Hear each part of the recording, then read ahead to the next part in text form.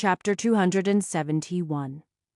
Of the many great things Everhart was responsible for, great in magnitude if nothing else, perhaps the most significant in the current times was his infusion of anti-ascension techniques into the minds of many of the greatest elites. Yet, like anything else he did, it was not without its flaws. Merely having knowledge of such a technique didn't immediately make people proficient with it. Even though the memories thrust upon them gave them a small amount of experience, they would need to use the techniques with their own bodies to make optimal use of them. So they practiced. At least the majority of those involved. Very few had any sort of personal interaction with Everhart, given his last appearance had been so many years before. Even those whose sects had held a grudge for the man were mostly convinced of the truth of his words, enough to include the techniques among the others they trained, at least. The only difficulty was the limit of what people could achieve merely through self-practice without any practical usage. There weren't exactly a large number of ascended people running around for people to practice with. In fact, that very scenario was the danger they were preparing to face. Though the theoretical timing of the event should still be decades away, the more experienced cultivators realized how quickly that time could pass. The difficulty then became finding a target for their practice. That was an area with quite a bit of focus on it. The Order was willing to share fleeting youth, but that wasn't practical for many reasons. The requirements to practice it strongly overlapped with those who were the closest to reaching ascension, at least in theory. Actual instances of ascension were rare, and there were none in the public records since the battle at Black Soul Valley. But just because they probably would not reach that point didn't mean most cultivators would be willing to give it up. It was mainly taken up by those who had given up hope of advancing any further. Generally, those who couldn't even step into life transformation after decades riding the edge. Unfortunately for them, the effects were also limited by the fact that they were no longer growing.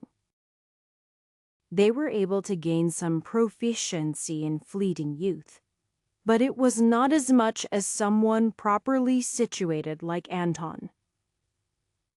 It wasn't just that he had longer years of practice after a few years. It was clear their rate of advancement in the technique was also slower.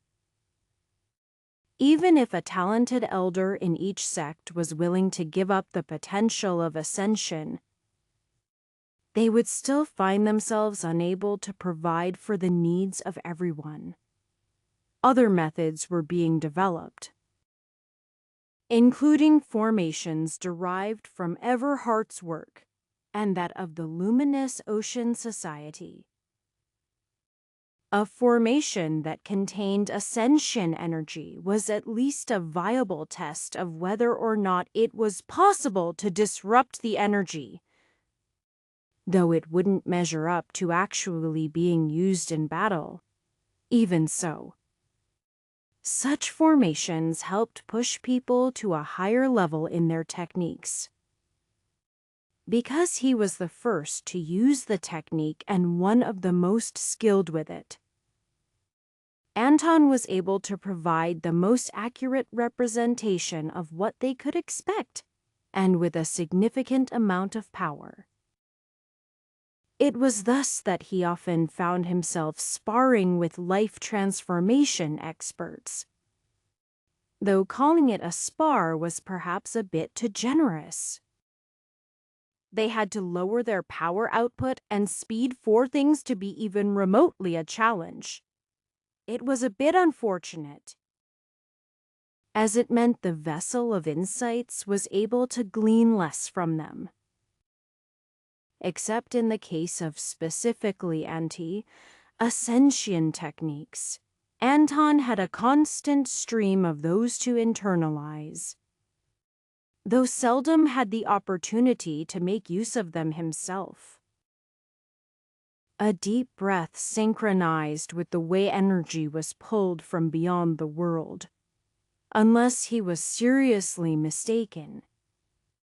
Ascension cultivators would hold their energy with them at all times instead of gathering it when they intended to make use of it.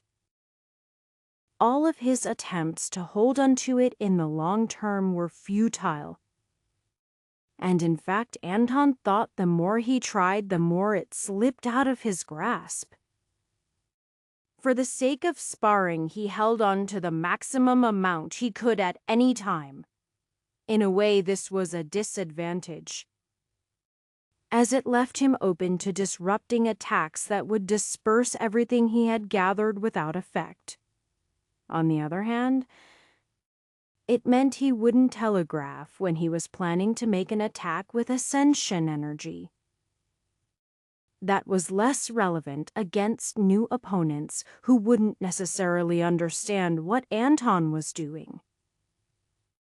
But against those with proper training, it helped. Heat poured over him as Anton faced off against Elder Sarka of the glorious Flame Palace. She was in early life transformation, while Anton was still in Midicent's collection. Over the past several years, he was only managing a single star per year. That was still a significant rate. But he was beginning to see how years might begin slipping away from him. The radiating heat from the woman was higher than the magma chamber a few years prior. That was what focused intent allowed. An effect incomparable to nature, though by Anton's understanding, there were also natural heats that surpassed even that of molten rock and volcanoes. Not counting stars, of course, which were something else entirely. Anton nocked an arrow on his bow. To most it would have appeared to be just a normal spirit arrow. But his studies of the stars had led Anton to develop some alternate forms for his arrows. It still didn't really match up to star stuff, but that was the angle he had come across the ideas. Since Elder Sarka overpowered Anton, he was allowed the advantage of making the first move, or at least initiating it. She was under no obligation to let him finish it. As he pulled back on his bowstring, she immediately began to move. Flames coiled around her as she began to charge towards him. He released the string, flinging his arrow forward. As it left the bow, it disappeared.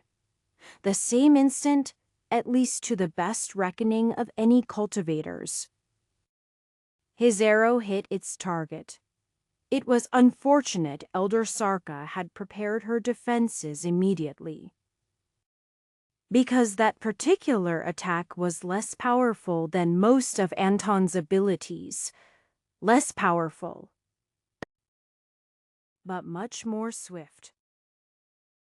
It reflected the properties of light, including a near instantaneous speed of travel. Sadly, he seldom found a good use for it in spars. On the battlefield, it would be much more effective, as he could target anyone with their defenses down for even a moment. But against a single opponent, they would be ready even if they didn't know how he was going to do. Unless they were exceedingly reckless. Glorious Flame Palace cultivators might be seen as a bit over the top in some cases. too straightforward. However, they weren't crazy enough to go into battle without energy defenses. Anton changed tactics, firing his more usual brand of energy arrows. They were a nice balance of speed and power without any particularly special properties. As the woman charged at him with a spear, he repositioned himself and occasionally changed up his method of attack. His other style of arrow was completely useless against glorious Flame Palace cultivators. But he still had ascension energy to call upon, and that was the whole point of the exercise anyway. The next arrow Anton shot had the energy to break through Sarka's defenses. Even if she were to make full use of her life transformation abilities. However, instead of trying to avoid it, the woman simply stabbed towards it with her spear. She was fond of using her fist in battle. And of course, her primary method of attack was simply her flames. But she had conceded that when battling ascension energy, something with reach was more practical. As Anton's arrow impacted her spear, there was an explosion of energy as it unraveled. The undirected energy would be less dangerous than the focused energy of an arrow. But it was still enough to cause damage to a careless cultivator. It stripped away the layer of energy Elder Sarka had created around her weapon. And Anton followed up with another attack to take advantage of that fact. It would have worked, too, if she hadn't already formed an attack of her own. Though her spearhead was devoid of energy, she had gathered some around her hands, one of which released the spear and lobbed a ball of fire at Anton, striking near him before he could finish gathering the energy for his next attack. He avoided most of the explosion, but the attack sent out ripples of energy that disrupted his gathering energy. What he already had was dispersed, and he winced as his connection was briefly cut off. He wasn't sure if the effects would be exactly the same on Aerial Ascension Cultivator, but they would also have more energy to disperse, so the attack would still be extremely effective. Half of the distance had been closed by Elder Sarka, and Anton was tempted to rush himself to try to land some sort of blow. However, he kept his firing rate intentional. A few normal arrows while he gathered ascension energy. He maneuvered around a large tree to mitigate the effects of another fireball and the rippling energy. He focused on holding the energy to him and kept the majority of it, ready to use for an attack at a later point. Anton had an interesting thought. If it were a real battle, he might have followed through with it. Logically, a real battle was no place for experimentation. But when a cultivator gained mid-battle insights, it was often exceptionally useful to their exact circumstances. Anton didn't decide against using his new idea because he thought it wouldn't work, but because if it worked well, he might cause some serious damage. Instead, he summoned up several additional boughs of energy, each firing shots at Elder Sarka. He was able to maintain a higher level of output with such methods, potentially allowing him to break through defenses that were stronger than he could overcome with a single arrow. The technique also drained him more quickly, but that was always the trade-off in battle. With his physical bow, He knocked another special arrow while he at the same time dropped down to only using one extra bow. Its composition changed from his standard energy to being fully formed from ascension energy. At the same time, the arrow he formed between his hands glowed the orange red of flames. Both shot simultaneously. And as expected, Elder Sarka focused on the attack of ascension energy. It was what their training was for. And it was absolutely the bigger danger. Even if Anton's idea worked, his ascension arrow was summarily destroyed. Even with the extra power and speed from using it as a bow as well as arrows. The explosion at least caused Elder Sarka to take a step back. Though she was still restricting her overall output of energy somewhat. His other arrow was essentially ignored as it struck her side. After all, it was formed of fire. Something that the glorious Flame Palace was entirely used to. Just because it was also fire didn't mean it would slip past her defenses, and it dispersed as it struck just below her ribcage. Most of it, anyway. A small core continued onward, piercing through her armor and even causing a small wound. Her eyes widened in surprise, and she touched her side as if she couldn't believe what her senses were telling her. It wasn't a serious wound, barely more than skin deep, but the fact that it had happened at all confused her. What was that? What did it feel like? Anton asked. Ascension energy. But I was disrupting that. She was right, of course. Along with the spear striking, his attack sending off shock waves, she also had a defensive technique specially suited to more passively disrupting ascension energy. Anton should have needed much more energy to overcome that barrier. Similar to one of his full attacks, but his maximum output was limited. Every technique can be countered, Anton pointed out. Even the anti-ascension techniques, the disruptive resonance they create, makes ascension energy fall apart.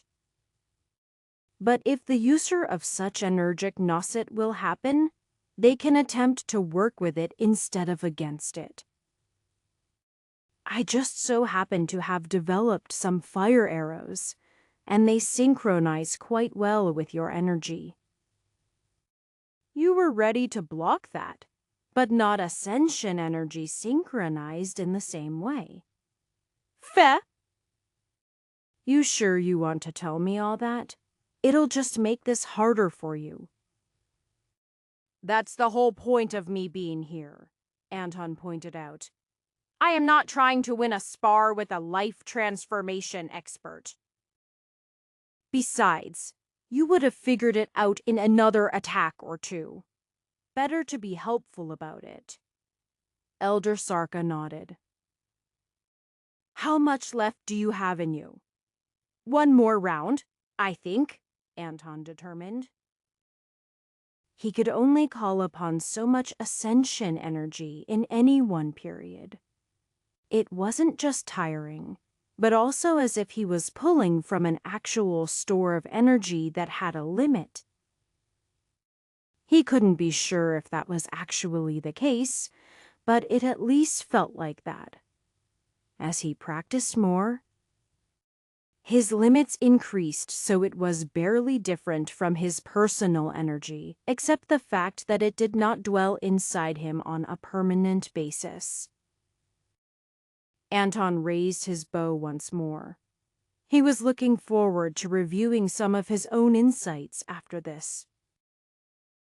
And perhaps he might get something from Sarka's perspective as well. Chapter 272. Despite its relative proximity to the order, Anton rarely found himself in Thustan.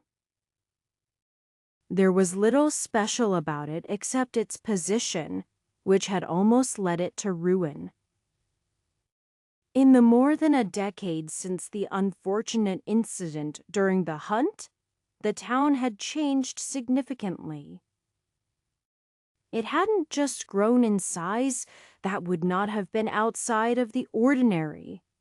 For the most part, towns and villages grew larger. Unless the pull of a large city was enough to siphon away the people. The size of the village and number of people had certainly gone up, but what changed most was how they operated. In truth, the transformation of the village was less extensive than Windrip, but that was only because Anton had focused on that particular place with the former villagers of Dunganon and the escaped slaves. A majority of them had chosen to live there for a period of time. And while some of them had moved on, they all took something with them, specifically cultivation. The factors that prevented people from being cultivators were several in number, the foremost of which were lack of access to knowledge, limited natural energy, and the fear of the unknown. The third was related to the first, and the second could be solved. But like anything else, it took time. Cultivators who tended the land had the biggest effect. The natural energy they put into their work more than returning itself when the plants grew. The effects were more difficult to make out in other areas, where people worked in the production of various goods. It wasn't clear if a hammer forged by a cultivating blacksmith added to the natural energy of the world or simply radiated the signs of its origin. Buta very needed food, and there were always plenty of farmers working to supply it. That produced the most regular and constant changes. The area around Thustan was now to the point that it rivaled the Order's natural energy, at least at the border. Because of that, as a sort of experiment, the barrier had been modified. It no longer worked to contain the energy in that section, though it still kept any stray beasts from the forest away. The eventual results weren't obvious yet. The energy from both sides was able to flow freely, which in theory would enhance the land around the area even where it wasn't worked by farmers with that goal specifically in mind. As Anton walked through the area, it certainly felt richer, but Anton could have been fooling himself. The eventual goal was to remove the barrier entirely, not restricting the flow of energy from around the Order. That was the idea. Anyway, but with more powerful cultivators working the land on the Order's property, it would grow more quickly. It at least seemed like a waste to just let it permeate into the surroundings. Perhaps cultivation sects would stick to their current models of containment, but Anton at least hoped that the rest of the country could have an uninhibited flow of energy throughout. Though he believed that ultimately it would pay off to let the energy flow freely even from the sects, on the current timescale. Though, it might build up the land too slowly. After all, there were only a few decades, maybe a handful, until a great calamity was coming. Whatever it was, it had drawn a handful of years closer. Anton almost wished he could see the clock Everhart had, but being in possession of such a thing might be a curse. If it were entirely accurate, It could indeed allow the various sects to prepare themselves to the fullest.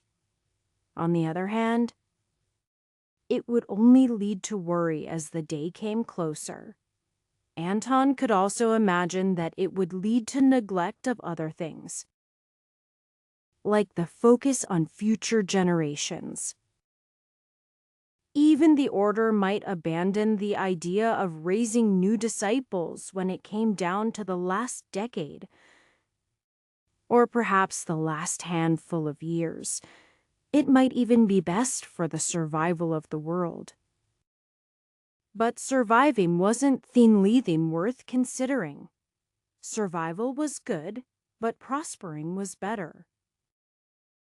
A time where new disciples were rejected or put aside as unimportant would potentially alienate a whole generation of potential cultivators, and the great talents that might come from within them. Yes, it was better to think that everyone might have the potential to grow into someone who would be able to affect the upcoming battles. Though others might reasonably disagree, there also wasn't much anyone could owe since they did Nanath specifics. Anton made his way through Thuston, casually observing anything. One thing he noticed was that there were a lot of children. When he'd first noticed the same elsewhere, he wondered if perhaps his memories were biased. But a few years of the same, and the ability to look at some records, indicated he wasn't wrong. More children were being born. A variety of factors might have influenced that, but the push of people towards cultivation seemed to be a strong factor that led to some of the others.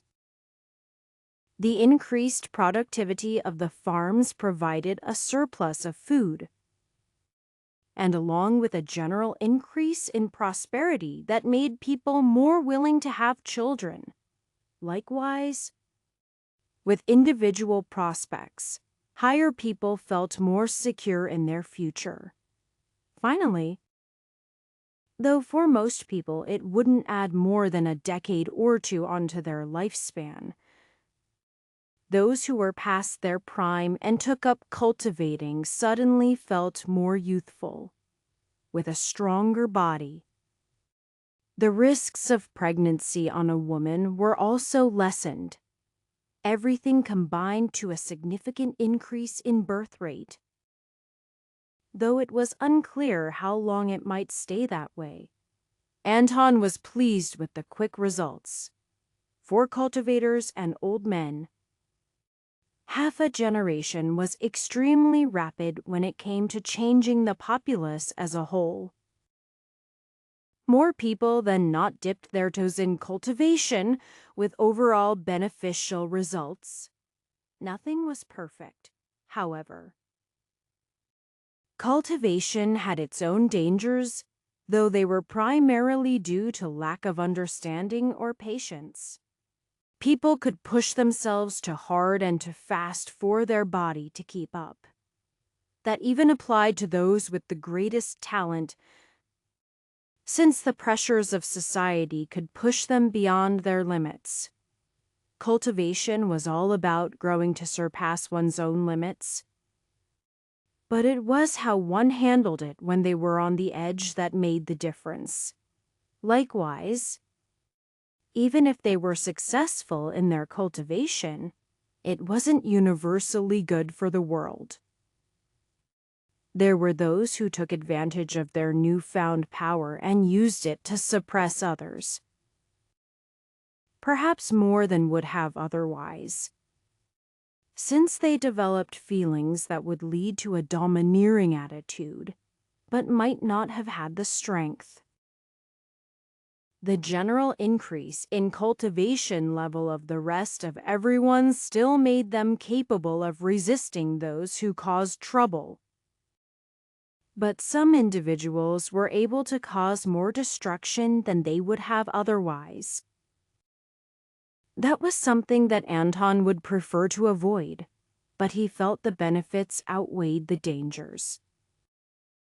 Perhaps the world would develop in such a way that people could be steered away from negative paths.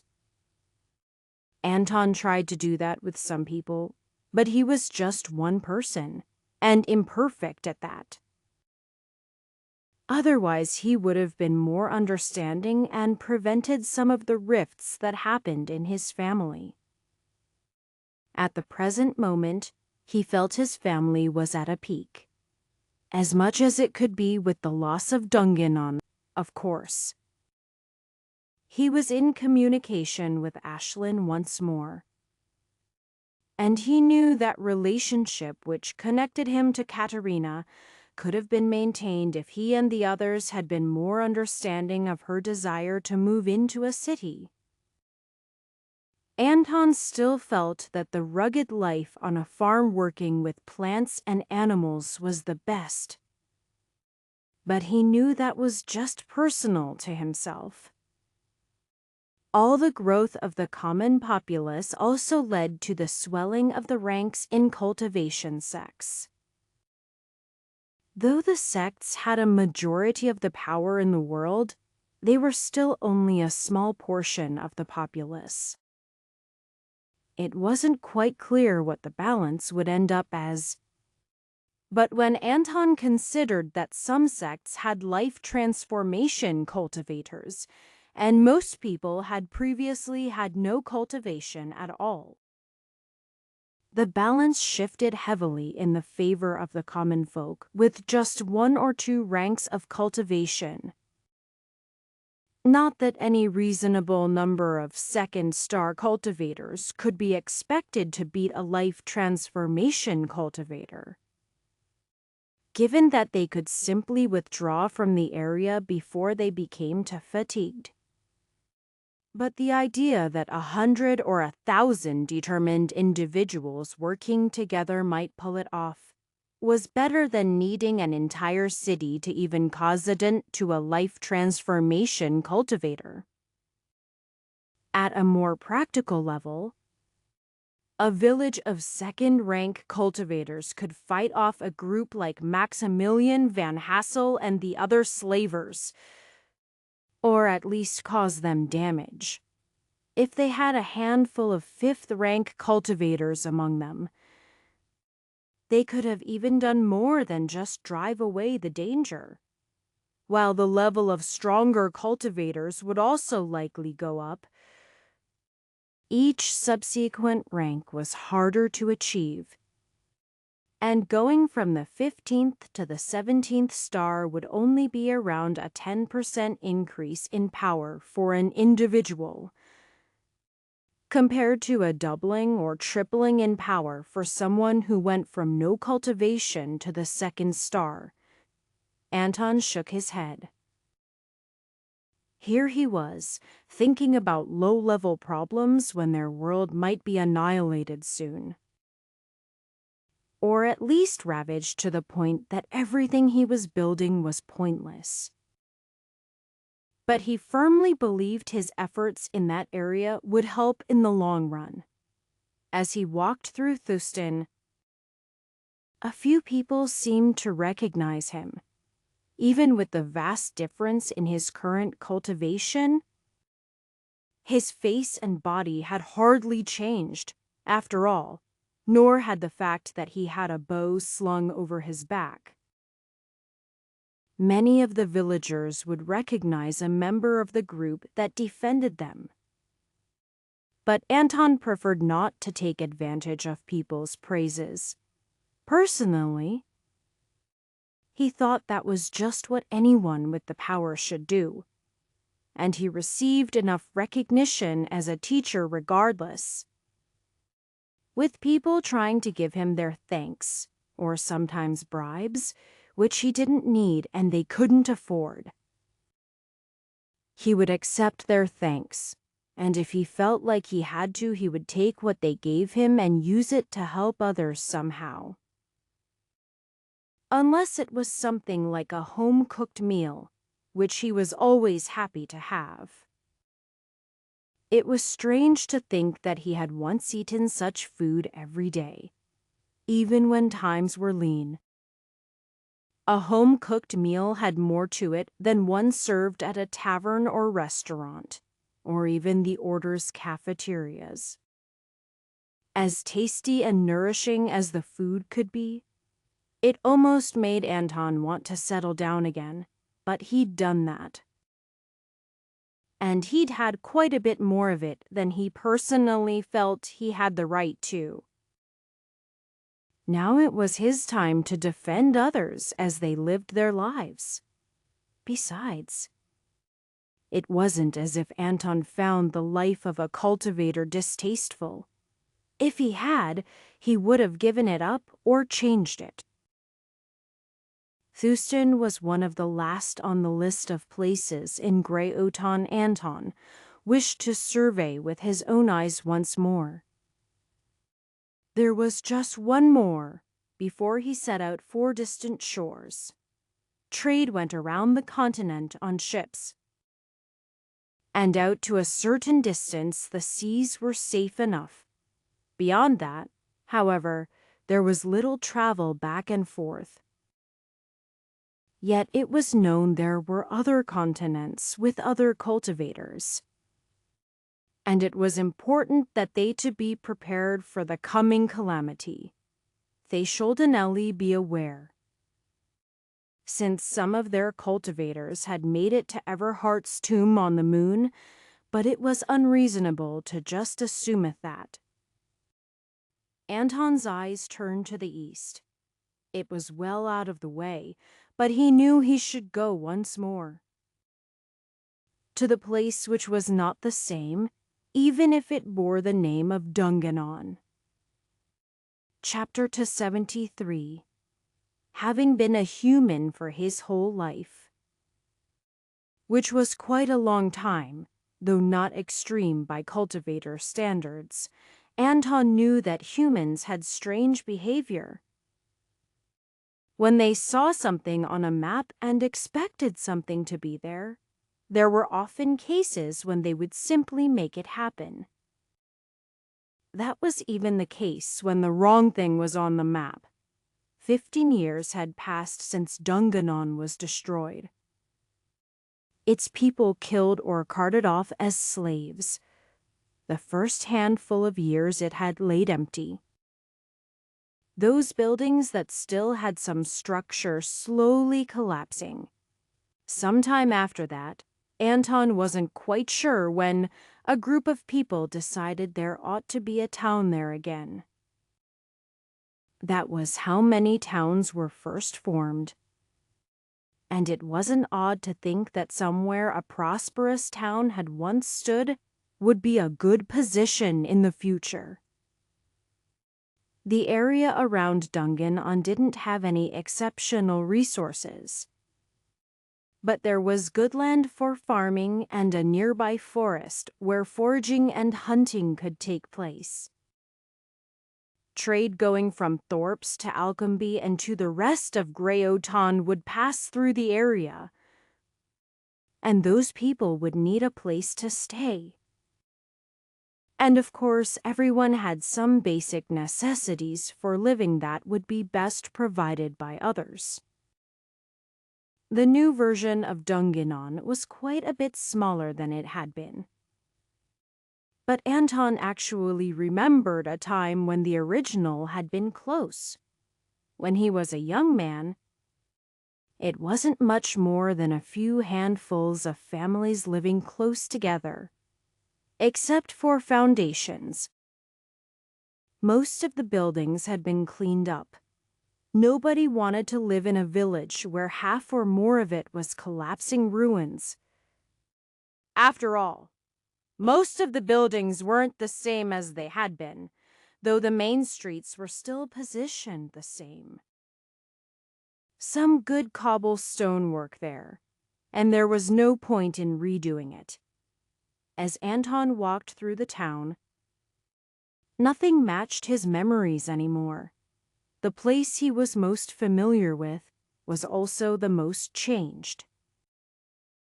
Where the Krantz farm had once been was a small lumber mill with only token gardens. Personally, Anton thought it was a waste of good field space. But then again, most of the land in the area was decent enough. It was close enough to the forest that it was convenient, and the lumber was much needed for the new constructions. Anton was pretty sure he still technically owned the land. However, given that he'd made no effort to reclaim it in over a decade, it was quite a reasonable assumption to assume that he, like the others, was dead and gone. He thought that perhaps he should make sure there wouldn't be any strange land disputes later. He certainly didn't need money nor want the land. He was done with Dungannon. This place simply bore the same name. The only thing that was as he remembered it was the graveyard. Even that was different, as it was more properly apportioned with a short fence surrounding it, and the original wooden markers had been replaced. Anton smiled slightly, though they had no obligation. Someone had been taking care of things. That was a sign of good people. His smile continued on the way back through town. Although there were many bitter memories in Dungannon, there were overwhelmingly more good ones behind them. Beyond that, Anton was always pleased by small villages of hard-working people. Now he just had to make his way back to the Order. A trip that had once taken a month would be only a week if he took his time. He could keep to the normal traveling speed of a human without a bountiful cultivation, but he knew what he was now. He had things to do, and people he shouldn't keep waiting for too long. The serious nature of the mission was cemented by the fact that to life transformation cultivators would be going along with the group. 2 from the Order, and when they stopped by the Frost Mirror sect, Anton expected one more. The danger might not be just from the seas and the beasts and storms and other obstacles, but also other cultivators. Different sources said different things about the lands beyond the continent that had made up Anton's entire world. And the only thing that was certain was the journey was a danger. The other details might all be true, or all fabrications of those who never actually arrived. Anton wondered if there had been intercontinental trade in the past. Perhaps before the previous attack, when there were mighty sects like the Luminous Ocean Society. Surely they were not afraid of a few sea creatures, though whether it was worthwhile to make the trip was another question. He also wondered if the Twin Soul sect had a large presence elsewhere, or if they had also been pushed down. Anton doubted they were entirely defeated anywhere, and he was certain that at least some of their allies had a reasonable belief that they could make it to distant shores. That was where some people went after the recent war, while the others were driven into hiding elsewhere. But all that speculation wasn't much good when he would know soon. A number of his regular companions would be going along as well. Hoyt and Velvet. Alva would be coming along as well. Though without Fuzz, he was staying behind. Marcio would be along for the journey as well, along with some of the other archers.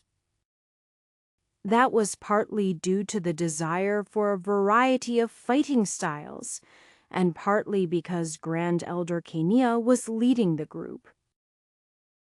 It was best to have someone with great perception when exploring new, or at least unknown lands. It was hard to get better than someone who could sense to the horizon line. there were lower-level cultivators as well. Spirit-building disciples to swell their numbers and to allow them to experience strife. Things had settled down for a while. And while that was good, I'd also provided fewer opportunities for cultivators to gain battle experience and grow. Fewer, but not none. Anton recognized Jacob and Sterling.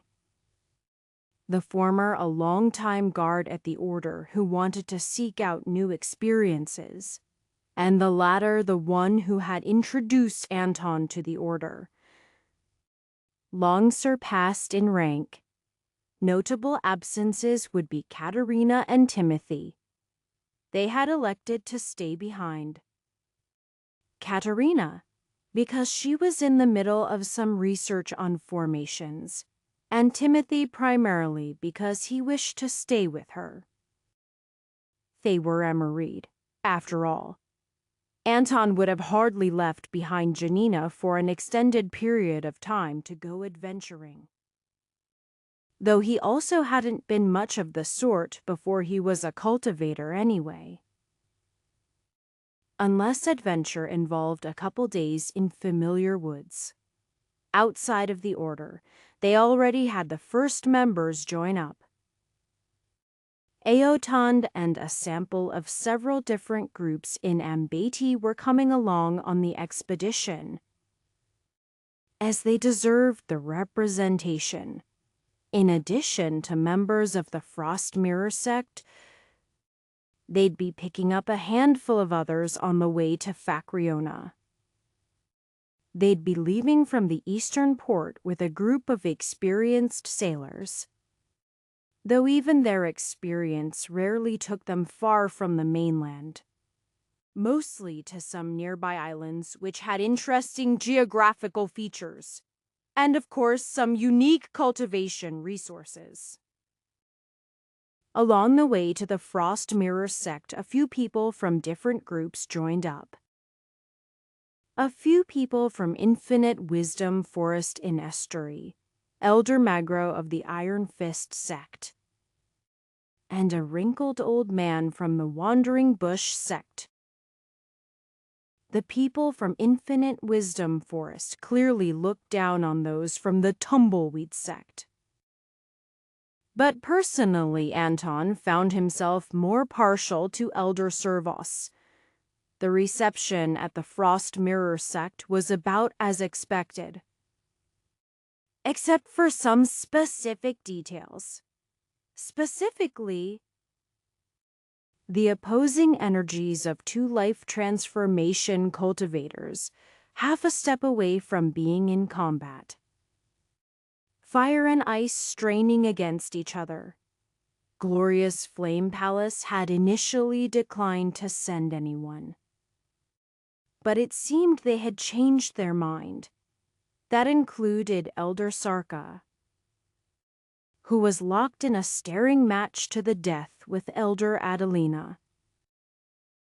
Though the latter woman from the Frost Mirror sect seemed expressionless, that didn't make her gaze lack intensity. Anton made a note not to stand between the two of them. As allies, the two sects were always tenuous, but the two individuals were liable to get into trouble. Anton just hoped it was the productive kind, where two rivals fought each other and made each other stronger, eventually becoming friends, or however that worked. Most of those Anton got along with had been friendly from the beginning, and the others he simply didn't bother with. Anish was also present as a member of Glorious Flame Palace, as well as another Anton had met at the same time. That was Chiker, the sword-obsessed cultivator.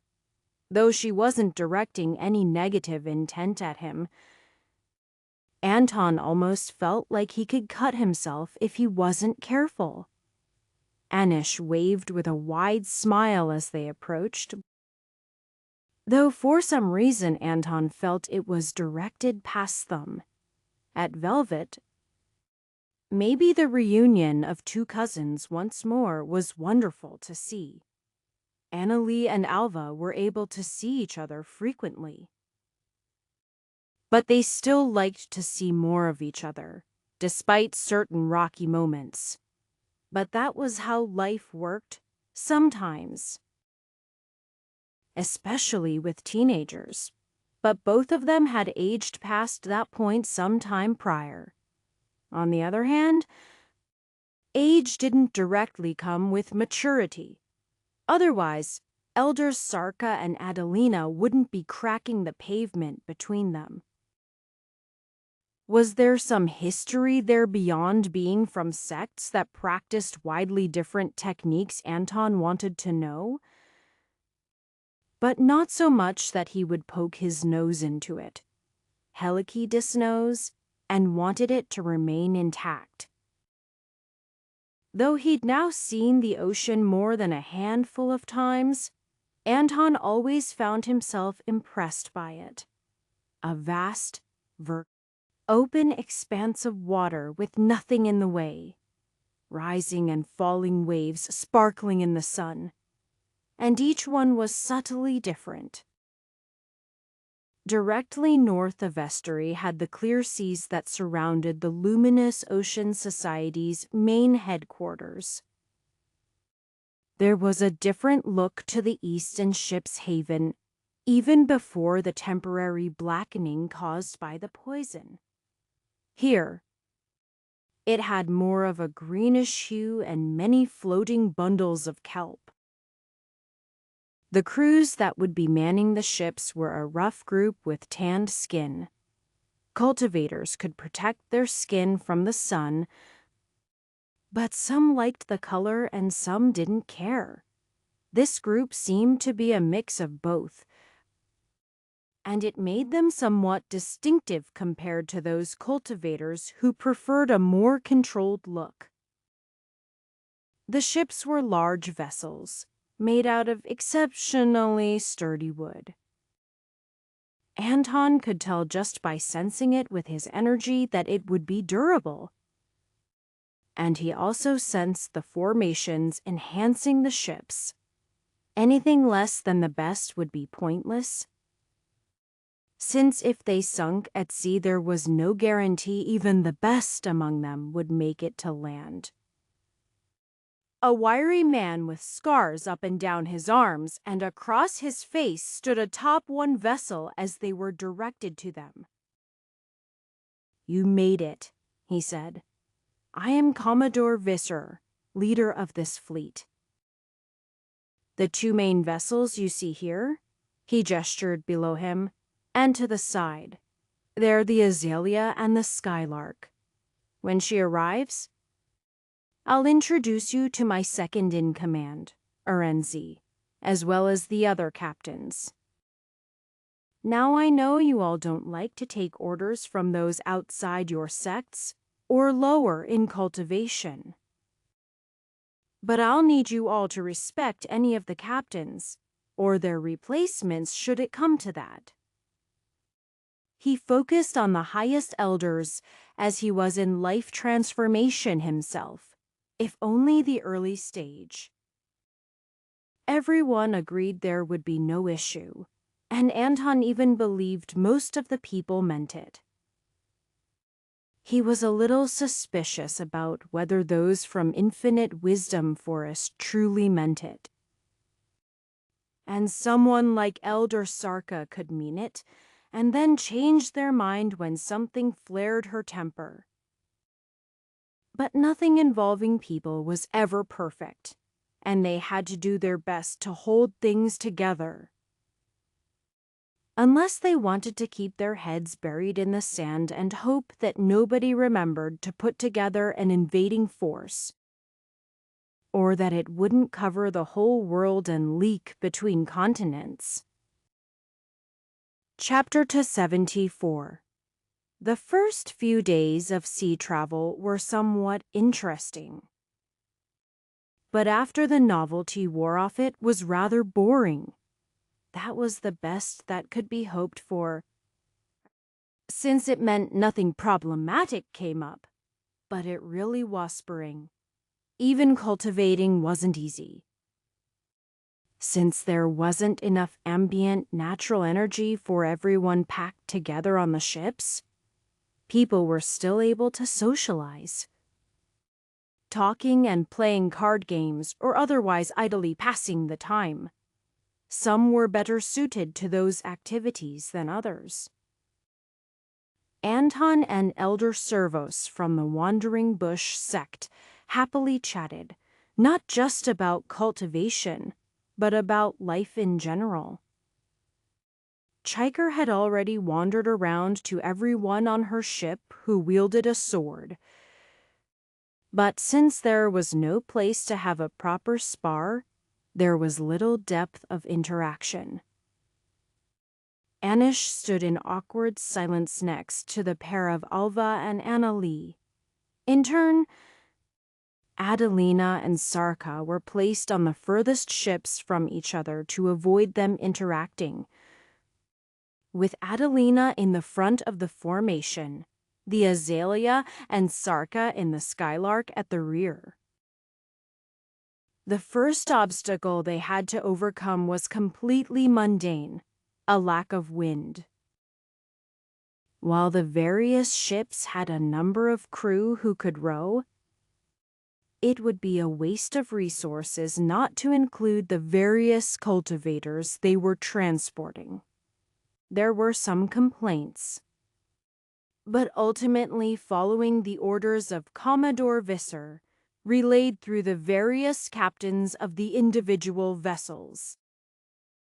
Unless it was something directly harmful, there was little justification to refuse. Anton found it quite fulfilling to sit at a large oar, making precise physical motions at a measured pace and specific power. Most of the others performed well, since something all cultivators were used to was moving their body as they pleased. Everyone was physically capable, even if they had to make greater use of energy to keep up. But that wasn't the real problem encountered. The problem was people trying to do too much. In the rear of the formation, one such problem was occurring. Slow down, Elder Sarka flared up. I thought the whole point of this was to go faster. Why should I slow down, Captain Enzi sighed. She didn't think that should need to be explained. But such was the way of things. First, it's important to keep timing. If you row as quickly as you can, using the most power. We veer to the side. Just put more people on the left. Then, Sarka countered. Even if we did that, we can't really improve our speed since we have to keep pace with the other ships in the fleet. Not all of them can go as fast. Then stick me on one of them. Do you want to sleep in a smaller cabin, Captain Arends asked. I will. That was basically the end of the conversation. Captain Arends kept further sighs to herself, though she certainly felt them. It was unfair that a woman like that had a higher cultivation than herself. They were both around the same age, maybe a decade off at most. Either way, Sarka shouldn't have been much later than in her 60s, which was on the young end of life, transformation cultivators.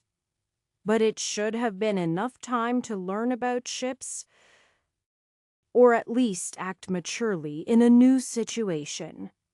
Then again, Glorious Flame Palace didn't focus on thinking about mundane matters. They put plenty of study into cultivation and how to make better use of it, but day-to-day matters weren't their forte. Arensi didn't expect everyone to be an expert in her own field. but certain basics should be obvious to anyone who cared to look. Seafaring wasn't a race, or at least not a sprint. Delivering goods in a timely manner was one thing, but it wasn't something that could really be rushed. That was the sort of thing that got stupid captains run into razor shoals or waylaid by pirates.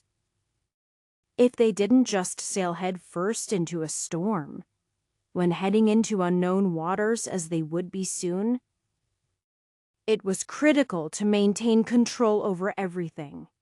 That included keeping the fleet together. If they weren't carrying so many different cultivators, the space could be filled with more experienced sailors, and then they would be able to go faster, but not by all that much. There were simply limits to what could be done. At least they were getting things like this out of the way where it was safe. It would let her know what Nato assigned the admittedly very powerful woman to. At least she should be good at fighting. When it came around, hopefully without setting the ship on fire, beasts had many different motivations for doing what they did, though they were often not that much different from cultivators.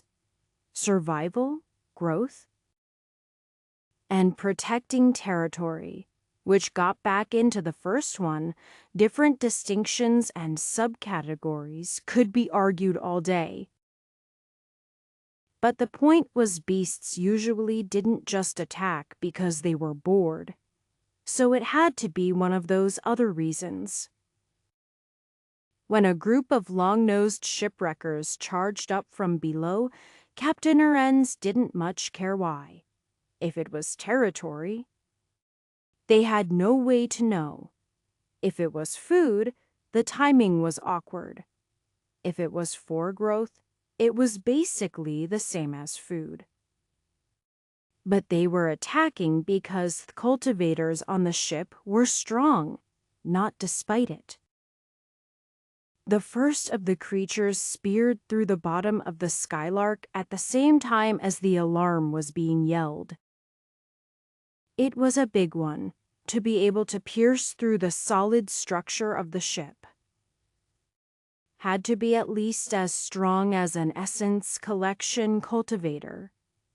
Most of the others were deflected, though some of them carved out a bit of the hull as they went. Then everything was on fire. Captain Arendz was going to strangle Sarka. Difference in cultivation be damned. Except she realized that it wasn't actually hot. At least, not where she was. The huge ball of flames covering the ship certainly seemed to be doing quite a number on the underwater creatures, however. And the water around the ship was instantly boiling. A short time later, half-cooked fish were pulled up onto the deck. There was little point in leaving them to waste, after all. The big one had pulled out of the ship and retreated to the depths. But many of the others were not so fortunate as to survive even for a few moments. The hole in the ship was quickly patched. Broken wood didn't usually go back together, but it could be plugged. Perhaps one of the cultivators had the right technique to actually repair it good as new without replacing a set of boards. But they likely weren't on this ship. They'd ask the rest of the fleet. At least it was easier to transfer cultivators away from port. They could hop over a significant distance and nobody needed to get the ships too close. Now they just had to make sure that thing didn't come back for some sort of revenge. They couldn't afford too many holes. And it wasn't as if they could just stop by a port for some repairs.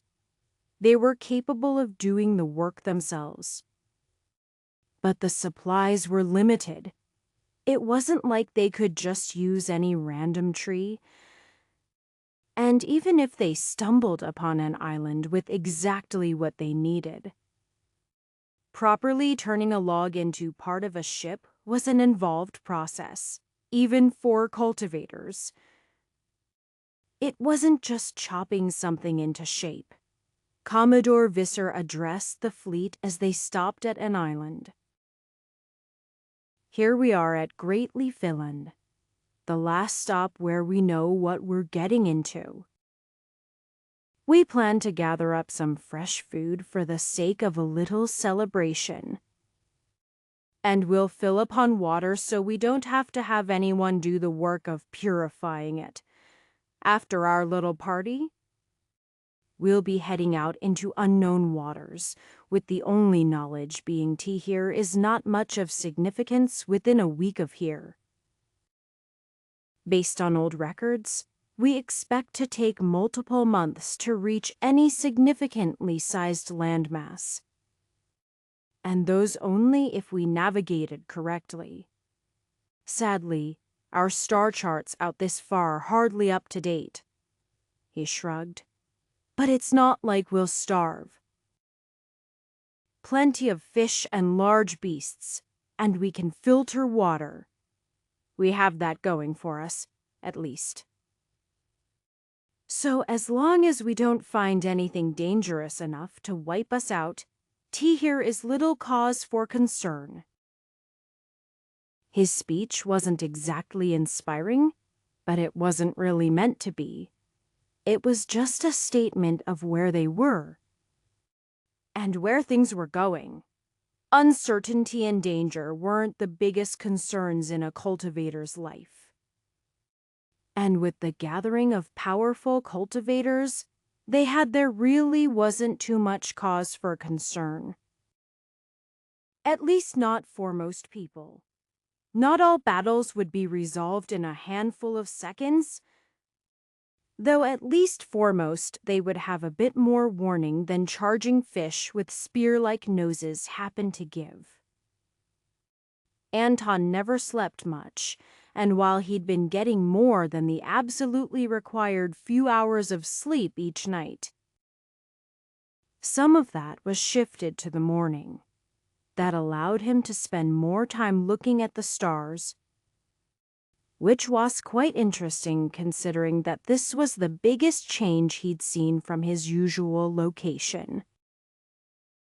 Roaming around through the various countries, he noticed some differences, but he hadn't exactly gone a week out to sea. He saw Commodore Visser paying close attention to the stars as well, though for very different reasons. The other man was using them to navigate, though as he admitted that wouldn't necessarily be good forever. Need any help taking measurements? Anton asked. I can at least keep accurate notes. While Greoton was landlocked, Grand Elder Vandali had also possessed an interest in navigating by the stars, which he shared with Anton. It wasn't as necessary on land, but an interesting practice regardless.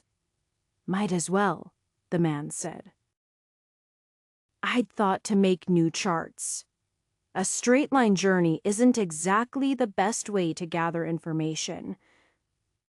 But if we do it right, we should be able to at least keep ourselves on relatively the same heading. Can't guarantee that the compass will stay accurate. And it doesn't exactly help us find our way back to a known point, unless we manage to avoid any drift due to sea currents. Chauta, which is extremely unlikely. Anton nodded. Normally, such a project was done over a long course of time and preferably from stationary points. But if they could quickly take down locations of stars at a certain time and match them the next night, they could at least get a passing picture of how the sky changed. That was a place being cultivators was quite handy. as it allowed them to rapidly and precisely mark things down, even on a swaying ship. They wouldn't be entirely creating new information, of course. The intent was to stay mostly along the same line of latitude, which meant they would see the same stars in the sky, except for the difference in timing throughout the night. After all, both they and the season were moving at the same time. Anton learned quite a bit from Visser, who was glad to share what he knew. Getting some actual practice was good as well, since Anton had never really used the theoretical knowledge he had. Anton imagined he could have been a good sailor, but then again he likely could have handled any job. As long as he felt like he was getting actual work done, of course. Anton liked to see tangible results. "What do you think we'll find?" Anton asked. "Hopefully." "A big mass of land." Visser shrugged. "I'd be quite happy to encounter some new islands. If we can plot their location, then even if this expedition has to return for some reason, we'll make measurable progress. I know that the various sects would be disappointed at that, but sometimes flinging ships at things just doesn't work out. And we haven't even run into real danger yet."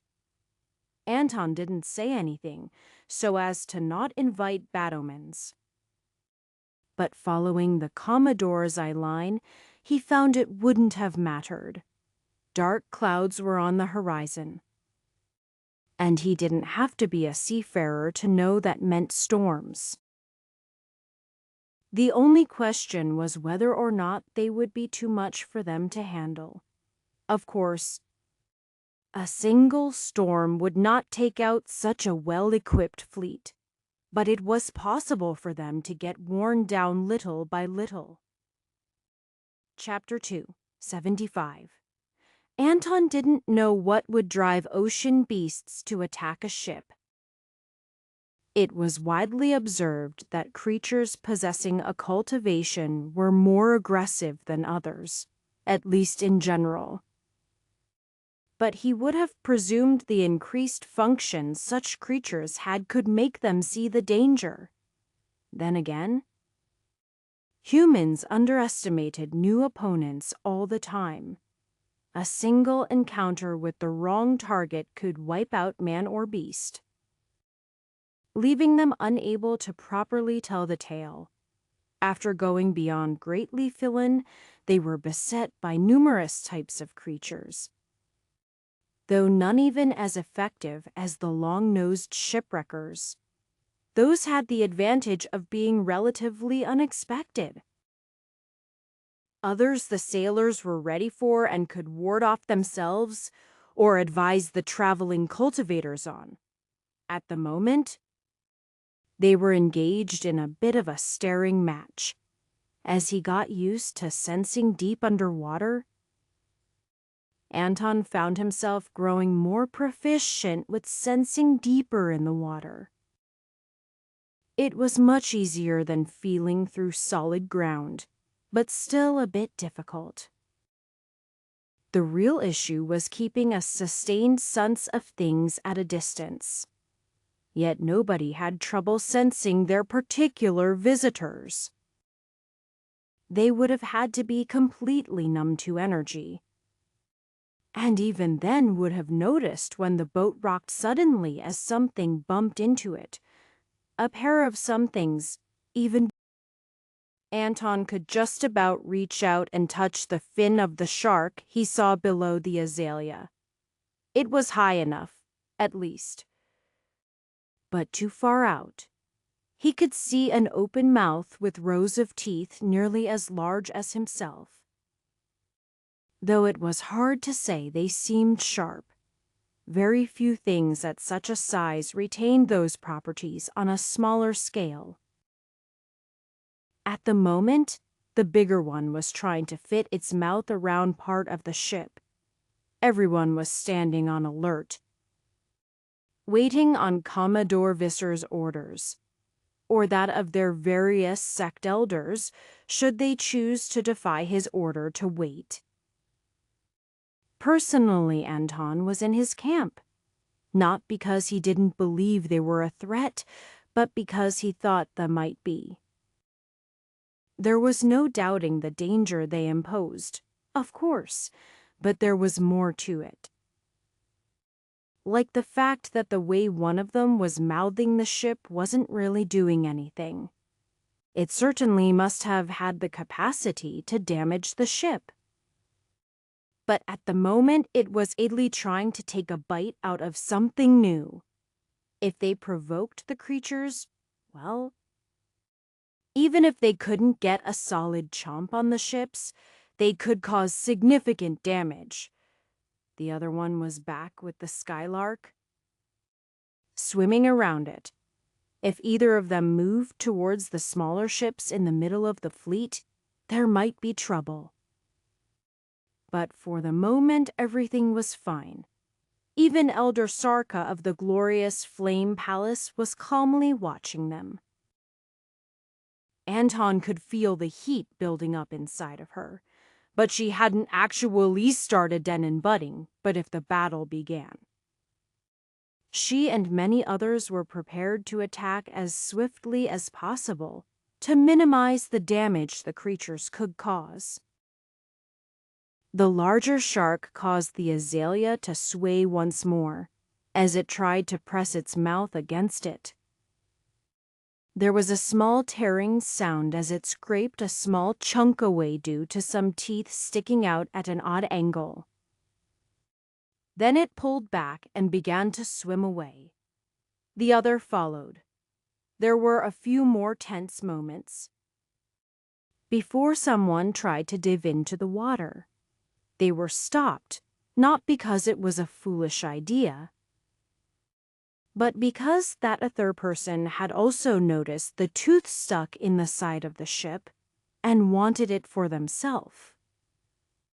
Anton paid half a mind of attention to that, but was mostly focused on the withdrawing creatures.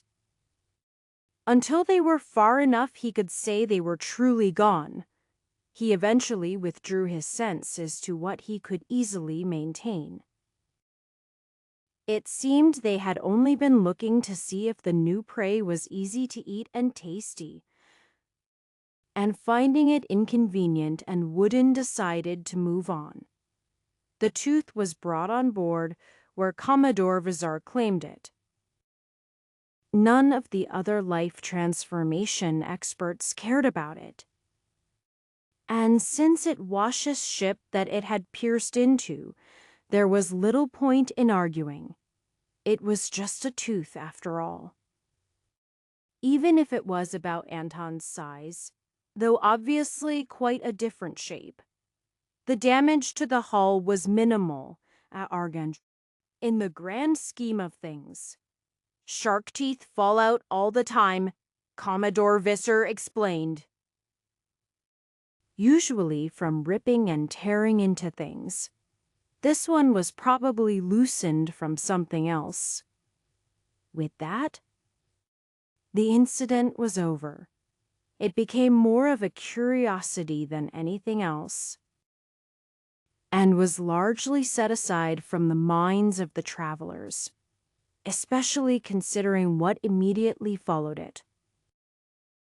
Less than 2 hours later, Anton sensed a great presence under the water. Even in the few short moments it took him to get up on deck, the crew had entered a state of alertness. With Commodore Visser frowning down below as one hand rested on the oversized tooth sitting next to him. "I don't like the feel of that one," he said. "Raise the alarm," though he called for the alarm. His voice carried well enough that the other ships would have doubtless found themselves informed about the circumstances. Were they not already wary of the approaching figures from below? Anton couldn't see far into the murky deep. 10 meters at most. But by the time the creatures reached that point, they would be practically upon them, especially since they're long. Snake-like bodies continued much deeper below. No, that wasn't quite right. He followed the winding, bumpy creatures and found they widened along their length. He was having trouble sensing where they connected. But he was certain they must, especially since the signature of energy was exactly the same from all of them. It wasn't anything so tame as a group of giant eels, but instead one creature with tentacles at least 100 meters long. Ranged combatants at the ready, everyone else designated as rowers at your stations. Prepare fordable time. We're not waiting around to see if this thing is just curious. Commodore Visser's words were quickly carried out. With Anton taking up position on the bow of the boat, there weren't a lot of places it was convenient to shoot directly downward. But on the other hand, the creature was large enough it couldn't hide under the shadow of the boat. They began to pick up speed, sails unfurling as well to draw every ounce of speed they could, though they still needed people ready for battle. It wasn't long before the reaching tentacles drew up short of the trailing skylark, and then they pulled back into the sea. Stay on guard? Visser's experience matched with Anton's own thoughts, as the grasping limbs pulling back didn't necessarily mean anything. If he'd known about how the creature moved, he would have been even more justified, but he was just cautious. A few moments later, a giant wave raised the fleet into the air, splashing over it as they came down. All at once, the creature had rushed forward, moving a huge amount of the sea with it. The creature then flipped around, reaching upward with an uncountable number of tentacles. So it's true, Anton heard Commodore Visser whisper to himself. The legends of the Krakens. Much more loudly. He began to give orders. Attack! Defend the fleet and maintain formation. There were more specific details that were undoubtedly useful for the experienced sailors, but the rest were useful to the cultivators on board. Anton immediately felt the water heating up at the rear of the fleet, while a section of one tentacle was frozen beneath him. He began to fire shots at the closest approaching tentacles. Shooting through tens of meters of water was difficult, but unfortunately Anton didn't have long where that was required. A couple seconds later, the tentacles were almost lazily raised above the ships, coiling around anything they could reach. Anton fired upon one that was grasping the mast, not hesitating to use a chunk of ascension energy.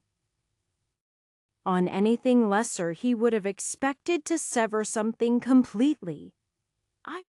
But while he pierced through the creature's defensive energy and rubbery body, he only managed to explode a man-sized chunk out of it. Less than half the width of the tentacle in the upper quarter that was sticking onto the ship. Perhaps it was significant damage. But the mast began to bend regardless of the half, severing. Many attacks more powerful than Anton were launched, though Commodore Visser's was the most. Interesting. He lifted the shark to thin both hands. An extremely awkward grip that nonetheless managed to be serviceable. The tooth was raised up and swung downward like a guillotine, severing one of the tentacles snaking over the ship. One of dozens, because while the creature certainly resembled the common octopus Anton had sensed on previous visits to the ocean, it was hardly the same. The battle was swift, with attacks being launched at full power immediately. Despite the sturdy materials and formations augmenting them, masts cracked, hulls creaked, and one of the middle ships was crushed, snapping in two. The creature's limbs swept across the decks, knocking people off their feet or into the sea, and sometimes coiling around them in groups. In return, tentacles were frozen, burned, chopped, pierced, and otherwise devastated. But the ships and people on them were taking extreme damage as well. Anton could hardly keep track of any of it. And he saw more than a handful of cultivators grabbed by the creature and dragged under the water. The azalea was sturdy, but even she lost a mast, a trio of tentacles eventually working together to pull one apart. But as flurries of attacks came from both sides and blood poured over the decks and into the sea, the creature eventually withdrew. Anton could feel it was not dead, but hopefully its wounds would discourage it from making another attempt. After that, efforts fell to snapping up anyone still in the sea, not already sunk or pulled under. Every cultivator could swim, though they couldn't necessarily keep up with the boats. Fortunately, the long formation allowed the sailors and passengers on the snapped ship to get onto the trailing ships, including the Skylark. Anton did his part helping downed sailors and throwing together quick patches. But his mind was elsewhere. It was on the Kraken. As a medicines collection cultivator, he was not at the top tier of power in the world, but he could at least see it. He felt the intensity of power life transformation cultivators had.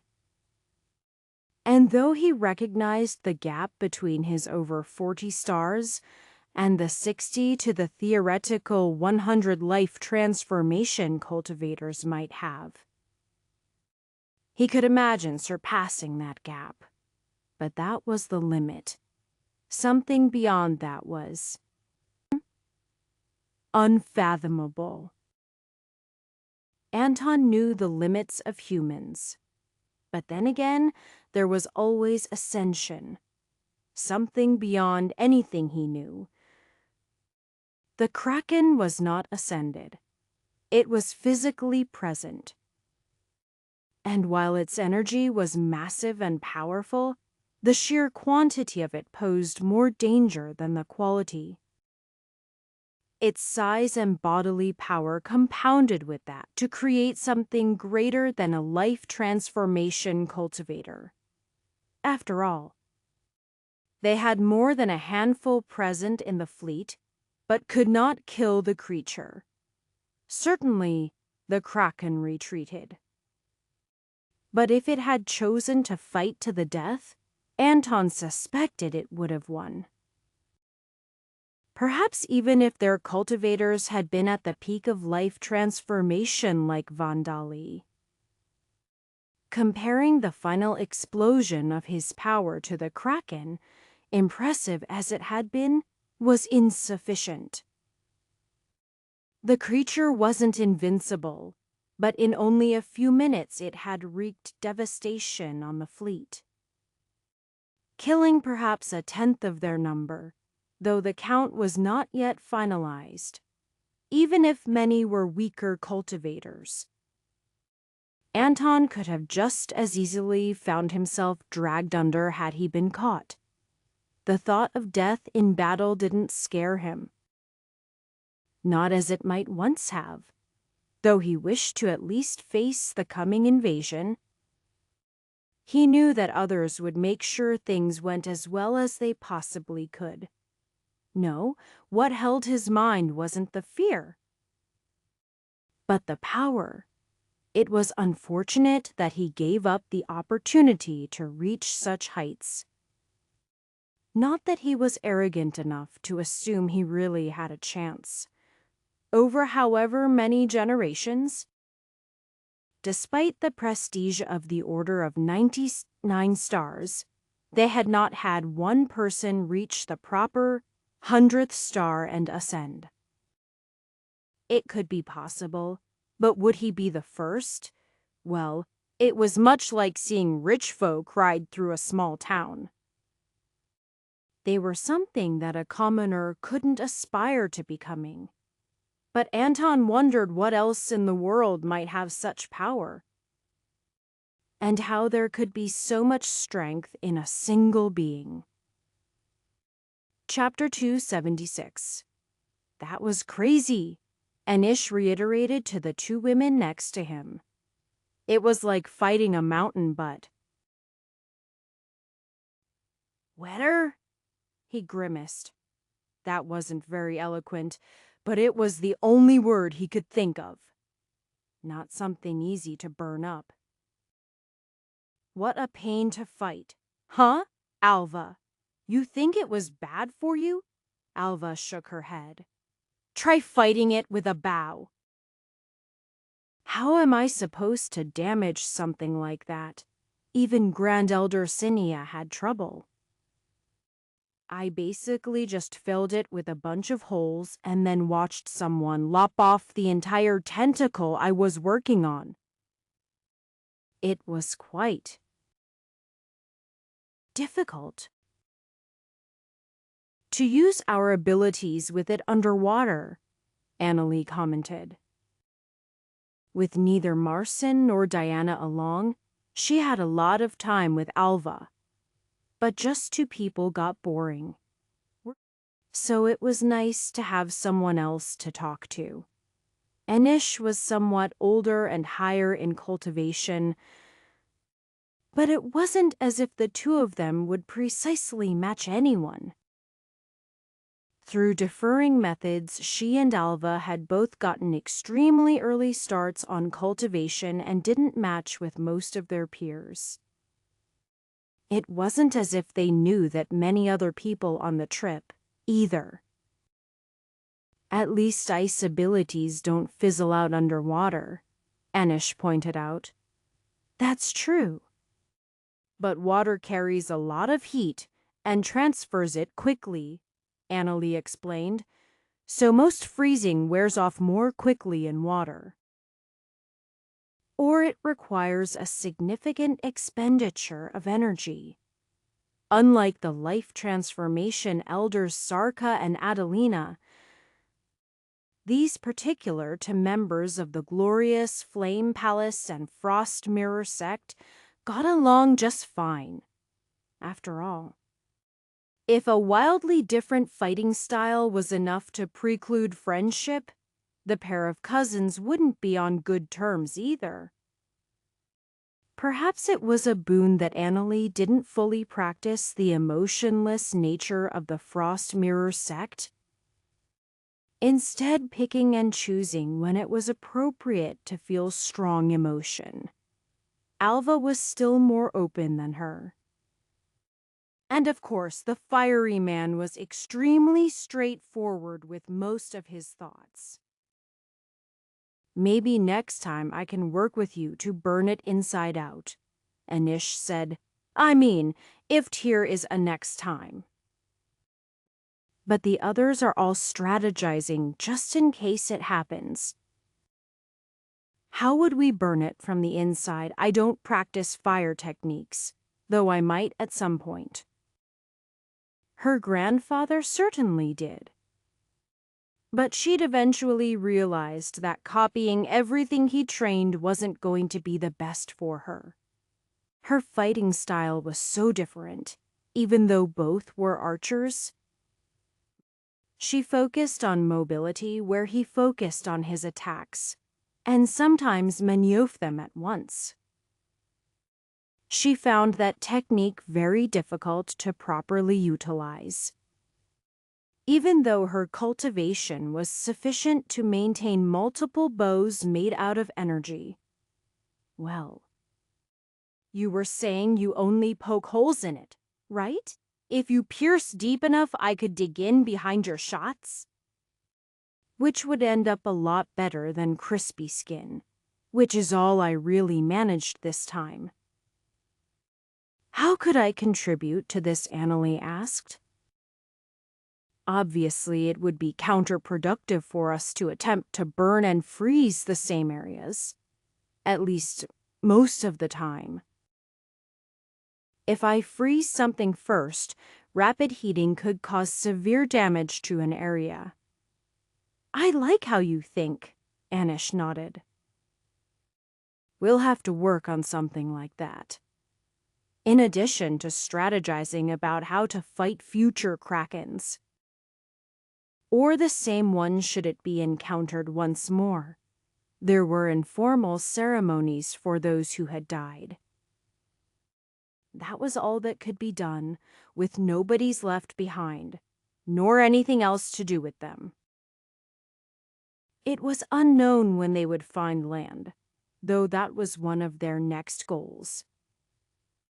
There was only a finite amount that they could store on the ships to repair them. And only so much work that could be done while in transit. Cultivators were capable of doing more while out at sea.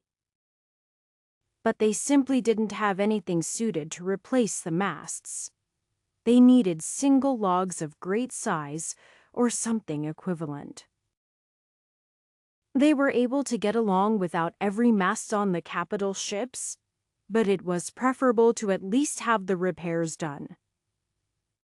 Food and water, at least, were not issues.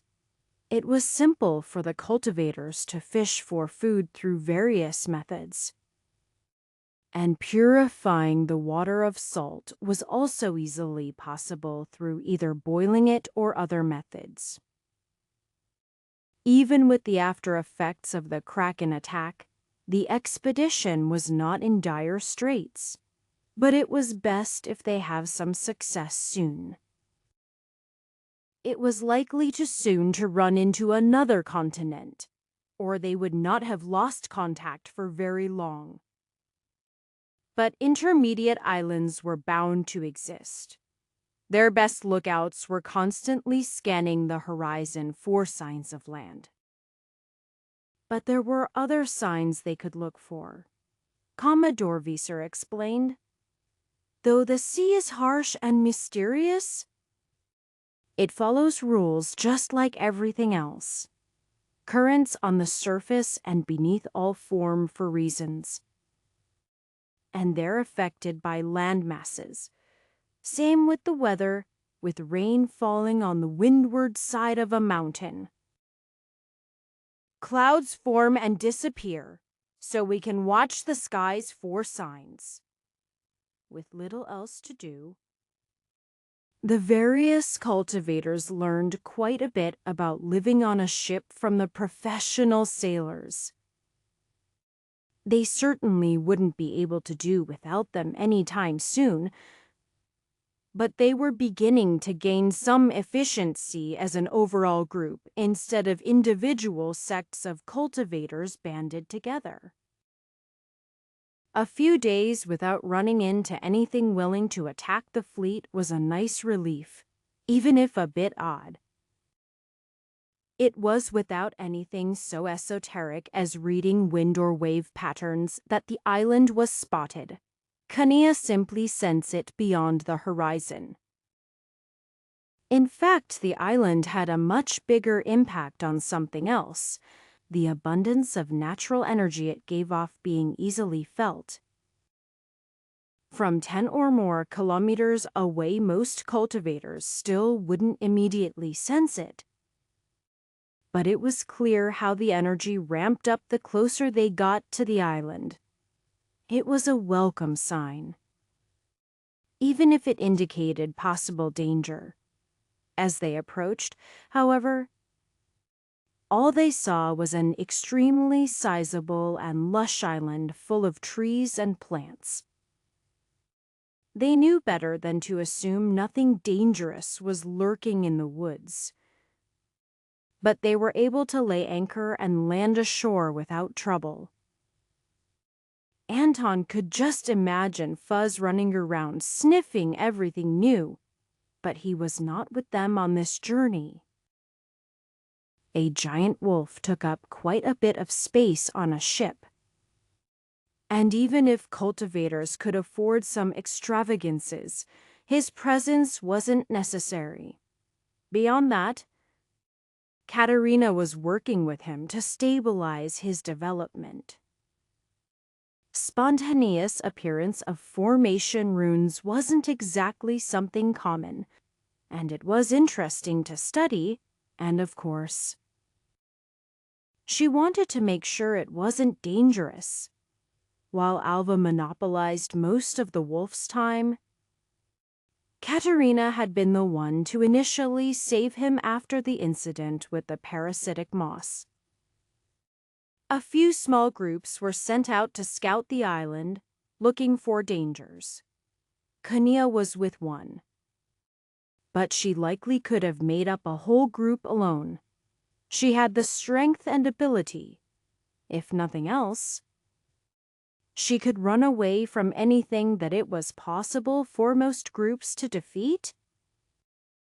Anton's group was with Elder Servos of the Wandering Bush sect and a few others. Both of them understood nature.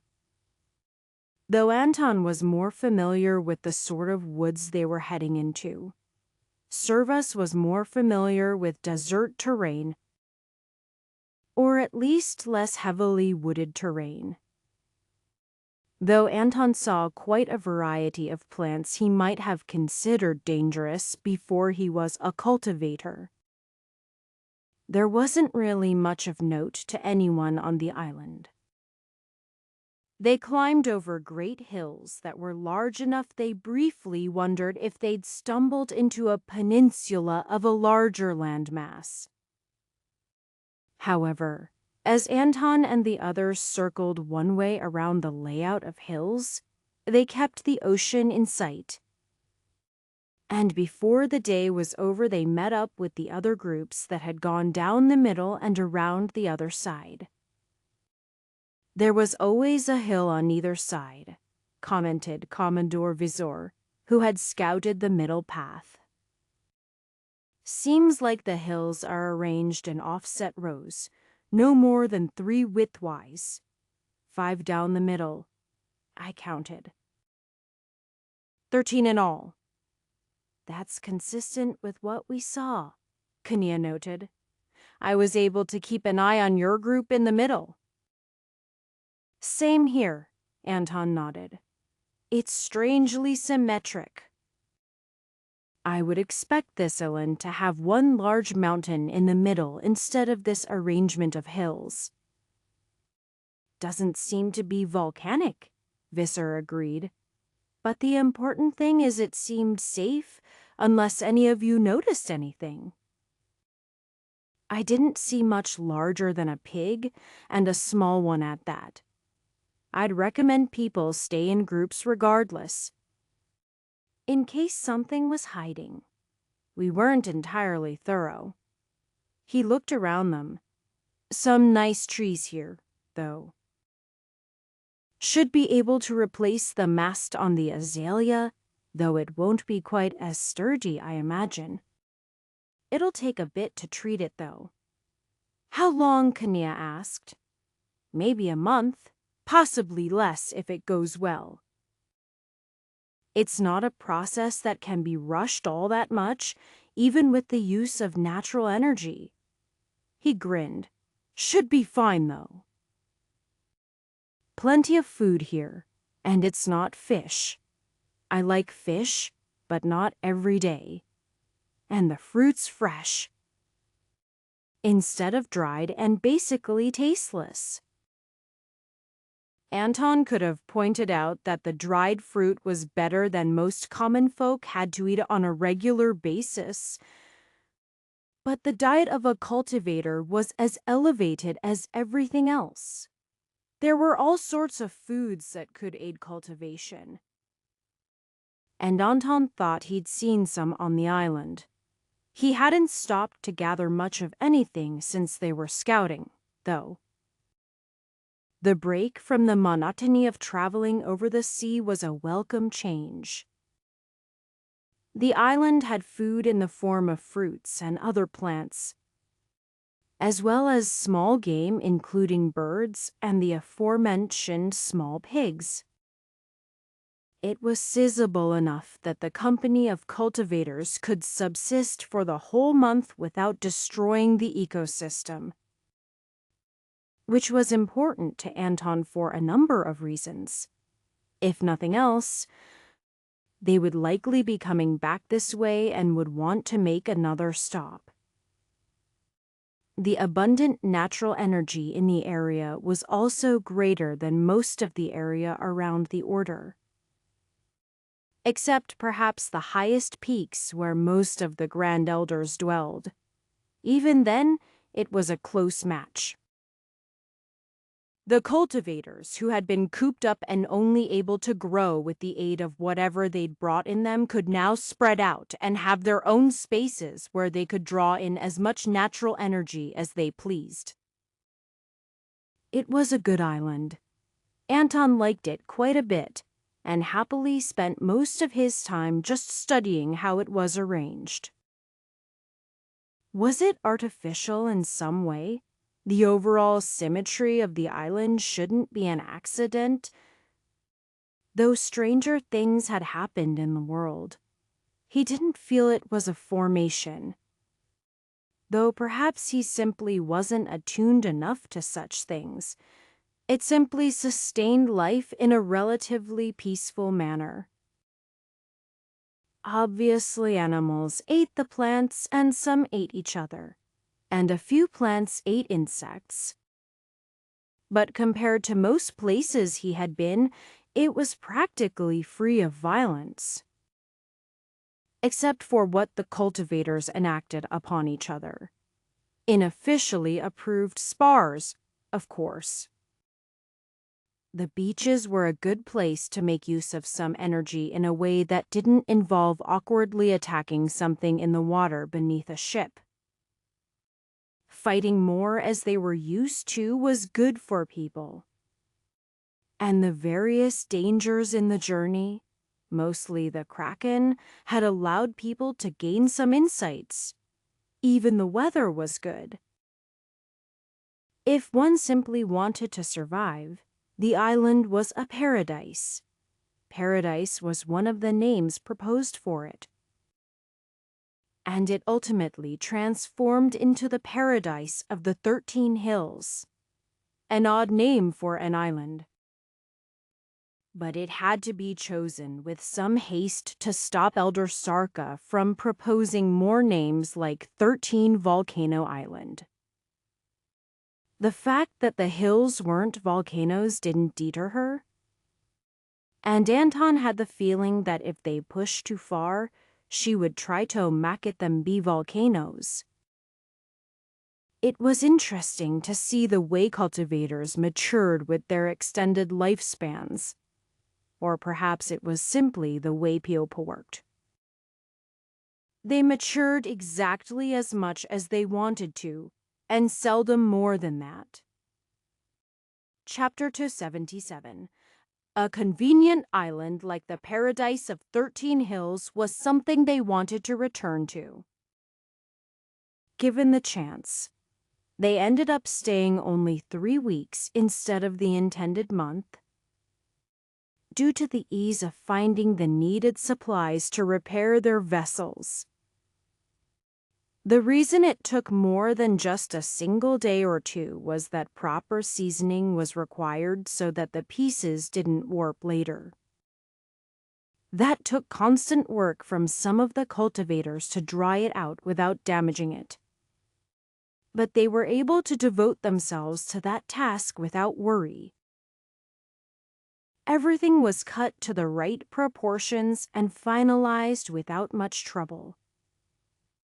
Sails had also been damaged during the fight with the Kraken, as well as some smaller battles.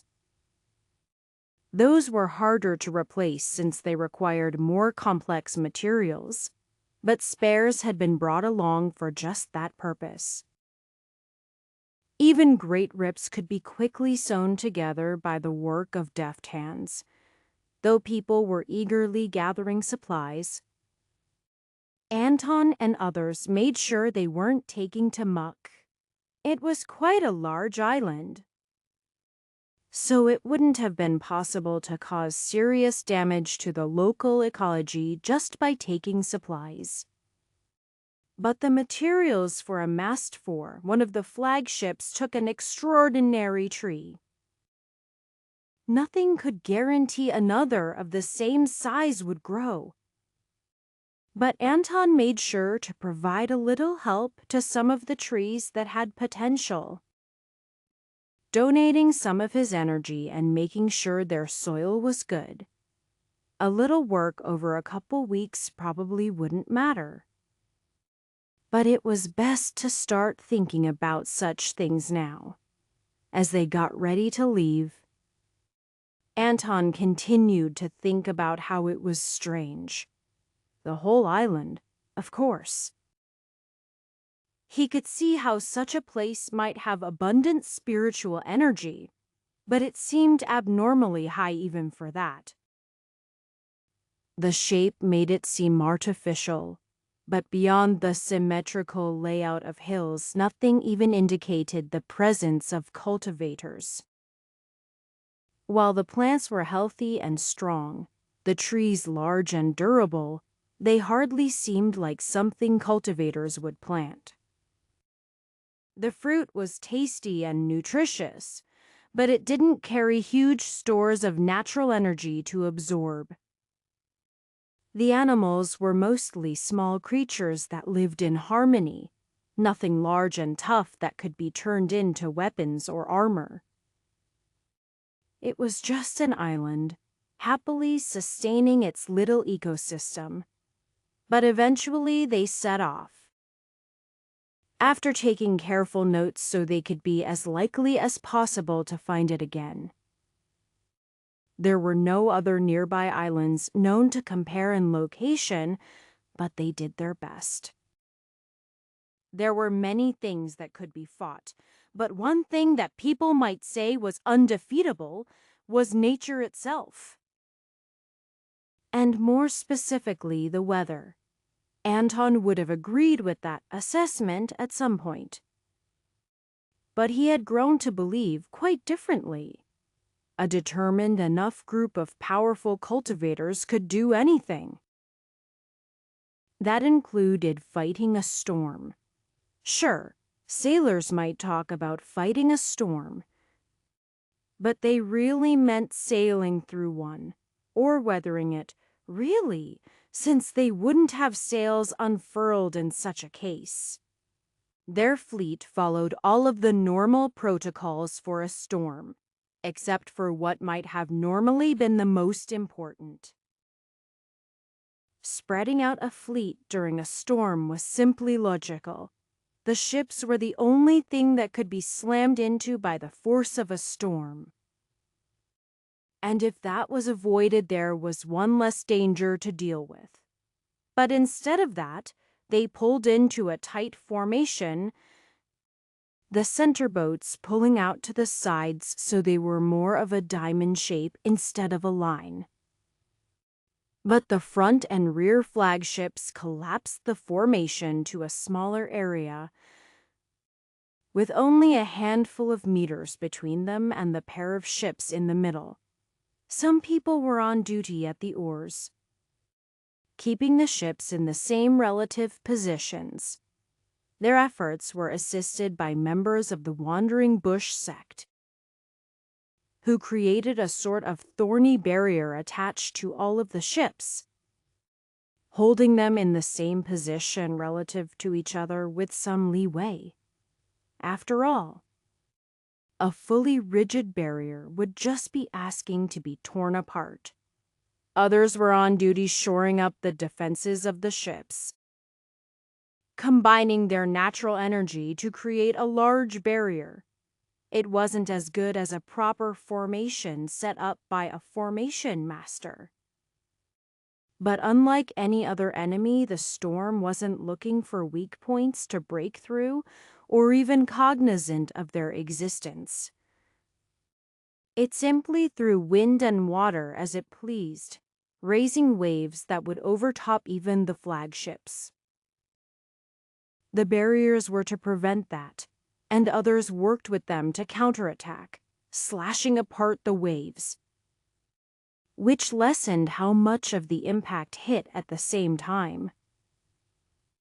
Waves crashed against the ships, but due to the tight formation, danger could only come from a limited angle. Instead of every side of every ship, Anton was on lightning duty. His job was to shoot arrows into the sky wherever lightning was building up, or at least anywhere that might threaten the ship, provoking smaller bolts before they became too powerful was good. But what was even better was finding a way to redirect the strike elsewhere.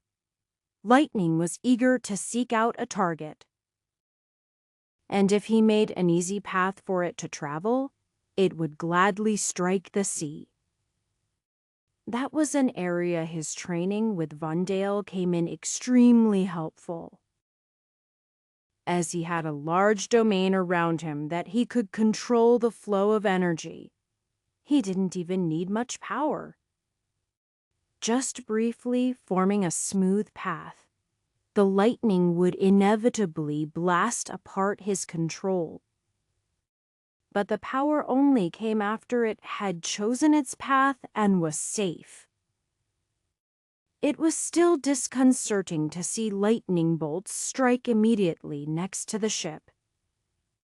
But once it touched the water, the lightning dispersed in all directions, diluting its power, even bolts that were 2 meters wide and sufficient to vaporize spirit-building cultivators were not a problem. The stronger bolts, those that could cause serious damage to essence collection cultivators or more, caused great gouts of steam as they struck the surface of the ocean, rocking the ships and deafening the people fighting against the storm, those without sufficient defenses. Anyway, the formations of the ships strained at those moments, as even a small portion of such a bolt had the potential to cause damage. But the various cultivators held, and Anton and others assigned to such duties continued to strive to push the strikes further from their vessels, which were otherwise the most tempting targets on the sea. The methods of the Iron Fist sect were a bit unorthodox in that area, as they worked either alone or in groups to strike directly back against the lightning. It seemed highly inefficient, as Anton could see Elder Magro leap into the air and punch a bolt of lightning, negating it instead of letting it pass through or around him. But at least such efforts prevented collateral damage.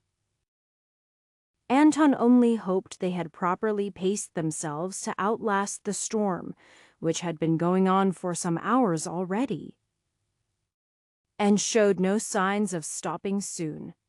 An arrow flew past him, striking the water beneath the fleet. It wasn't a missed shot, but instead the work of Grand Elder Kania, who was on monster duty. Because for some reason a number of the sea beasts thought the middle of a storm was a good time to go to the surface to try to find food. Or something like that. Because Anton could hardly imagine that their wastes of her food on the surface But something about the storm drew some of the beasts upwards. Some of them were interested in the lightning itself, which the cultivators were quite happy to let them have, as long as they stayed away from the ships. That included some of the long-nosed shipwreckers, though Anton thought they might have been a slightly different type. Their noses were slightly more rounded instead of spear-like, though certainly still quite capable of bashing through a hull or another beast's side. At the moment, however, they were sticking their tips out of the water to be struck by lightning, which seemed to empower some of them. Anton kept his eye on them, though Sinaya would be first to react if they actually did anything threatening.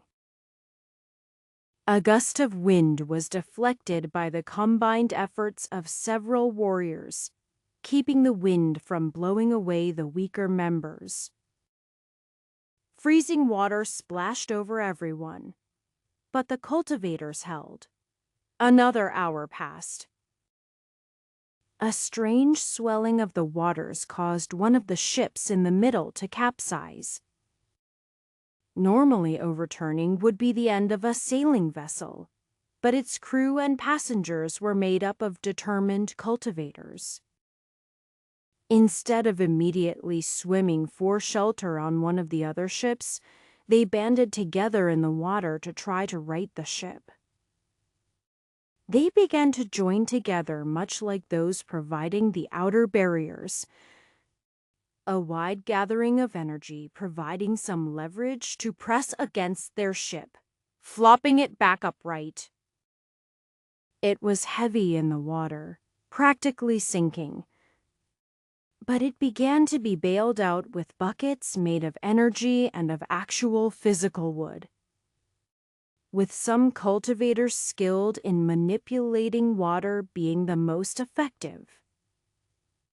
No doubt their supplies would be soaked and rather unappetizing, but the vessel would not be lost.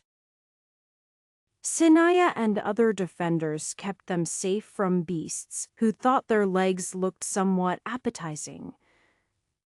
Arrows of pure energy along with gouts of fire, ice, and thorny protrusions of plant-like energy.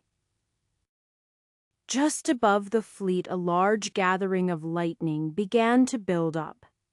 If Anton didn't know better, he would have actually thought it was targeting them. But that should not be the case. Unless they had stumbled into some sort of defensive formation of an isolationist sect. The flow of energy seemed to be entirely natural, though. If he let the bolt of lightning strike straight down, or really anywhere below it at most angles, it would be devastating for the fleet. Even indirect impact might break through the defensive barriers of the larger ships, and the smaller ones would be annihilated. He absolutely wasn't going to let the lives and the effort of the soaked sailors go to waste.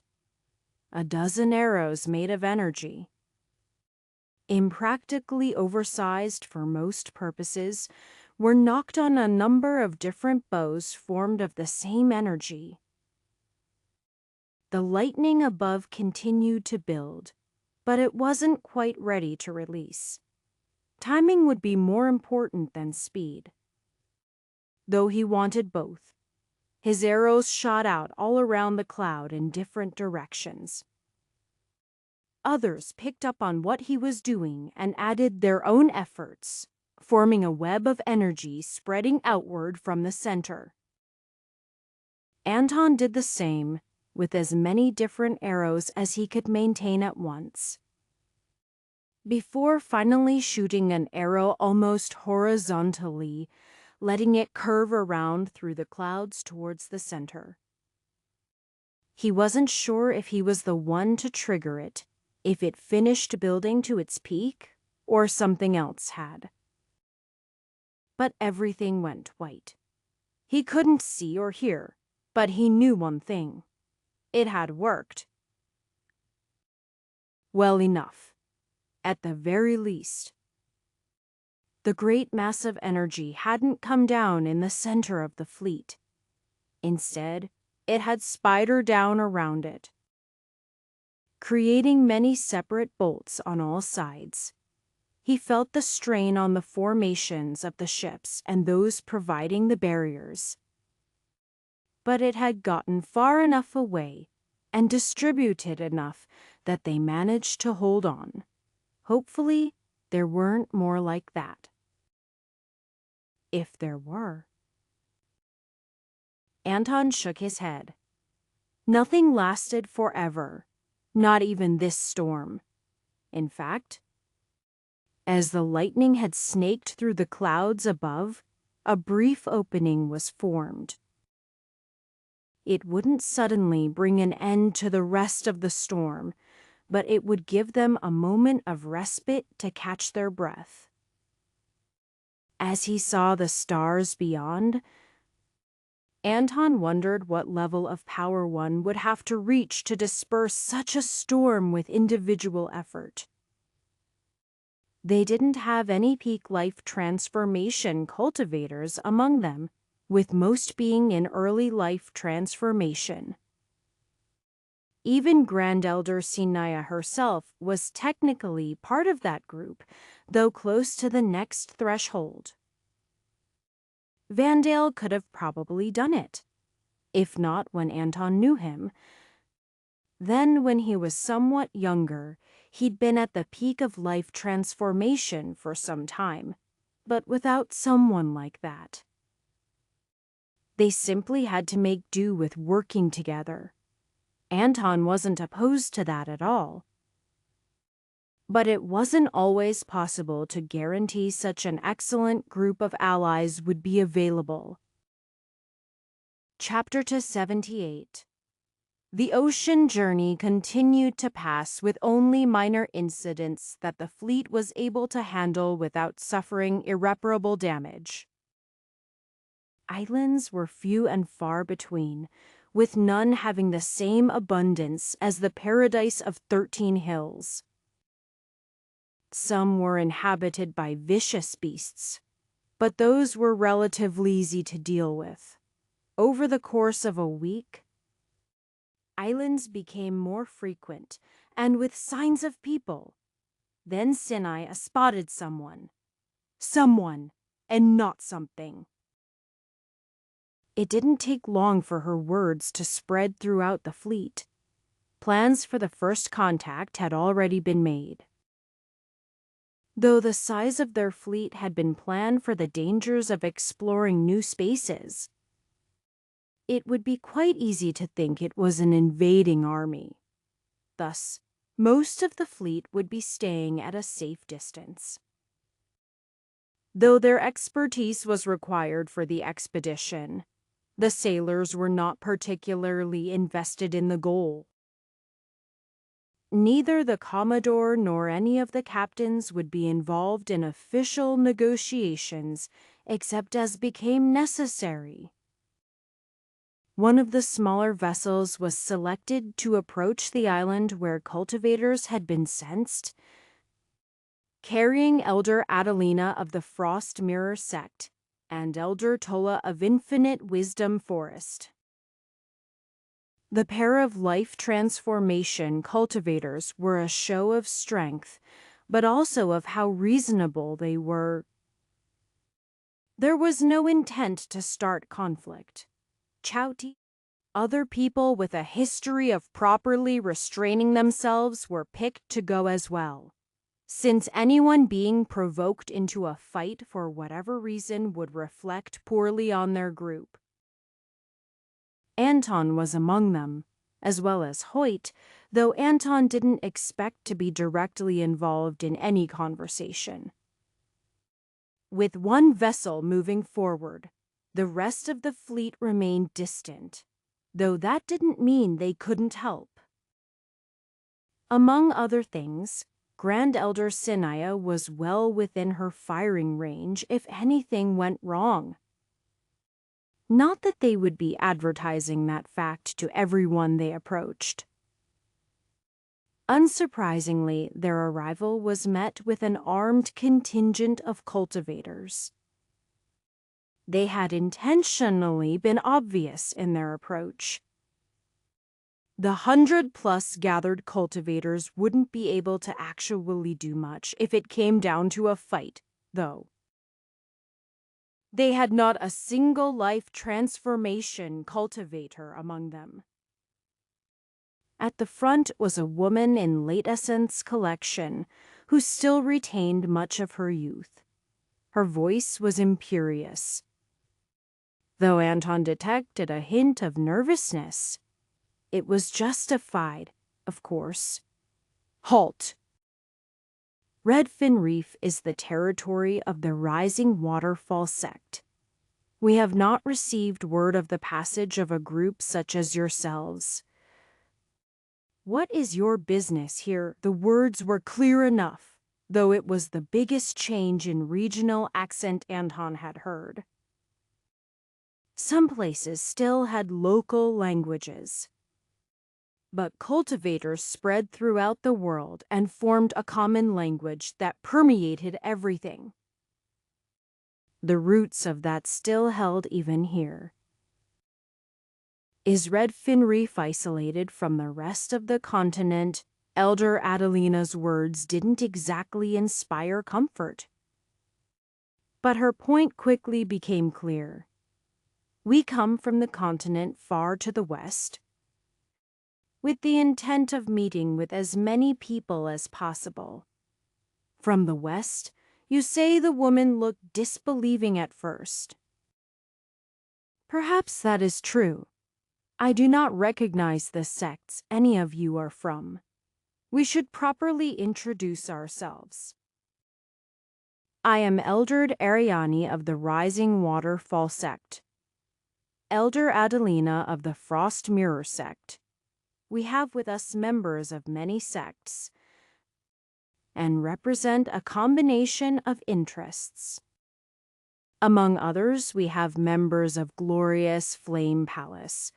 She gestured to Anish, who was one of the most restrained of that particular group. Infinite Wisdom Forest. Elder Tola bowed. The Order of 99 Stars. Anton felt eyes on him, and Hoyt, and many others. The woman from the Rising Waterfall sect took a moment to absorb the names, and likely to them to an energy signatures in her mind to recognize in the future. And what is your intent? We come with a warning. One it is possible your continent has been apprised of, but of great importance to all of us. Elder Adelina paused dramatically. Have you heard that several decades hence, an invasion of ascended individuals shall be descending upon the world to scour it for resources? Elder Tola looked quite surprised, which easily answered that question. Anton didn't blame her, nor did he blame how she didn't immediately accept the words. Is that so? Then you are here to do what? Unite us all under your banner to fight against them. That was a polite way of talking about conquering people. That would be quite impractical, Elder Adelina explained. It is quite an arduous journey here. And we hardly have the spare resources to attempt to manage another land. No, we just want to make sure you are ready to fight. Because, frankly, we don't know if anyone will be, even ourselves. Perhaps we should talk somewhere more comfortable. It was unlikely that Elder Tola would be immediately convinced. Cultivators had ways of reading the truthfulness of others. But there were ways that it could be unreliable, even if people didn't intentionally train to overcome such detections. they could be honestly mistaken about information they believed to be true. Anton was quite certain it would take some talking to convince them, but at least they would be willing to listen. Their group came and went from Redfin Reef without any physical confrontations, which included the normal sparring that might occur when different sects met.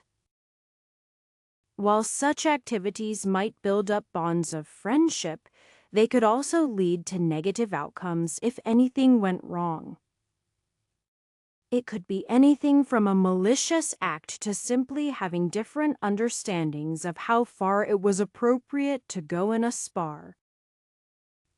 It was better for the group to be more established in the area first. They stayed on Redfin Reef for a week. Not because of any necessity, but simply so that the Rising Waterfall sect could send notice ahead to the mainland. No doubt they would be met with stronger cultivators when they arrived. But that would simply mean they could get in contact with all of the right people. The strongest cultivators still appeared to be in charge, and it was unlikely that would be untrue anywhere. At least not to a significant degree. While there wasn't much time to offer proper training of any sort, they did leave behind copies of anti-ascension techniques. That was to prove their intent and one of their main purposes. If they were forced to leave and only those techniques remained behind, it might be enough. Though personally Anton had other goals. But everyone on Redfin Reef was already a cultivator's. So he couldn't exactly start his great plans. Getting permission first would be best, anyway. He didn't want people to think he was trying to start a really slow uprising. The port city was approximately the same size as the one they had left from in Facriona. The one they'd left from had been quite impressive, easily one of the largest cities Anton had seen. But it barely compared to Blackstone Harbor. The namesake rock made up the majority of the streets and buildings, and the whole city seemed to be carved from the dark stone. Doors and awnings were colored to contrast with what would have been an otherwise stark and dreary harbor. And the people themselves walked around in brightly colored garb. An entire large dock was nicely set aside for the fleet, and they were escorted to it as they approached the harbor. Many other ships were present, but their group drew many stares. Even those who weren't cultivators could tell there was something different about them, as they had been expected. A group was ready to meet with them shortly after they weighed anchor and settled down. Word had been sent back to Redfin Reef, which relayed how the local sects would be willing to meet. And Anton found them quite reasonable, even if they asked them not to bring any archers along. Sure.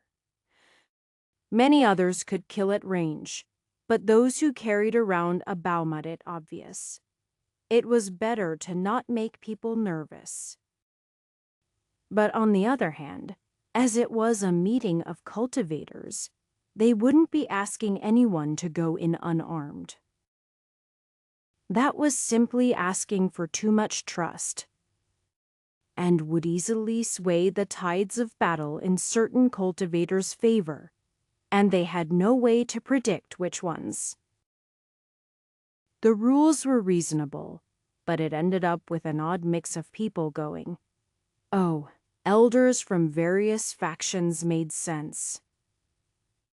The fact that both Adelina and Sarka were on the way was a bit concerning, but Anton was fairly certain it would be fine. But the fact that Chiker was going along, Well, it seemed that their arbitrary standards were just that. And while it was simply discouraged for archers to be in the group of those who went to the meeting, Anton was fine with letting some of the young folk take on the diplomatic tasks. He was still free to wander the city, and he was sure he could find something interesting to occupy his time. It was difficult to not immediately draw any of her swords when they stepped into the audience chamber. Strong cultivators were one thing. The impression the life transformation cultivators were giving off was enough to make Chiker twitchy, but she could handle that. She knew it was all bluster, but to find an actual enemy present, that was another matter entirely. She could have been halfway to him in a moment, ready to cut off his head, and probably dead that same moment. Though not by that guy. After all, he had a sword. Chiker could lose to anyone else. But if she were going to lose a fair sword fight, she might as well just kill herself. Though given the general nature of such things, she wouldn't have the chance. Instead of drawing her swords, she took a deep breath and simply imagined slicing the wide man to ribbons. It wasn't just an idle fantasy either. She could see how he was uncomfortable sitting, and from that she extrapolated how he might stand, what stance he might take. She took note of the calluses on his hands and the particular muscles he'd developed. That wouldn't tell her the whole picture. But he wasn't exactly demonstrating how his energy would flow in combat. This was a peaceful talk, after all. At least, that was the idea of it. And there sure was a lot of it. Talking. So many words going back and forth, saying so little. And yet so much. The pleasantries by the group present in front of them were the right words, but they were clearly intimidated. That was why they insisted on being raised up higher than her own group. That was also why there were formations in place to protect them, but that wasn't her problem. Unless she ended up fighting the sword guy. But she wasn't going to start that fight. She was putting on her best face as a representative of independent cultivators. She was fully on board with the whole plan to make sure everyone was ready to fight the invaders. Who did they think they were? Planning to just force their way into the world and take all their swords, and maybe other crap to Chiker presumed. But when they came for her swords, they would find themselves facing the 1st through 13th best swords she'd ever laid her hands on. Excluding Thean's word that a respectable master had let her swing once. She was thinking about how to get that one while only half listening to the conversation going on around her. Until something caught her attention. While your words relay an honorable goal, in theory, you have provided us no proof of anything. Chiker's eyes focused on the sword guy. Why wash allowed to talk personally? I find your motives suspicious. Of course you'd say that. You are a member of the Twin Soul sect. That's literally your entire purpose here. Chiker had every intention to play her part and let things happen as they were supposed to.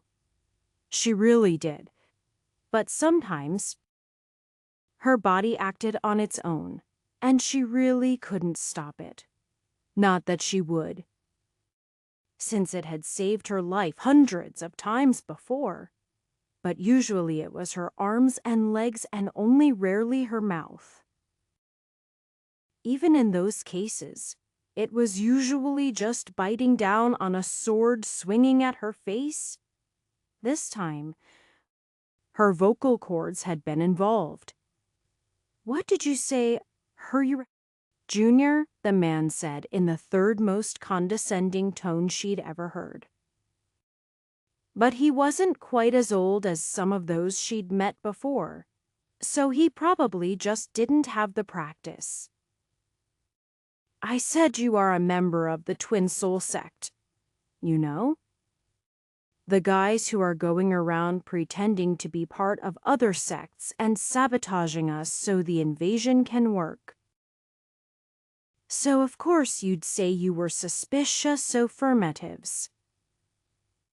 Chiker felt the stares of more than a handful of life transformation cultivators boring into her, including the icy and hot glares of Adelina and Sarka. "What can you guys still not recognize swords? I thought maybe you were just playing dumb." Chapter 279. Things were going well. The life transformation elders were activating abilities Chiker knew would fully reveal to them that the man she'd pointed out was a Twin Soul sect member. Once he was exposed, they could just stab him and be done with it. The people here could grow to trust them for removing a traitor and everything would be fine. But of course she'd forgotten that people were weird. Elders Sarka and Adelina had not used their detection abilities earlier because they were a bit invasive. And she saw from their faces the confirmation, but there was no stabbing, or firing or icing. All right? Politics. Probably some people up front were friends with who they thought the sword guy was, or were even actually in cahoots with the traitors. But as the pressure of angry glares bore down on Chiker, she stood firm. The sword guy's look was especially sharp, but if Chiker was afraid of sharp, she would have scared herself to death long ago. The sword guy spoke up again. "That's a pretty wild accusation to be throwing around, Junior." "What evidence do you have?" "That's pretty easy. Your sword is made by their guy, and they all have Afieling to them." The noise came from some Wayne, the group up above, but Chiker couldn't pick them out for some reason. There weren't that many old dudes up there, but it was still hard to place. "Interesting," the voice mumbled. But nobody else seemed to acknowledge it. "This sword," the man raised an eyebrow. "You say it marks me as some member of a traitorous sect?" "I guarantee it." Chiker stared swords back at him. Some people stared daggers, but they just didn't know how to do a proper look. If she tried a little bit harder, she might make the guy's eyes bleed. "Well, good for me then." The man smiled happily. "I just so happened to have picked this off someone I killed." "He was a traitor." No," Chiker said. "It's you." "Because that sword was made specifically for your hand." 7 weeks ago. "Stop making things up," the man said sternly. "This is no place for games." "Which sect is she from?" "It was 8 weeks," a low but powerful voice said from one of the positions among the visiting cultivators. As it spoke, Chiker felt a sudden sense of danger, like she was sliced in half. Except she wasn't. And it wasn't targeted either. Where had that sword come from?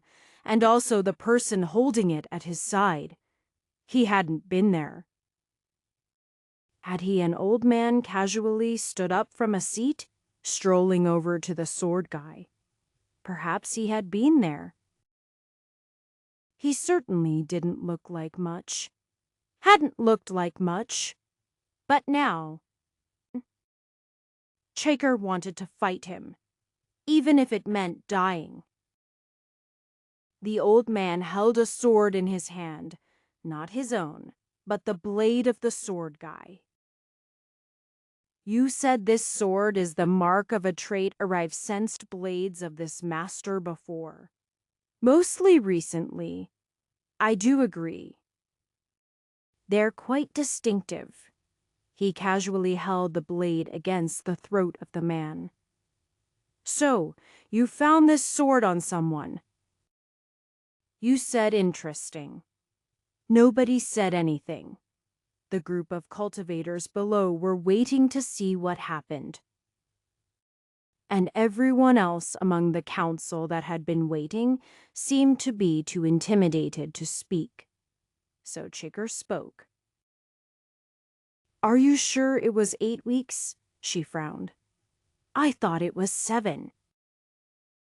That would depend on your opinion, the old man said as he continued to casually hold the blade against the other's throat. When is a sword? A sword.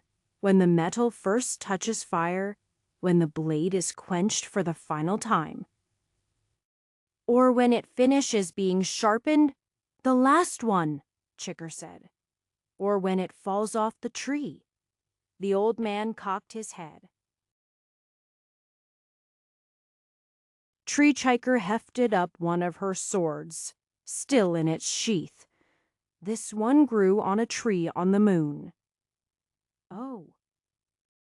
Everhart's place. The man clicked his tongue.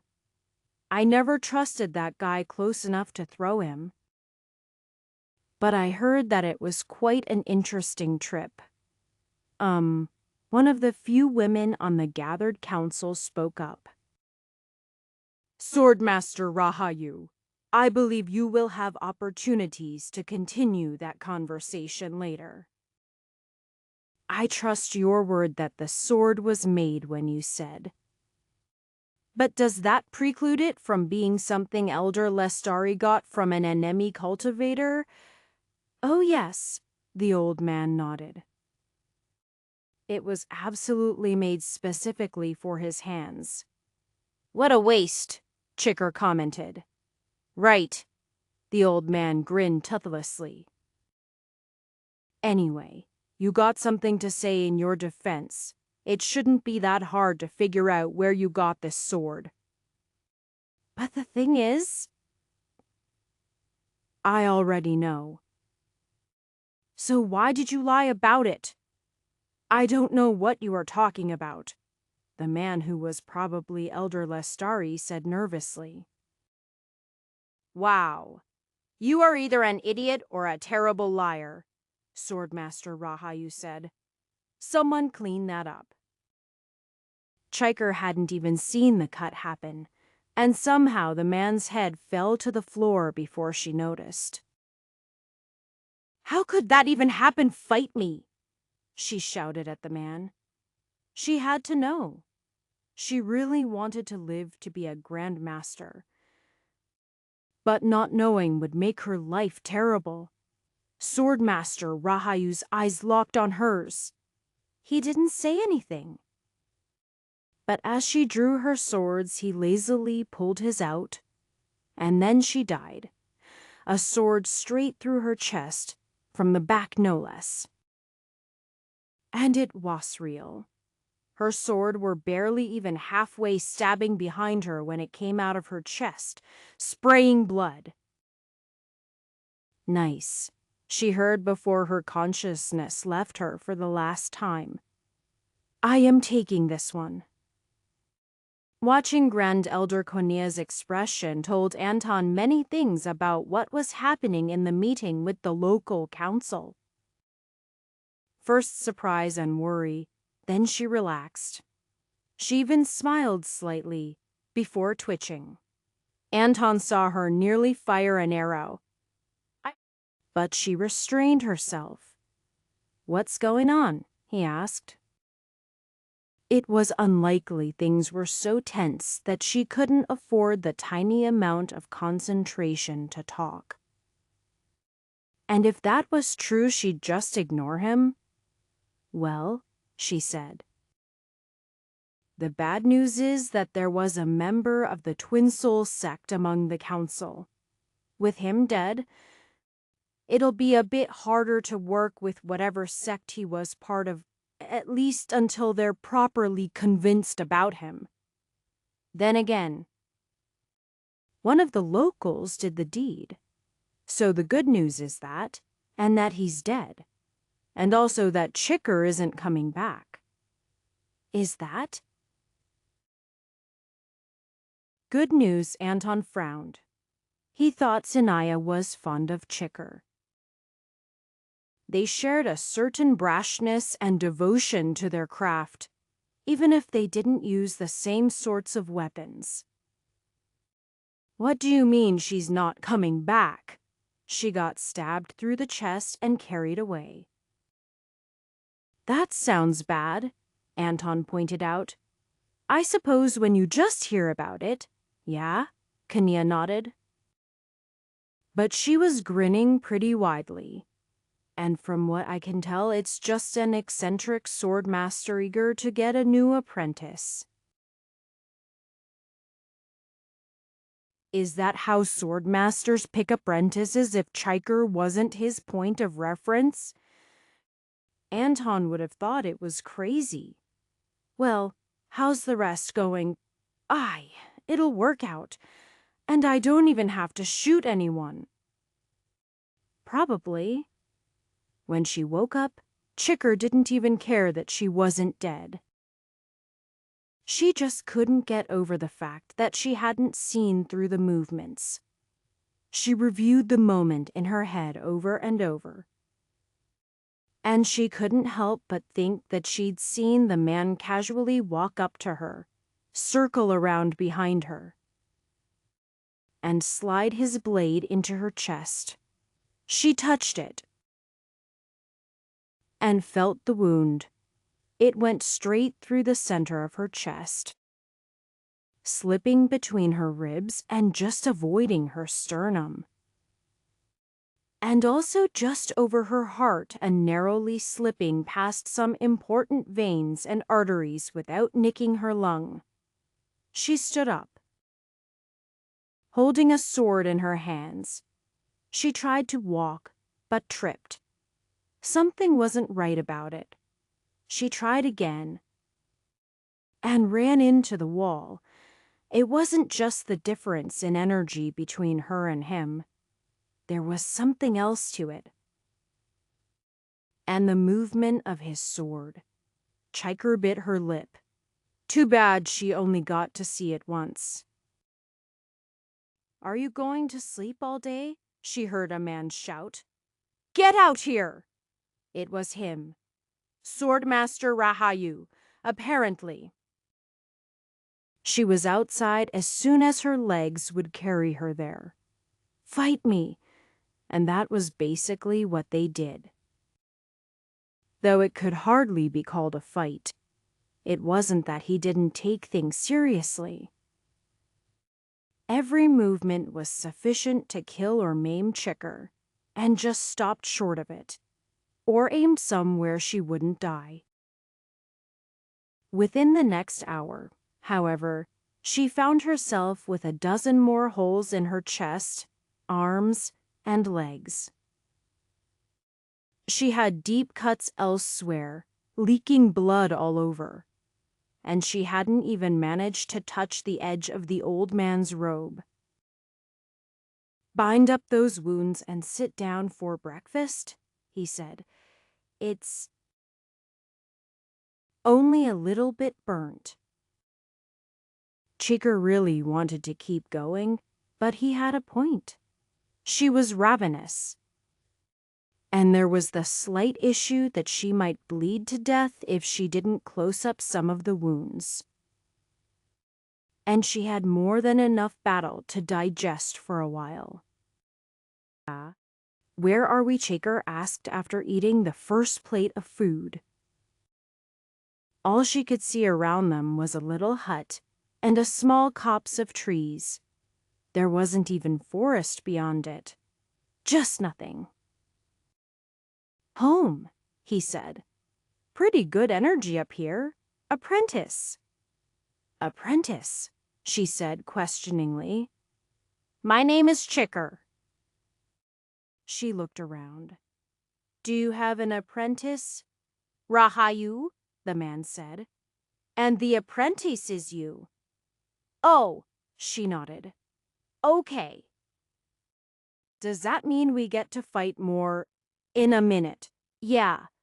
First tell me why you are here." "I presume because you brought me here." "Nother.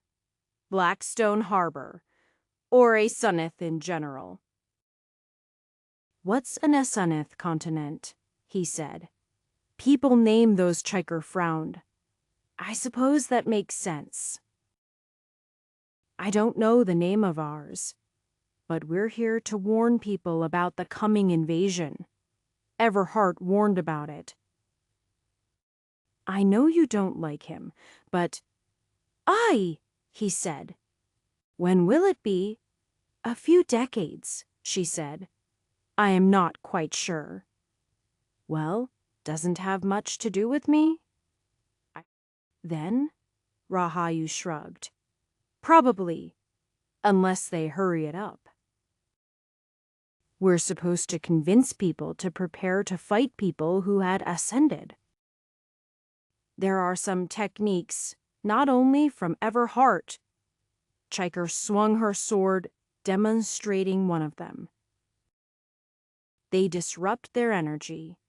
We're here to teach people about that and make sure they're preparing to fight however they want. Also the Twin Soul sect thing, since they work for them." "All right," the old man nodded. "But why are you where?" "To fight people." "Good enough. Let's get back to it then." "Maybe I can improve that technique you showed me." His sword swept through the air, making her skin tingle. "It's far too general for my tastes. Gotta have the right edge for a sword." "Yeah," Chiker nodded. "Good idea." "I haven't had time to do that yet." "Then let's get started. I know at least one or two things a young folk like you should learn, but I really don't like teaching idiots." Chiker blocked his sword as it stabbed straight for her heart. For real this time, but she actually stopped it. "Good? You have plenty of potential. Some people aren't ready and make the trip down the mountain the hard way." His earlier references had indicated they were high up. But upon looking around more carefully, Chiker realized the reason there was only the hut and a small copse. There was nothing else around, even ground, just sheer cliffs. Was that a skeleton at the bottom? Well, didn't matter. This guy had a lot of experience, and she needed to fight it out of him. Chapter 280. Marvelous Rabbit Mountain was more than its name implied. The marvelous was obviously just going to be puffery. And the diminutive creatures they were named after hardly had traits worth cultivating, at least upon casual inspection. They were cute little creatures that hopped around, hardly something that warriors would train based on. They much preferred lions and tigers and violent beasts, but clearly they had been doing well for themselves. Alva observed high walls and disciples of quite decent cultivations as they approached the gates. She was just following along. Elder Adelina of the Frost Mirror sect was leading their particular contingent. Marvelous Rabbit Mountain wasn't that big of a deal that they deserved one of the life transformation cultivators to personally visit during the first wave. But there were political reasons. The guards remained very professional as they approached, politely greeting them. Welcome to Marvelous Rabbit Mountain, cultivators from the Brogue Aura continent. The smiles varied in genuineness between them. We greet you in turn, Elder Adelina responded in kind. As was discussed at the council, we have come to provide techniques necessary to deal with a looming threat. We hope that your sect and all of the others will make good use of them. Yes, we had. Word from the council. We are prepared to receive your group for as long as necessary. One of the guards bowed his head. I will show you where you need to go. The other guard looked slightly relieved at the volunteer. The group followed along behind Elder Adelina. Alva was there, and of course Anna Lee. But for the sake of showing solidarity among their group, Anish was present as well. There was nothing wrong with him, but he really was showing up quite often. Alva might not have called the place a mountain, though it was certain Leona Mountain. There were also very few rabbits, though she'd spotted some in the fields outside their walls, running wild and digging in their little burrows. It was probably best that Fuzz wasn't with her, since they likely wouldn't want to see him eating their namesake animals. Alva could have probably made him behave. But it was probably easier to just not have him around, though Noshua's tempted to eat one of the rabbits. That wouldn't have exactly strengthened their reception, though. People sure look busy, Alva commented about the lack of people coming to see them, even if they didn't say anything.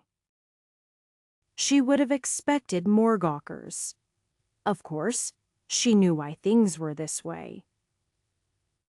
She just wanted to see if the guard would say anything, and it was better for her to bring it up than an elder. Well, the guard shrugged. Many people were quite fond of Elder Lestari, or at least respectful. And you, Alva asked. I didn't know him well, the guard hedged. He was strong, though. Perhaps that was the politest way he could say he didn't like the man without being worried about whoever might be listening in.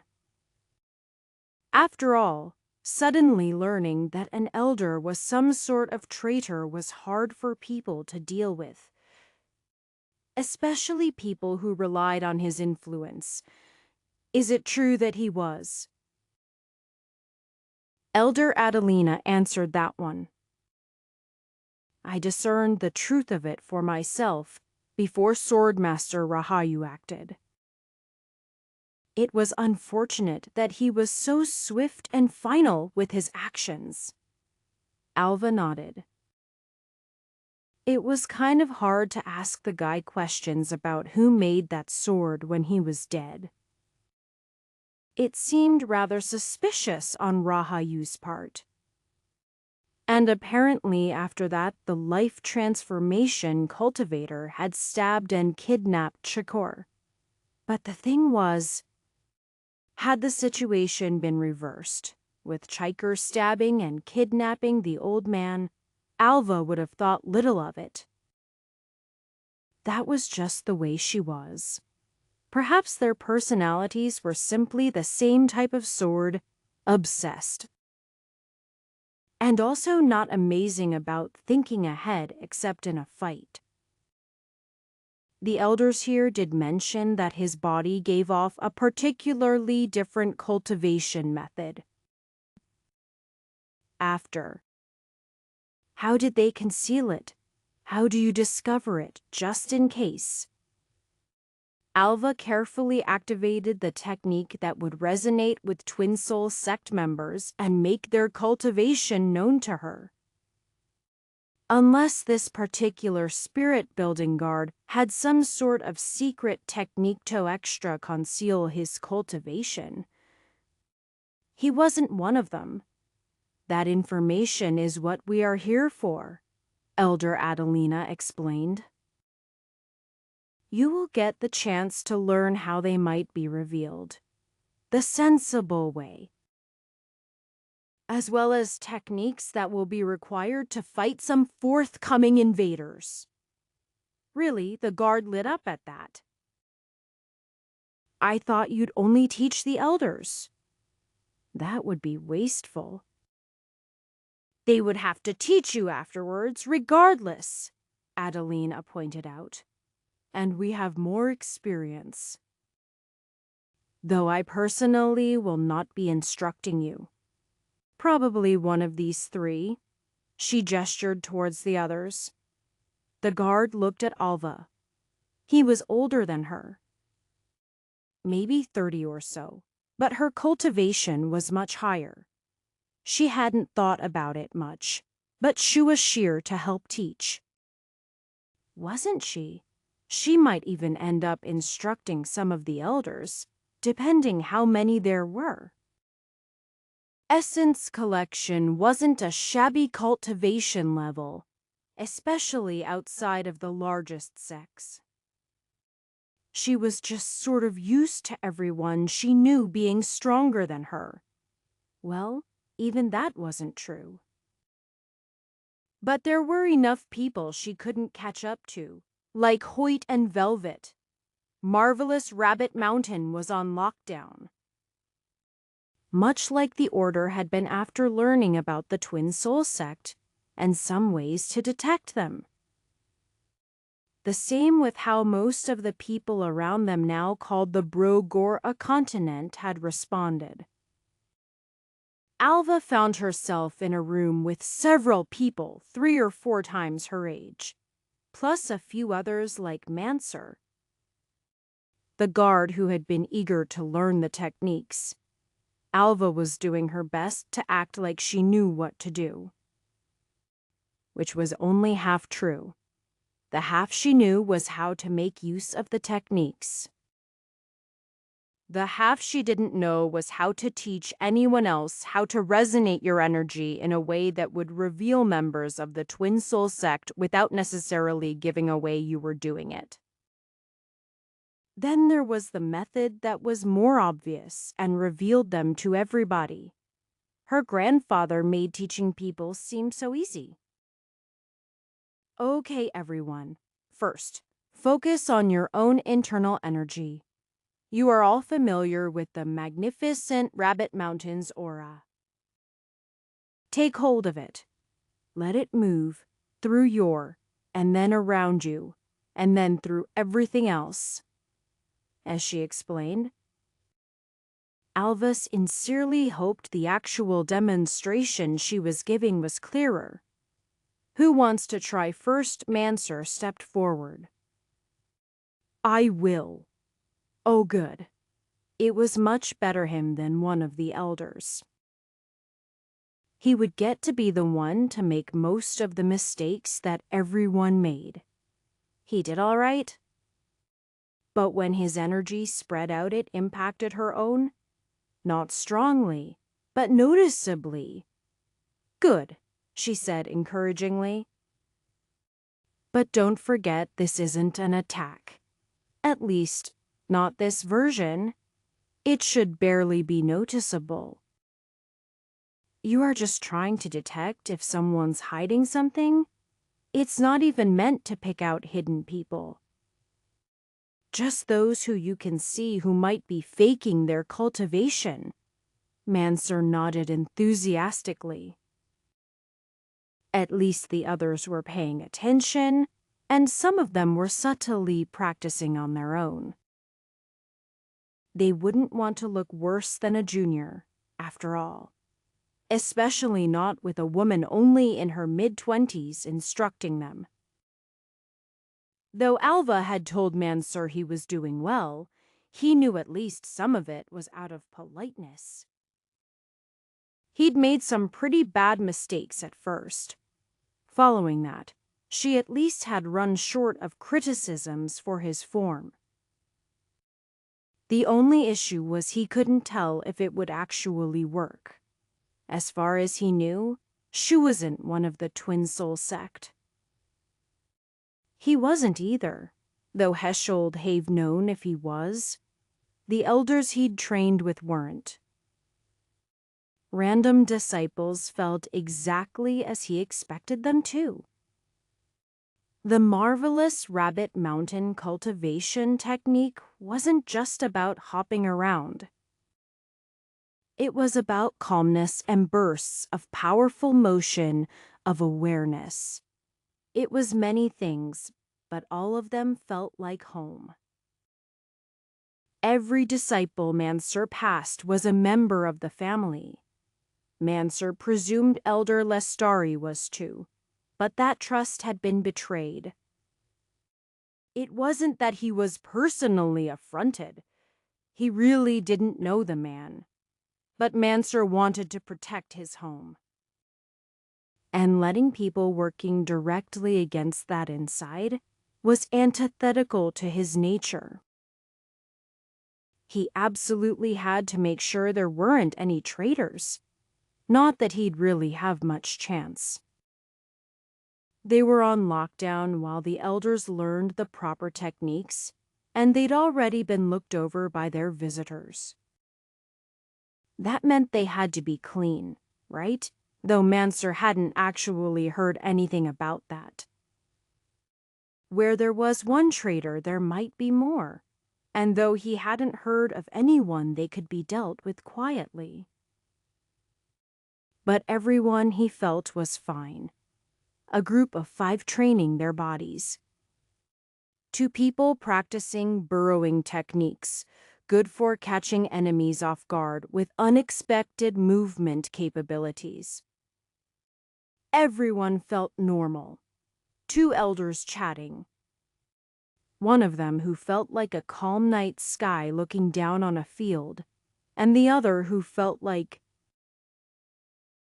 an empty husk. She was fake on the outside.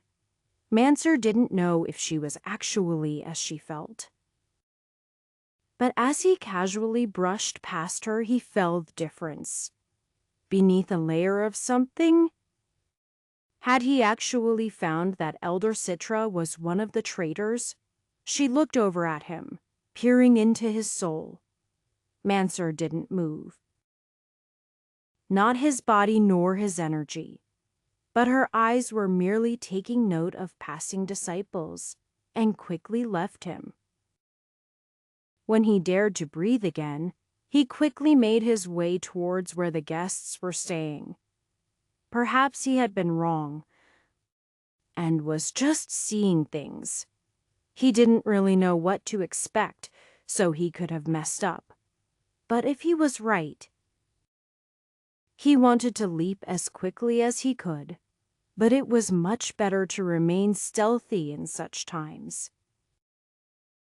He was so focused on worrying about what was behind him that he almost ran into the fireman. "Hey." "What's up? You in a hurry?" Mansur blinked. Well, I am not sure. I was hoping to speak to someone." About what honored guest Alva was teaching. "Sure, come with me.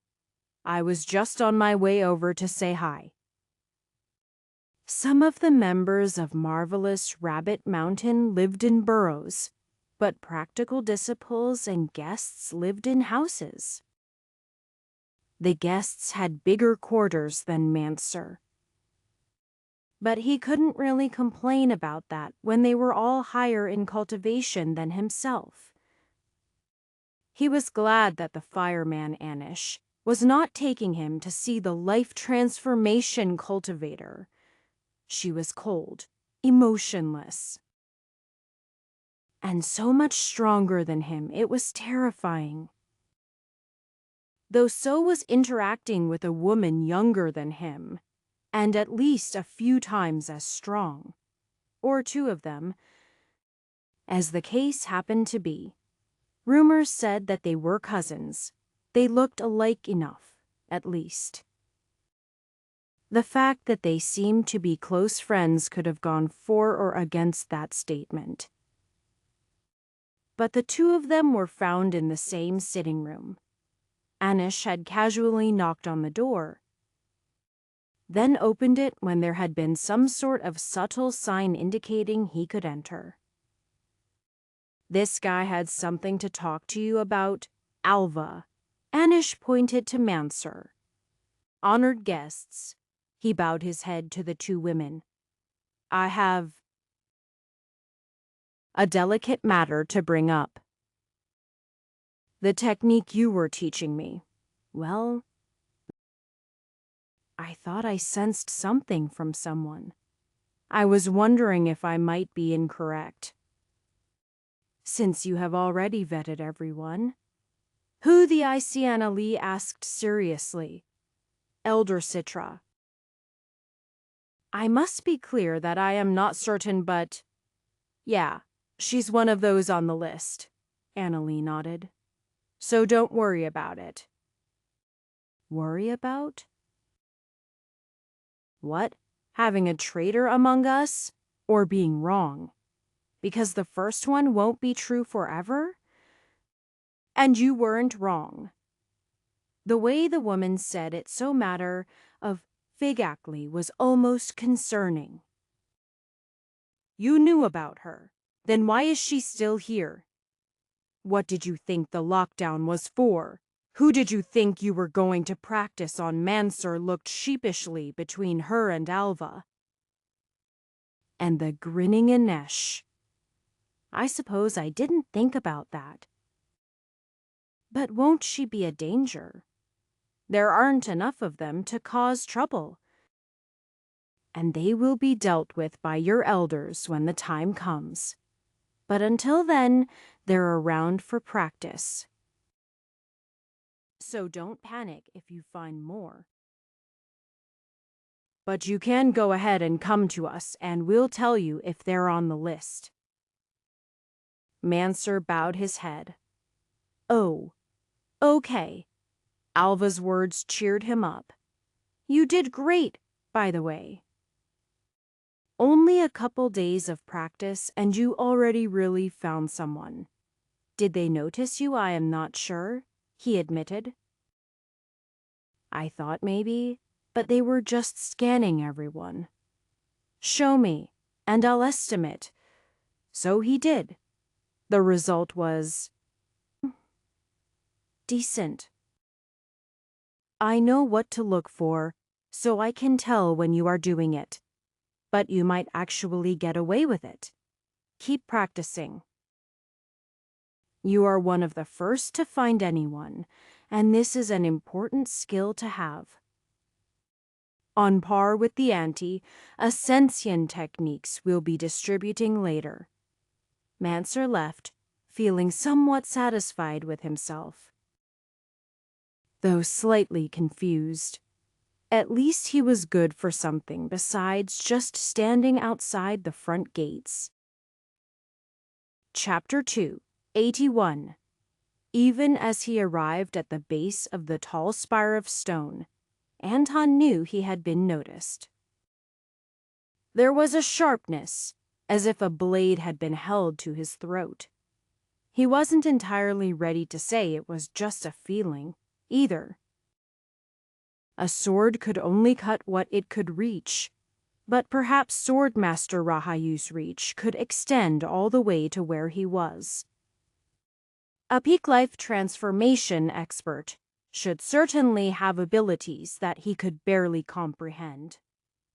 "Hello up there," Anton called. "I would like to speak with you, Swordmaster Rahaju." His voice didn't even echo back to him, but instead there was silence. Not that he'd expected much different. The locals had all told him that the man wasn't particularly sociable. But he also wasn't known as being a violent psychopath. Not as sword cultivators went anyway. He wasn't social, but he didn't just kill those that approached. Anton had to at least try. Perhaps one of the life transformation experts they had brought should have been the one to make the trip. Here Anton was, just a mid-essence collection cultivator. Not an insult, but not really an honorable visitor either. But Anton was chosen for several reasons. First, all of the life transformation cultivators were dealing with those who cared about that kind of thing. They wouldn't be able to impress Swordmaster Rahayu with their cultivation anyway. So they thought it best to continue with what they were doing.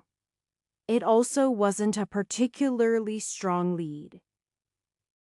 Since the man might not know anything about the smith, but Anton did know Chicker, who was supposed to be in his favor. As Anton began climbing the rock face, he supposed Rahayu had a strange way of showing favor. Anton fully believed that training should push people to their limits, but he didn't think injuries had any place where they were avoidable.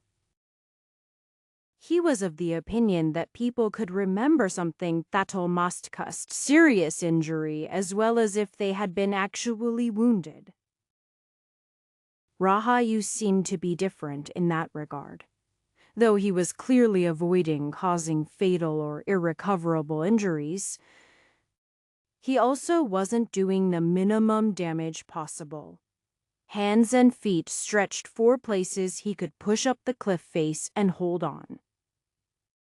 He might have created his own little places to hold on if this had been any other stretch of rock, but wearing away at the stone pinnacle where the swordmaster lived seemed a bit rude.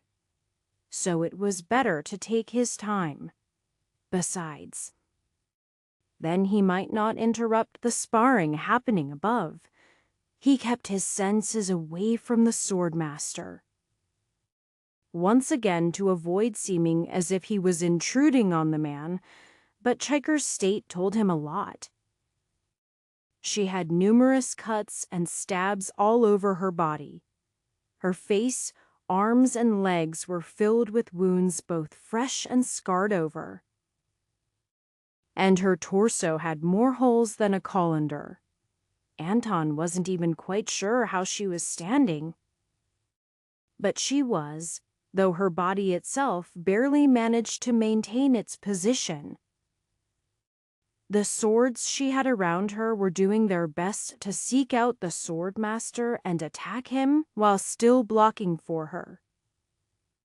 Anton wasn't sure if he could count the infrequent interactions of her swords and Rahayu's as parries, but that was the closest thing he could call them. Her blades never got close to the old swordmaster, and his sword never failed to meet its mark. The pinnacle was tall, but there was nothing about it that particularly prevented Anton's climbing. With his muscles and energy, he was easily able to pull himself up with just a single finger finding something to grip. And he could easily manage at least that much. When he reached the top, Rahayu was just sheathing his sword. He found it odd considering that Chicker was still standing, her swords moving, but Anton realized that her expression was blank. She didn't seem to be conscious, which gave him a good reason not to approach her. "Swordmaster Rahayu," Anton bowed his head. "I have some questions for you, if you are willing." There was one more reason Anton had come. Alone. It was possible he was a member of the Twin Soul sect, they would certainly desire a lone swordmaster to be among their ranks, and his origins were not particularly well known. The fact that he had killed one of their members before he could spill any secrets was something that needed to be investigated. But the easiest way was to simply try to find out, and Anton was one of those who had the right combination of skills. He did his best to subtly infiltrate his energy into Rahayu's. The more obvious move was a more straightforward sweep of energy, feeling over the man and sensing the depths of his cultivation. That was a mistake, not because Rahayu took issue with his probing, but because he was Suphan. Without any form of resistance, Anton found himself in the man's danchin. There was no trace of anything hiding, only a great blade of indefinable attributes. Its size and shape were a mystery, and Anton felt it could have been anything from a single-edged curved sword to a straight double-edged blade. But either way it was sharp, and merely feeling it cut him. The moment he was there, he felt himself split cleanly in two. And he stumbled onto his knees. Rahayu didn't react much as Anton gathered himself together. Anton felt pain, but found he wasn't physically damaged. In normal circumstances, if his energy was cut through, it would hardly matter. At most, he might lose access to whatever was severed and require some time to restore his reserves. In this case, he wasn't cut off from anything, but instead something deeper had been cut.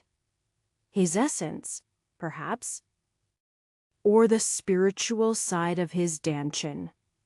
"Don't worry," Rahayu said. "It will heal. But you ought to be careful."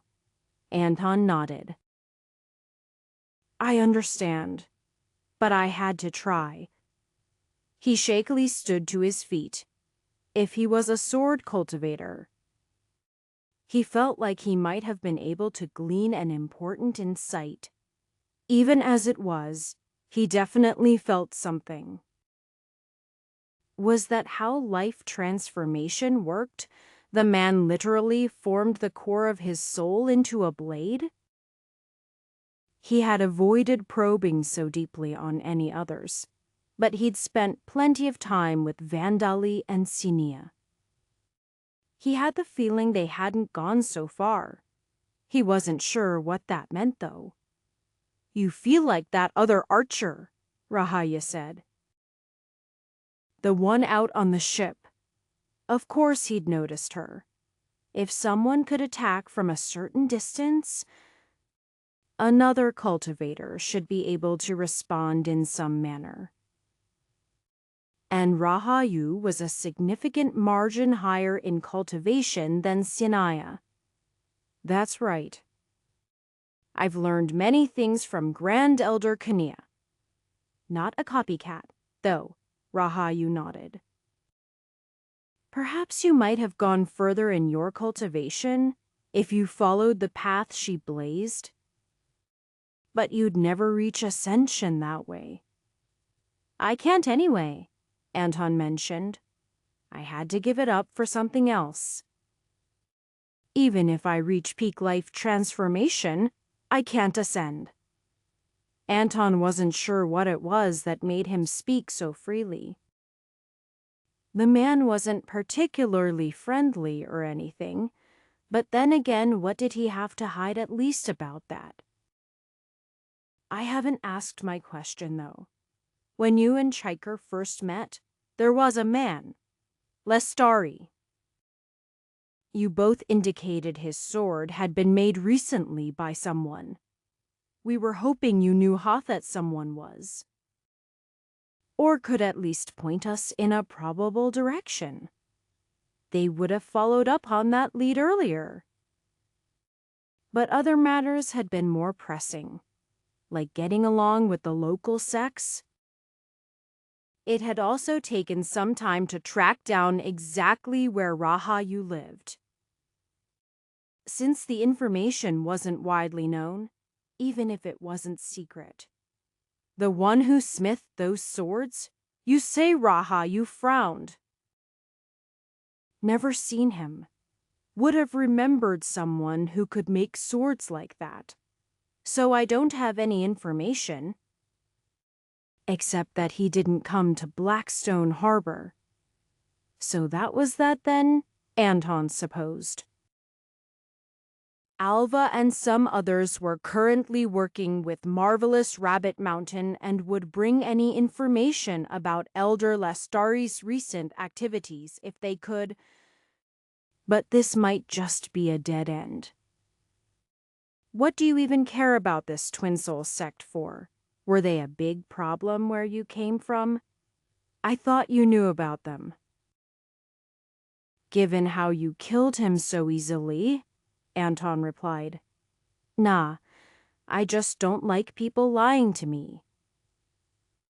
Especially in such an unrepentant manner. I see. Anton didn't really have any reason to worry about that, as he wasn't prone to lying and had no reason to hear. They're part of a group working to destabilize the sects here before the invasion by ascended cultivators. I can see why you might be concerned about them, Rahayu nodded. Not that it has anything to do with me. The invasion will be coming within the next few decades. I don't imagine you'll be dead before then. Of course not, Rahayu said. But if they're coming here, I doubt we'll meet up. It took Anton a moment to realize what he meant. You are going to ascend, he asked. That's right, Rahayu nodded. I don't know the specifics, but it's not exactly what it seems. Though I suppose that's information from Everheart.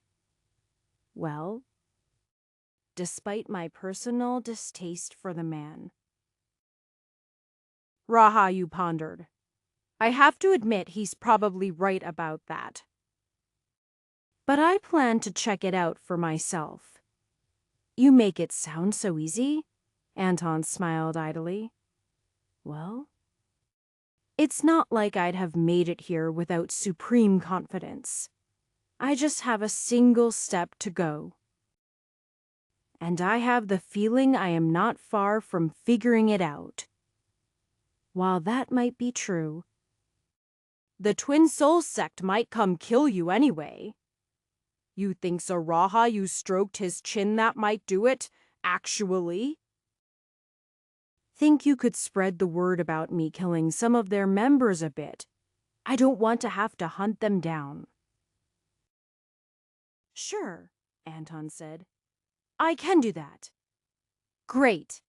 Oh, and you might try to the northeast. For that smith. Seems like it was quenched with lake water from Niverlem depths. I appreciate the guidance, Anton inclined his head. How the man would know something like that, Anton didn't bother to ask. At the very least, it was a direction to go in.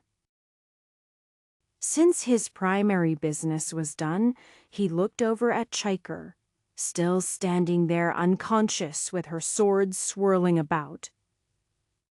Is she going to be all right? He asked. She'll be fine, Rahaju assured him. I am not going to let someone with her potential die so easily. Gotta set myself up with someone to spar against in the future. Anton nodded.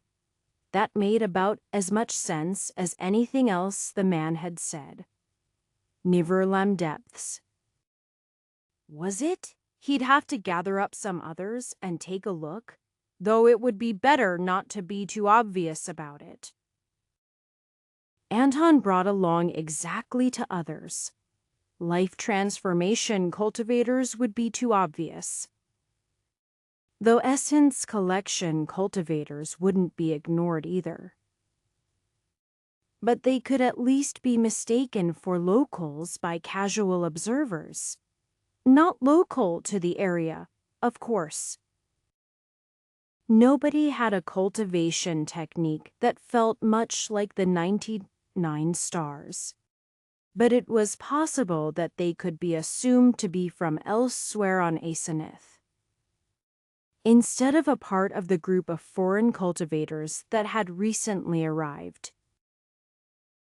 That would give them a chance to not spook off this smith, and whatever connection they had to the larger Twin Soul sect. The other two with him were every one present of his most frequent companions, Hoyt and Velvet. With Timothy and Katerina still back home, it was just the three of them.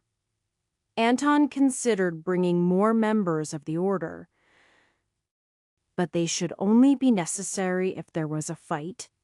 They planned to avoid that, though Hoyt would be there in case of that trouble, and because a group of one old man and one young woman who were pretty clearly not a master and apprentice would be more suspicious, even if it would also mean they were less stealthy as a group.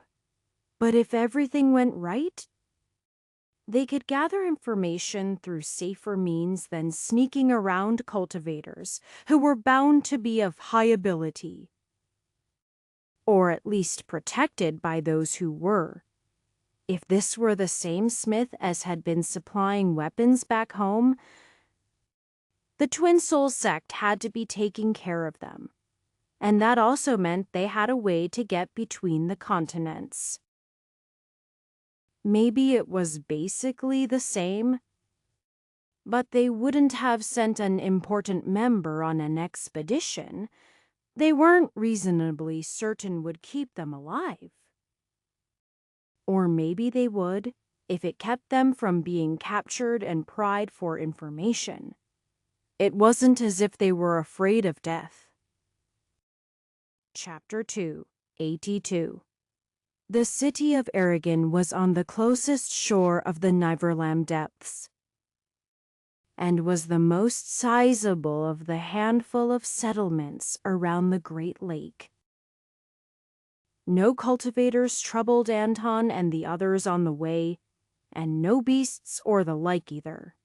Of course, if there had been anything that severely impeded their travels, the vast majority of the local denizens would be unable to go anywhere without fear of mortal danger. There were still certain places in the world that would be a danger for essence collection cultivators, but nobody lived there, except the most eccentric cultivators. The entrance to the city had wide gates that looked as if they had never been closed.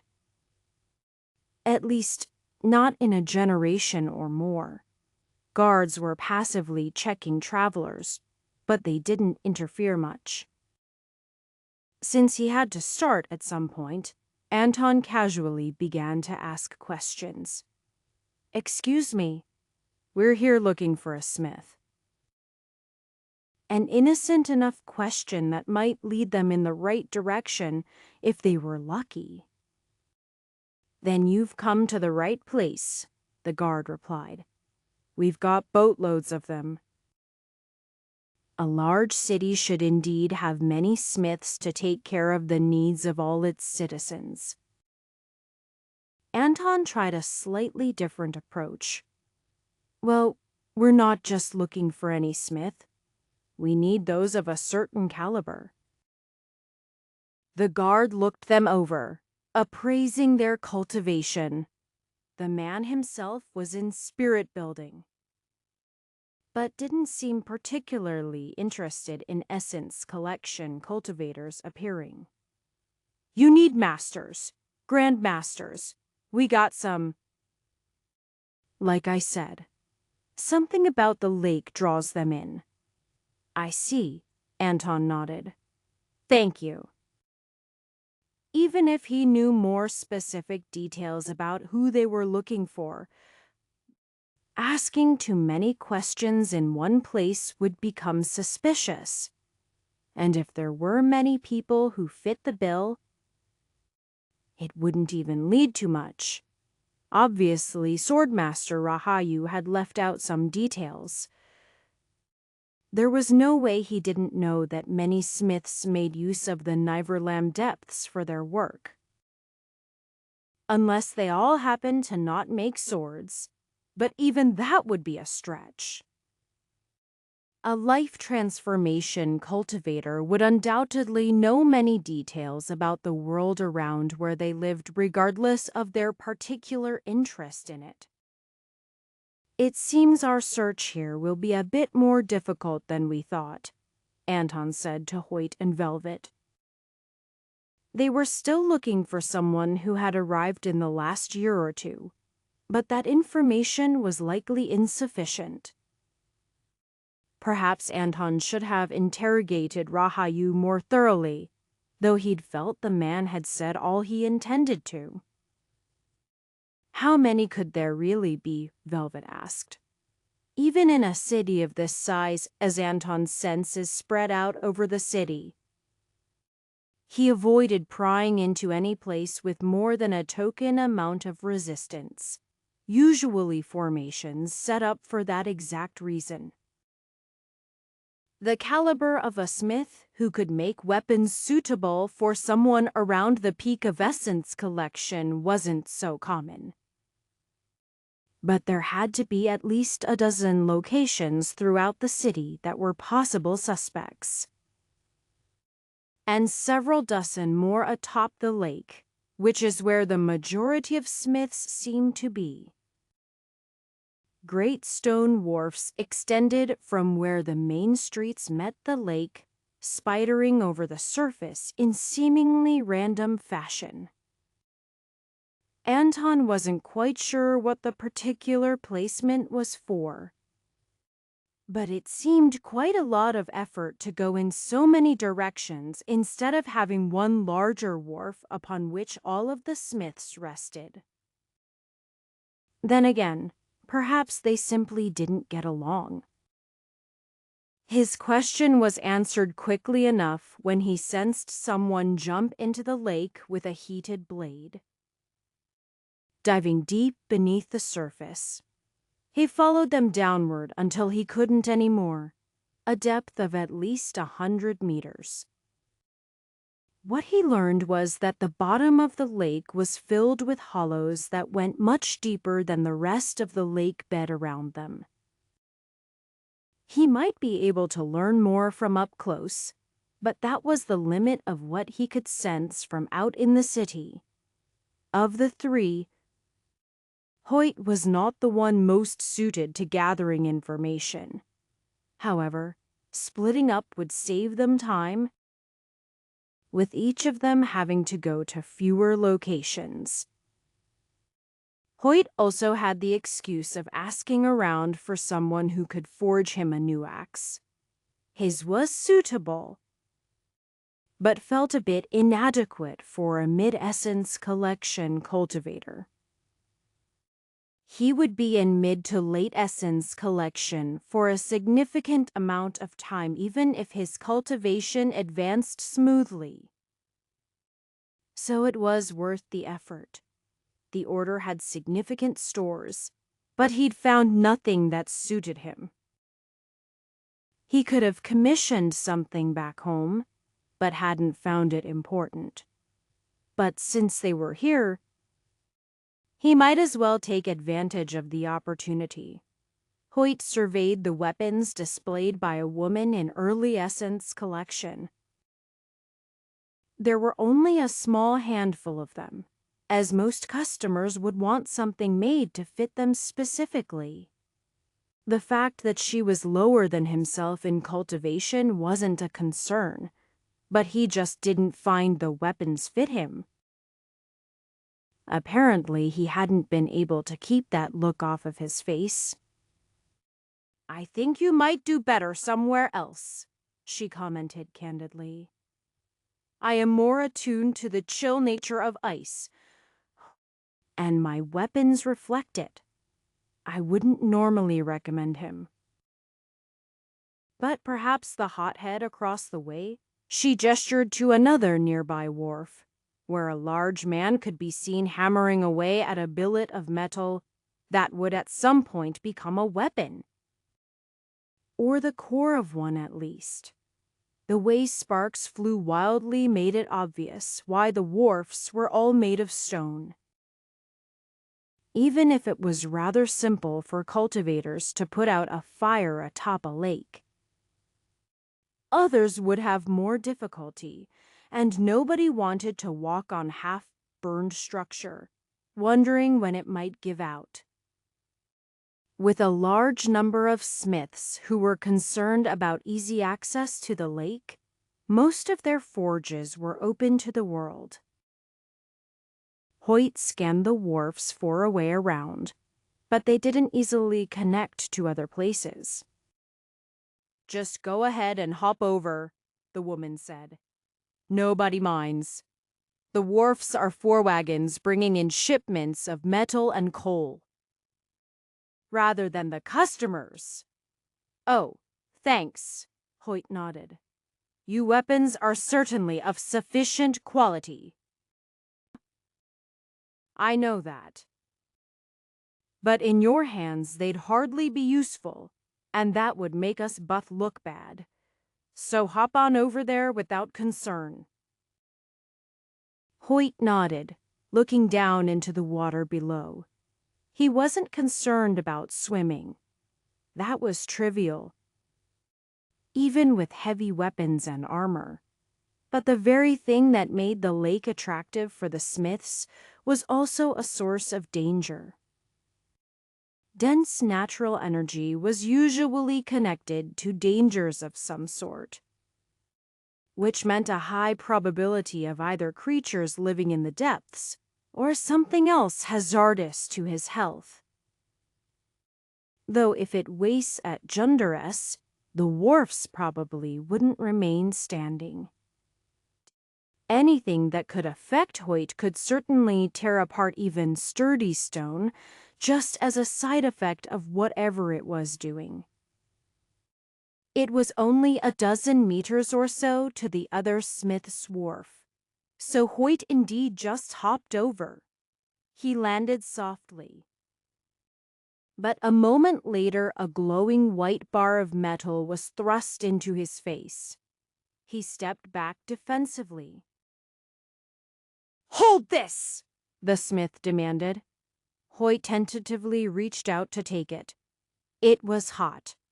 The sort of hot that would kill most people. Since it was still uncomfortable even in his hands. As he was attuning more towards the fiery aspects of the stars, that was saying something. Yet the metal still held its shape, not melting and hardily softening. Though it wasn't completely firm either, as the smith demonstrated when he grabbed Hoyt's fingers and squeezed them around it. If he wasn't so off guard by the man's actions and the apparent lack of hostility he would have attacked at that moment. He wasn't so careless as to just let someone get a hold on him most of the time. But the man moved so naturally, it was hard to follow. A moment later, he snatched the metal rod out of Hoyt's hands and thrust it back into the fire, sending waves of sparks towards Hoyt, some of which landed on the lake and shot up gouts of steam. "Excuse me, sir." Hoyt tried to start the conversation. The loud clanging would certainly prevent an Ormal person from hearing him. But the smith had to either be deaf or able to protect his ears from the sound. From the way he talked, Hoyt presumed the latter. "I am interested in looking at weapons." "It's not done yet," the man declared. "I haven't ordered anything," Hoyt pointed out. I can wait until after you finish whatever you are making for your current customers, if necessary. But I was hoping to browse some of your previous works. The man didn't seem to be interested in what he was saying. Hoyt understood he was focused on his work, so he glanced around the forge. Notably absent was any sort of storefront of any sort. There was an attached building, but it was just an empty room with a cot. Hoyt could sense it. Because there were no protections at all. The formations on the forge itself were quite extensive. He supposed they would have to be, to contain that heat. Even with special materials, there were limits to how much heating and cooling any material could withstand. Once again, the metal billet was thrust into Hoyt's hands, now slightly different in form. Jump in that one. As deep as you can go? The smith gestured to Hoyt. Hurry! Sometimes it was easier to just go with the flow. If nothing else, the man would owe him some answers after this, though there was no guarantee he knew anything useful. Being used as some sort of menial worker wasn't exactly appealing, but he had to admit he was interested in the process. He jumped into the lake towards the indicated hole. He wasn't sure what was special about that particular one, and thought at first that it was just the smith being particular, a sort of arbitrary favorite.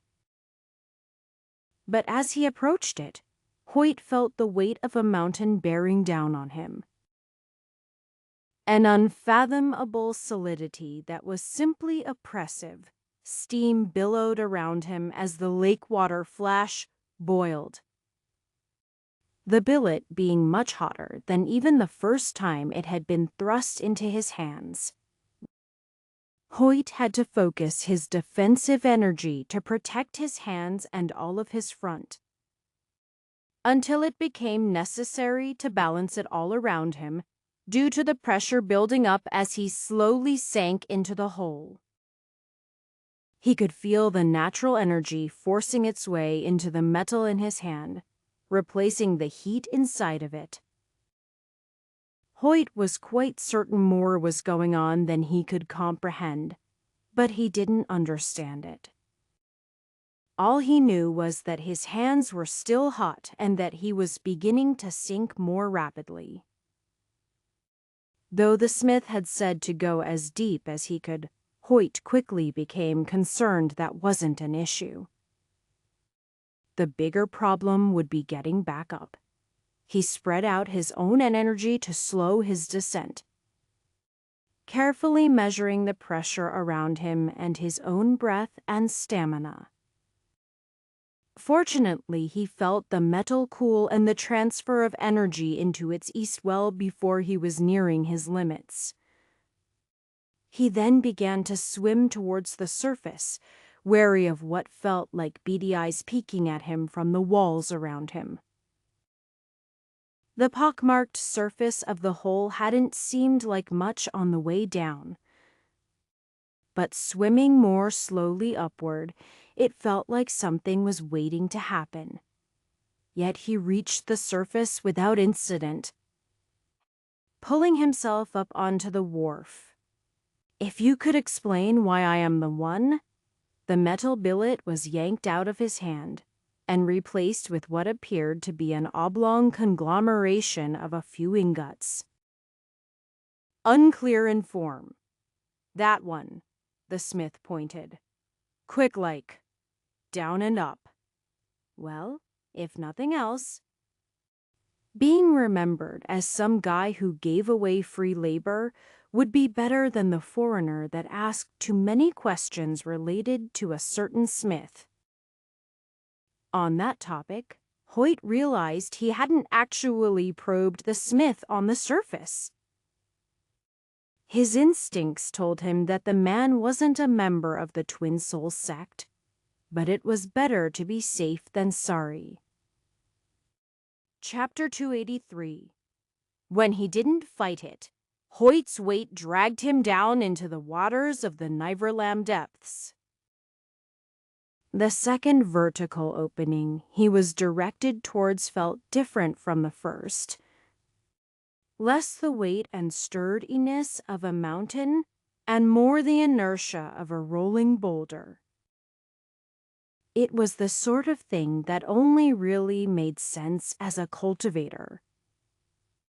Since water should normally only have the properties of cold and wet, as he dropped into the area with the half-formed chunk of metal in his arms, he suddenly found his movement No, that wasn't quite right.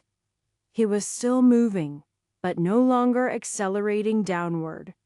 Yet he still felt the weight pulling him. It was a strange experience, but soon enough the chunk of metal in his hands cooled off, pulling in the strange attributes. It was when he tried to start swimming back towards the surface that things got weird. The difficulty of swimming with a great weight was easily overcome by expanding out his energy to push against a larger area. But when he made the attempt, he didn't slow down. He wasn't going fast, so it should have been easy to shoot towards the surface. But he simply couldn't change his momentum. Most of the feeling came from the chunk of metal in his arms.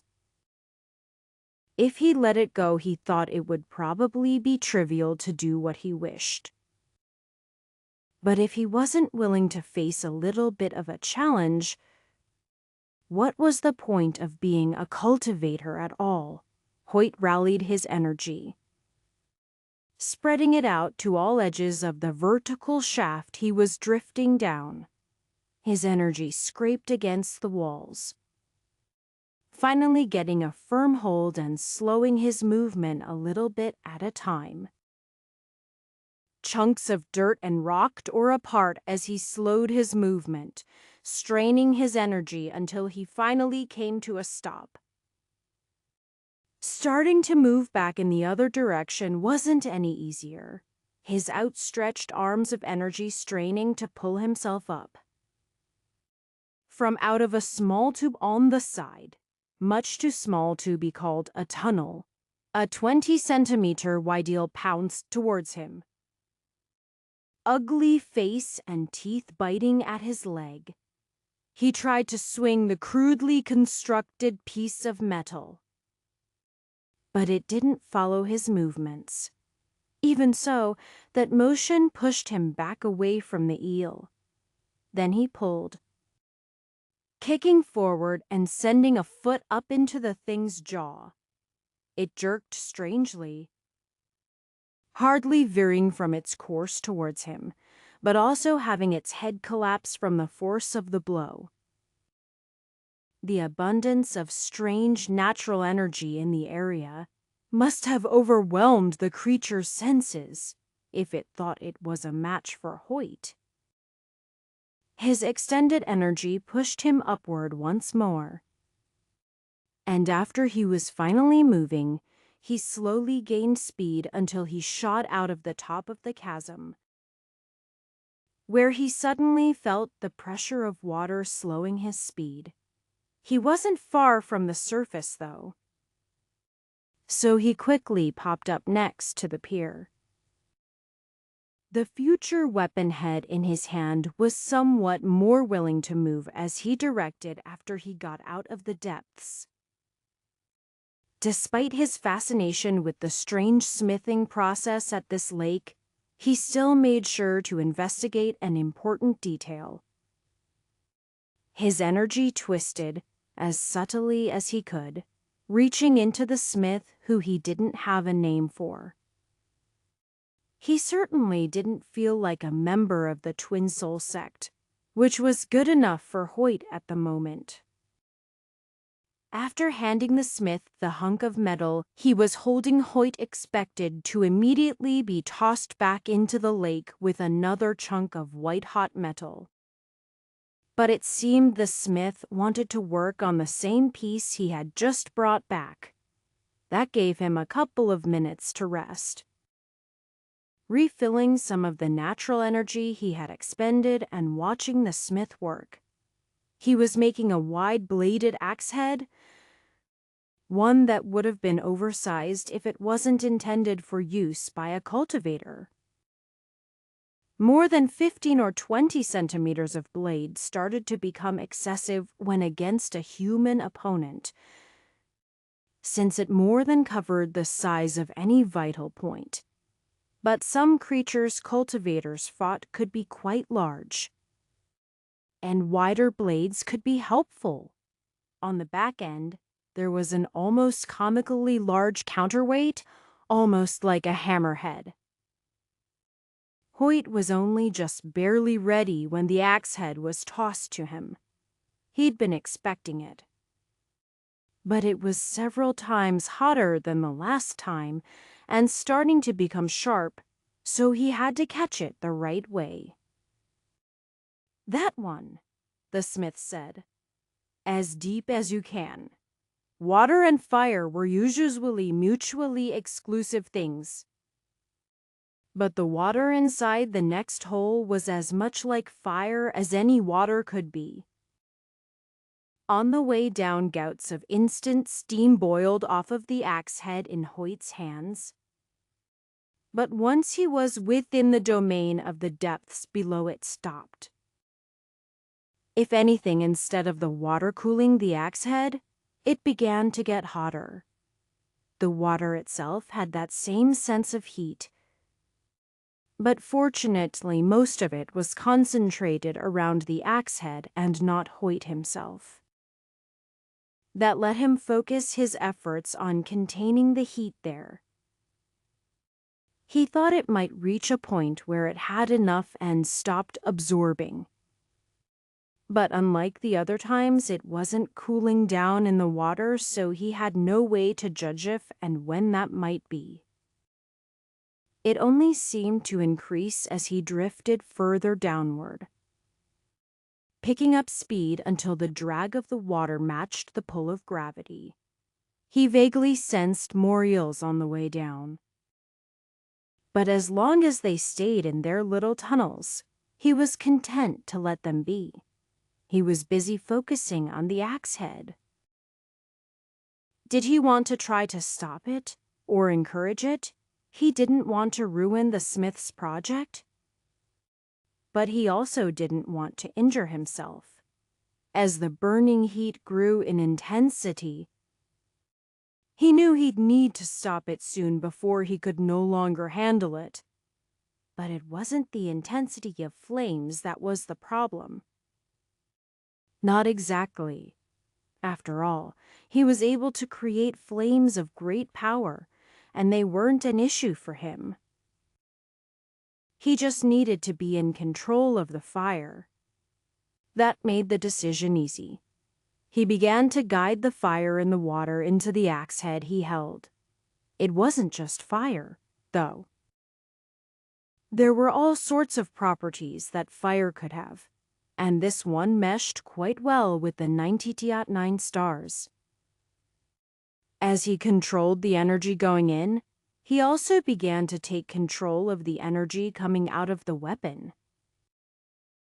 It was clearly not going to stop radiating heat, but it didn't have to be a problem for him. Not if it was attuned to the right sort of energy signature.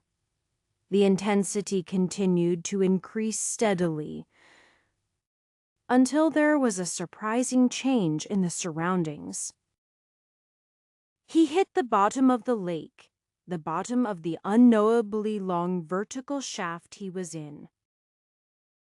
He couldn't sense the surface of the water, but that wasn't a big issue. The real problem was the person he was looking at. A middle-aged man with fiery hair waving in the water. There was an intense look on his face, a heat that poured from him, and a very familiar energy, almost like the 90 Saf9 stars, but not quite. Then he disappeared. And Hoyt found him staring at a pile of bones.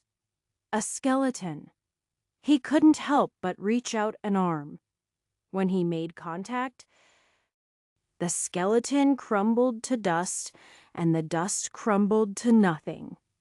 A wave of energy washed over him. But most of it ended up absorbing into the burning axe head. Though it was certainly still radiating energy, the heat of the metal itself had cooled.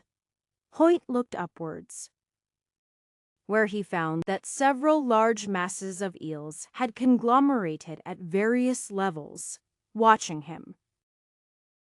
He didn't have the patience to deal with them as individuals, and he wanted to return to the surface quickly. He pushed off the sand, blade held in front of him. He built up momentum and speed, while the fire released from him and the partial weapon he held. He knew what the fire was now, the fire of a falling star. And though he wasn't actually falling right now, the effect was much the same as he barreled through the masses of eels above. The smart ones turned and fled back into their holes, but some tried to chomp through him, presuming that they wouldn't burn from just a little fire. They were wrong. What felt like a mere few moments later, Hoyt broke the surface of the water, flying into the air. He twisted his body, awkwardly shifting the hunk of metal in his hands that really didn't like changing directions, but was much more able to do so outside of the first area of water. He tucked in his legs and flipped over so that he wouldn't smash through any part of the smith's hut.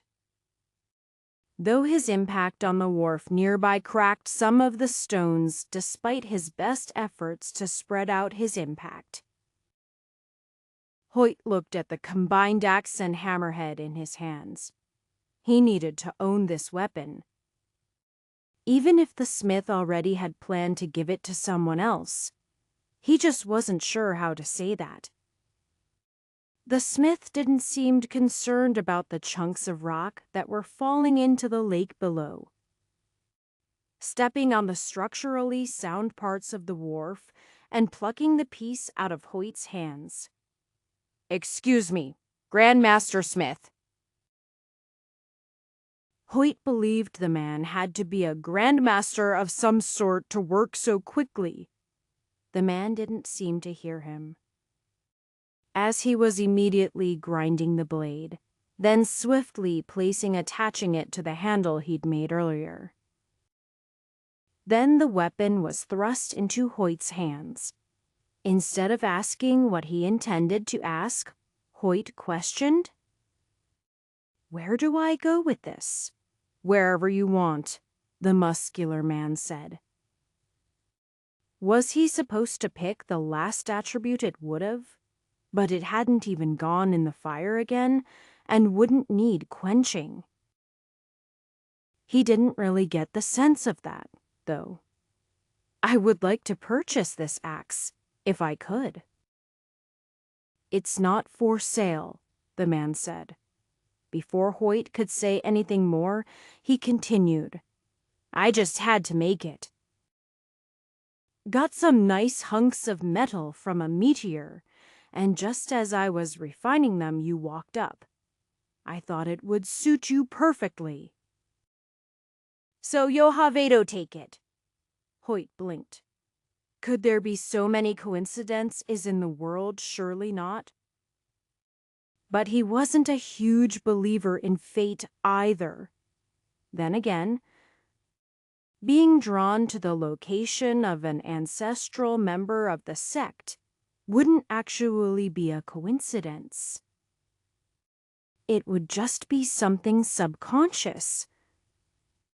Hoyt wasn't sure if it could have drawn him and the others all the way to another continent. But at the very least, when they came to Aragon, it was what pulled him out here. And the smith making him a weapon. He looked over at the other smith he'd approached, the woman across the way. She just shrugged at him. So, it seemed the man was just like this. Not that it was all that eccentric among cultivators. Thank you. I will gladly accept. If you need anything from me. You did a lot of the work anyway. But if you find anything nice, I'd appreciate if you bring it to me. Oh, I am Bomir, by the way. The man outstretched a large, calloused hand. Hoyt shook it. Forgive my prying, Grand Master Smith Bomir. But do you do this often? How do you make money? Hoyt knew that if he had to pay for the weapon in his hand, he might not be able to fully afford it, but he couldn't just leave the man as he was. Money, the man raised half of an eyebrow, the rest of which seemed to have been scorched off. What would I do with that? Can't eat it or fight people with it.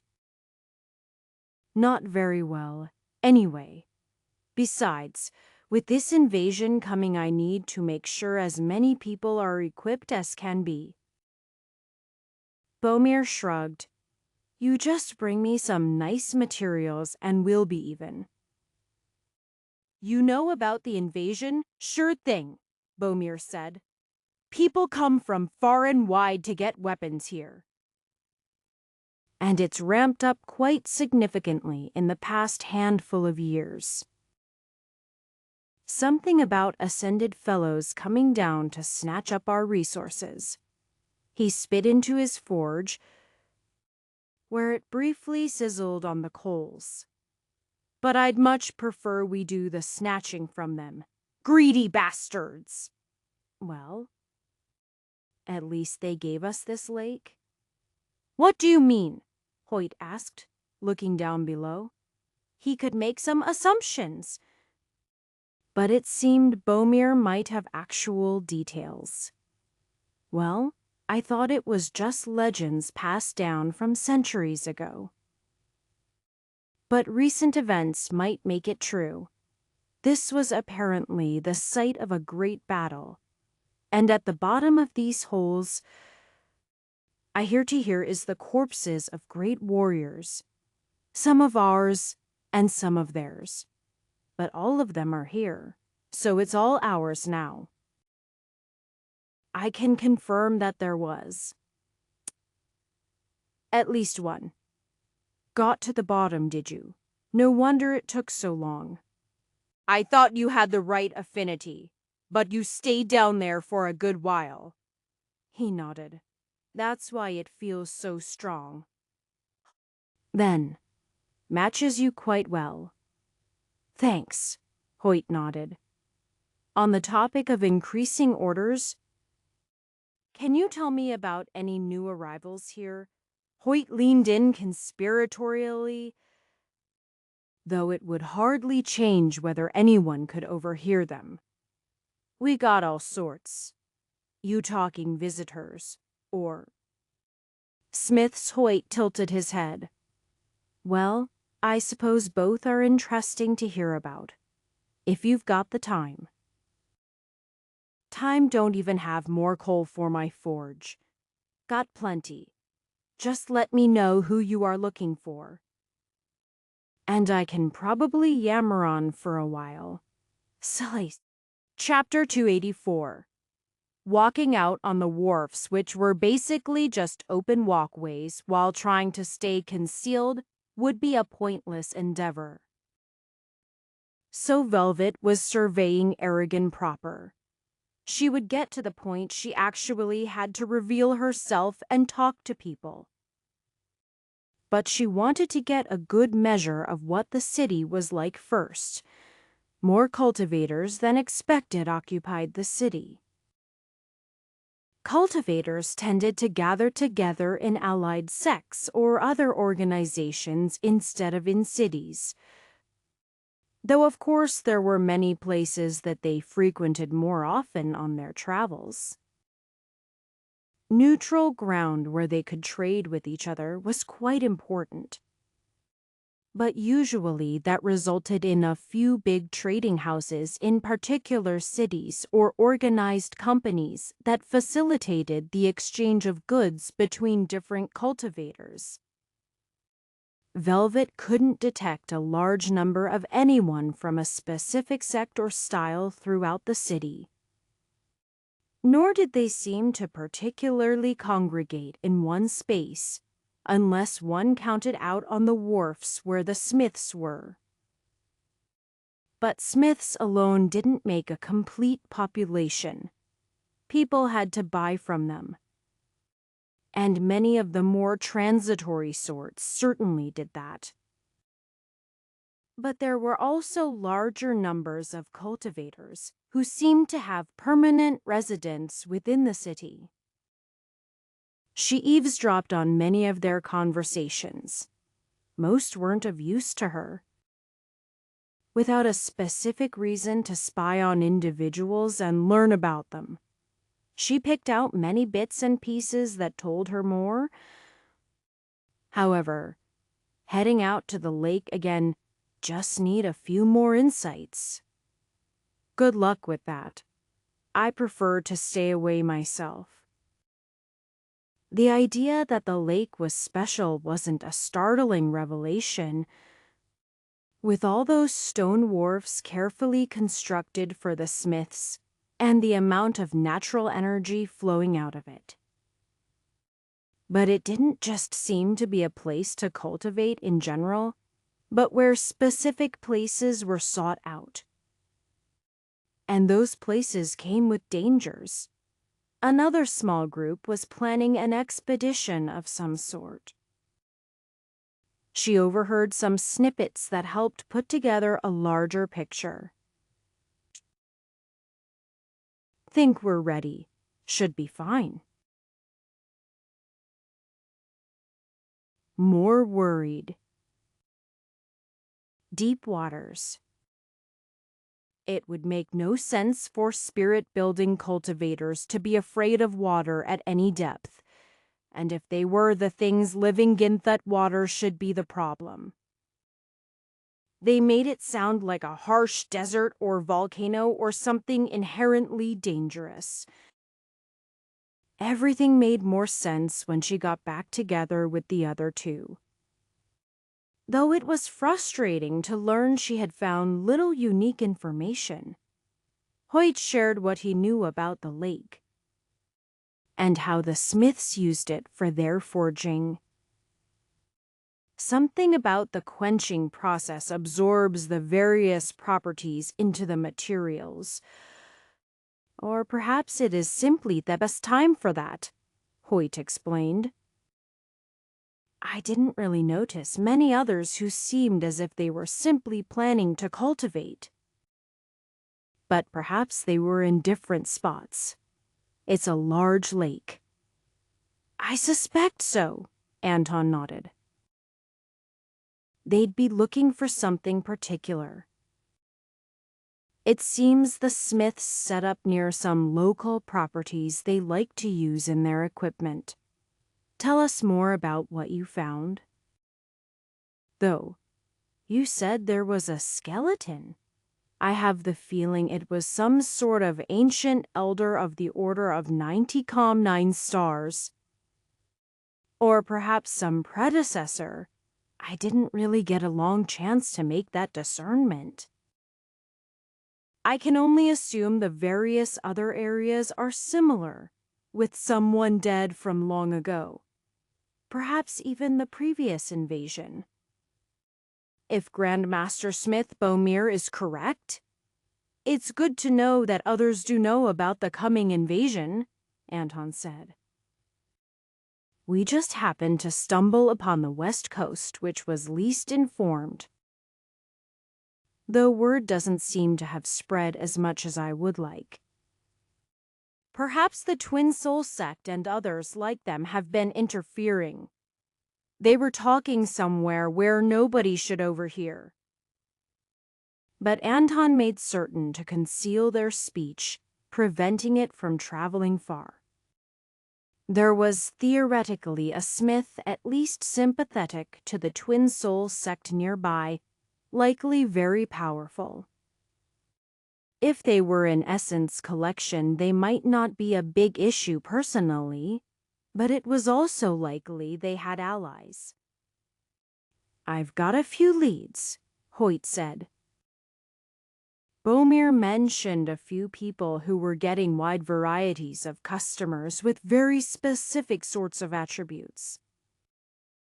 That's not inherently problematic, but if the weapon doesn't match their obvious cultivation style, it could have some implications.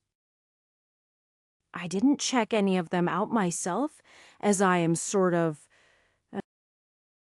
obvious. I am a bit wary for myself, Anton replied. Even if our enemies don't have a counter for our searching techniques, which they might here is always a possibility of them detecting it. We might not even notice if they do. Which they could turn into an excuse to attack us. Or they could simply flee the area. We're the outsiders here. So we have to be cautious.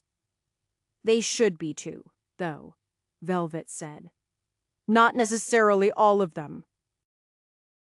But if this smith came over from our continent, they might only have a few months or years on us. That might be enough for them to be favored over us, but that's only if we're involved at all. If someone else just happens to find out about them, well, cultivators don't like traitors. I assumed the other sects here were zealously wiping them out after that whole thing with Everhart. Since he forced some techniques into people's heads, mostly for fighting people who had ascended. But some people learned detection techniques, right? Most of ours came from the Luminous Ocean Society, Anton replied. But there could have been some, and here is nothing stopping them from developing their own methods. The weakness of the Twin Soul sect is that their method has to remain fairly static. Their core cultivation is set, and they can only conceal it through various means. Our best bet would be empowering the locals to deal with their own problems. Though we can't know if that will scare off the Twin Soul sect when they start making progress. I'd like for someone like Swordmaster Rahayu to help us, but people of that power are not always reliable. He indicated wanting to fight them, but that could be 10 or 20 years from now. Or just waiting until the Ascenders attack without trying to stop anything. Let's do what we can, then, Hoyt said. Perhaps scoping out these smiths at their forge might be a bit obvious, but they have to come and go from the city. Or at least off the wharfs. Not all have the same sort of constant devotion that leaves them on the lake at all hours of the day. Personally, I'd like to try diving into some of the other parts of the lake to see what sort of weird properties it has. I'll be least suspicious if I am actually doing something, but I'll also keep an eye out for the people we're looking for. And if I find a few trustworthy people, I can send them to Anton. I assume you'll be glad to teach them any of the techniques they need. Of course. Teaching is one of the greatest joys in life, Anton grinned, especially when it otherwise suits my own goals. The list of notable smiths who had moved into the area recently by cultivator standards was actually quite large. When adding in suspicious factors, it still left a handful which, by random chance, turned out to be a majority of women. Relevant bodily differences between male and female were greatly overshadowed by cultivation after the completion of body tempering, and negligible by essence collection. The effects of age were a larger factor by a wide margin. The man, Asser, was the youngest of the bunch, cultivating as a member of the Blue Forest Mystery. The members of that group and the effects of their style weren't the mystery, but instead the mystery was related to the insights they were discovering along the path. In short, it was an incomplete technique, though very few could be said to be truly complete, with someone having reached the end of it and ascension. Some people just didn't like to admit it, or did so obliquely. Next was Reshma of the insect shore swarm. She was not quite so young, though from a sect that was reviled for the bugs they controlled and how they let them devour their enemies. Many cultivators preferred the idea their body would be at least some whist preserved after their death, even if all of their equipment was stolen. Nobody wanted to be food. Liljana was the oldest by far. That experience could make her a dangerous enemy, though her power was also waning because of it. She practiced a strange style called the chainfish that none had ever heard of, and it could have easily been a cover. A bit less ancient than Liljana was a smith known as Brienne. She practiced the hidden flame style, which certainly made her quite suited for her job, as she required less coal than others.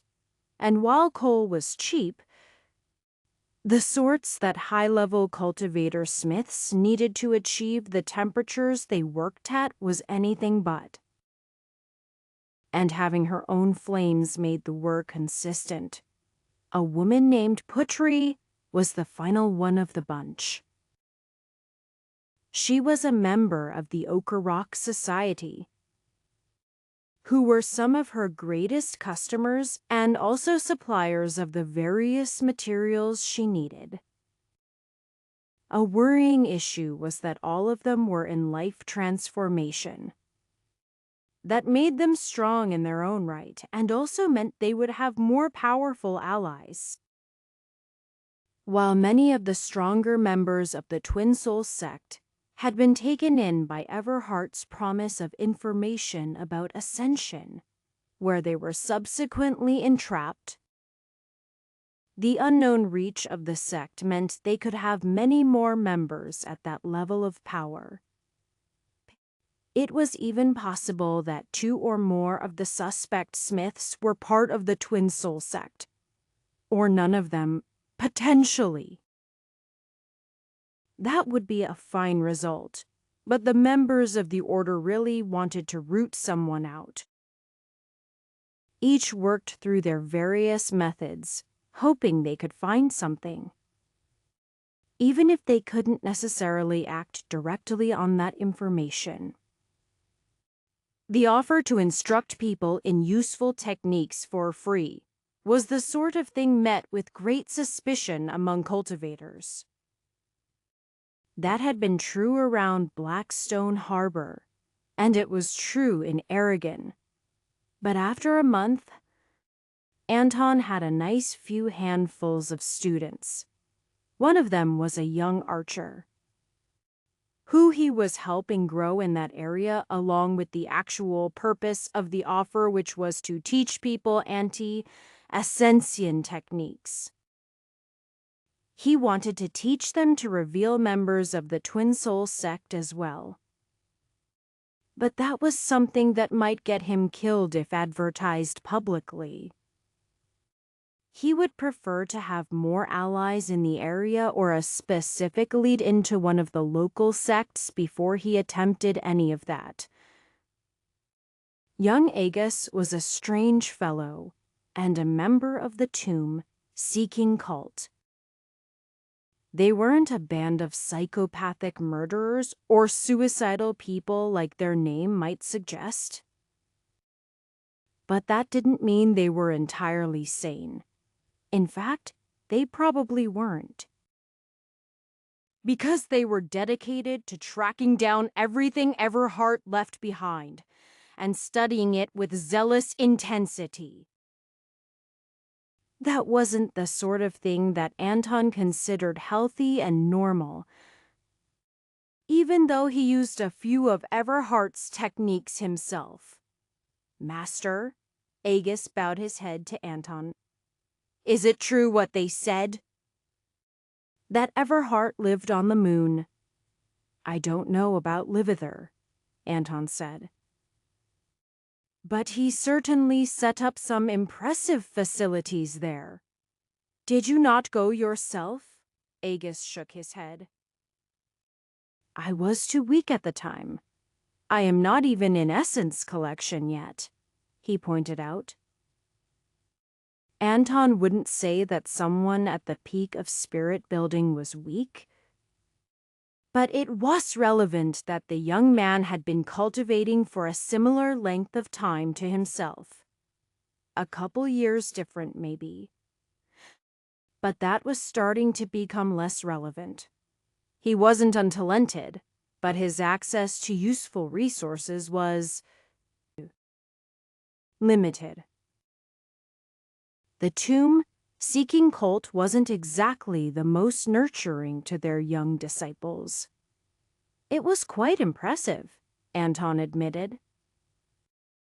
Though I would also consider it quite wasteful. How so? Agus asked. Like usual, it all fell apart at the end. Possibly even the giant forest he'd managed to cultivate beneath the surface. The trials of the end are to weed out those with the talent and will to survive, Agus said matter-of-factly. Anton didn't have the heart to tell him it was probably some sort of prank or better revenge against long-dead foes. At least the tomb-seeking cult had one thing going for them. After they learned that Everhart had set up traps for the Twin Soul sect, well, they'd apparently grown quite zealous in their search, to the point of sort of neglecting some of their younger members, when they really should be teaching them the same things as Anton. Agus was learning from him sort of as a test, to see if he really knew what he claimed. They'd be quite surprised what Anton really knew about Everhart, though he wasn't sure if he wanted to reveal all of it at any point, or if he even actually knew it he knew. Chapter 2, 85.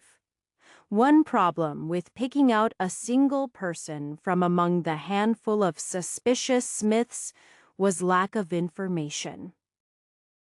It didn't take a cultivator long to adjust their accent to fit with the changes of being on another continent. It might be possible that there would be a slip-up, but Velvet wasn't so familiar with the exact difference is that she thought she'd notice it. Another issue was that she didn't recognize any of the people involved. Not that she expected to have seen them, but she had memorized as many life transformation cultivators as possible. The publicly known figures had been a few hundred all told, and the Order even had information on those less public. These weren't any of them. Perhaps they'd concealed themselves well, or changed their looks. That didn't necessarily mean one would be in disguise. since there were permanent methods that could change a person if they were willing to commit to it. It was much harder to discern a permanent physical change compared to an illusion. Watching people come and go wasn't so easy as sitting in one spot and watching the people step on and off the wharfs. Remaining in one spot for a long time was extremely suspicious, and those who came by with relative frequency would notice her. It was hard enough to not have life transformation cultivators notice. She was looking at them. Concealing her intent was required, because fully hiding her presence was just asking for trouble when someone saw through. But if she was just another person whose eyes locked onto a life transformation cultivator, it hardly mattered.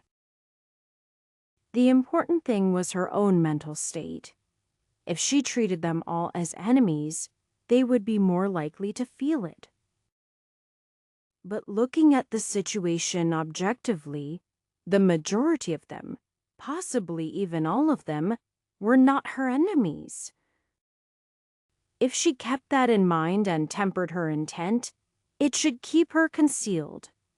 At least, she had no indication she'd been noticed so far. As for where she was watching from, the simple answer was she became one of those coming and going, and merely varied the time of day she made the trip. As for where she went, the Niverlam depths had a lot to offer. Most cultivators would take a little boat, whether or not they were of a high enough cultivation to walk on the surface of the water. Among other things, boats provided a small layer of insulation between the cultivators and the strange properties of the lake.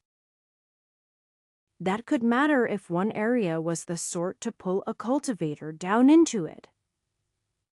Any essence collection cultivator has sufficient control and capacity of energy to walk on the surface of a lake. It simply required spreading out energy until the water carried the cultivator's weight. It was often a wasteful method when that was basically what boats did, but statically instead of with constant effort, though depending on the factors a cultivator might maintain such a method indefinitely. It was probably faster than paddling a little dinghy, but also considered rather arrogant. Not exactly the best for keeping a low profile. The slower pace also allowed Velvet more time to watch the people she passed.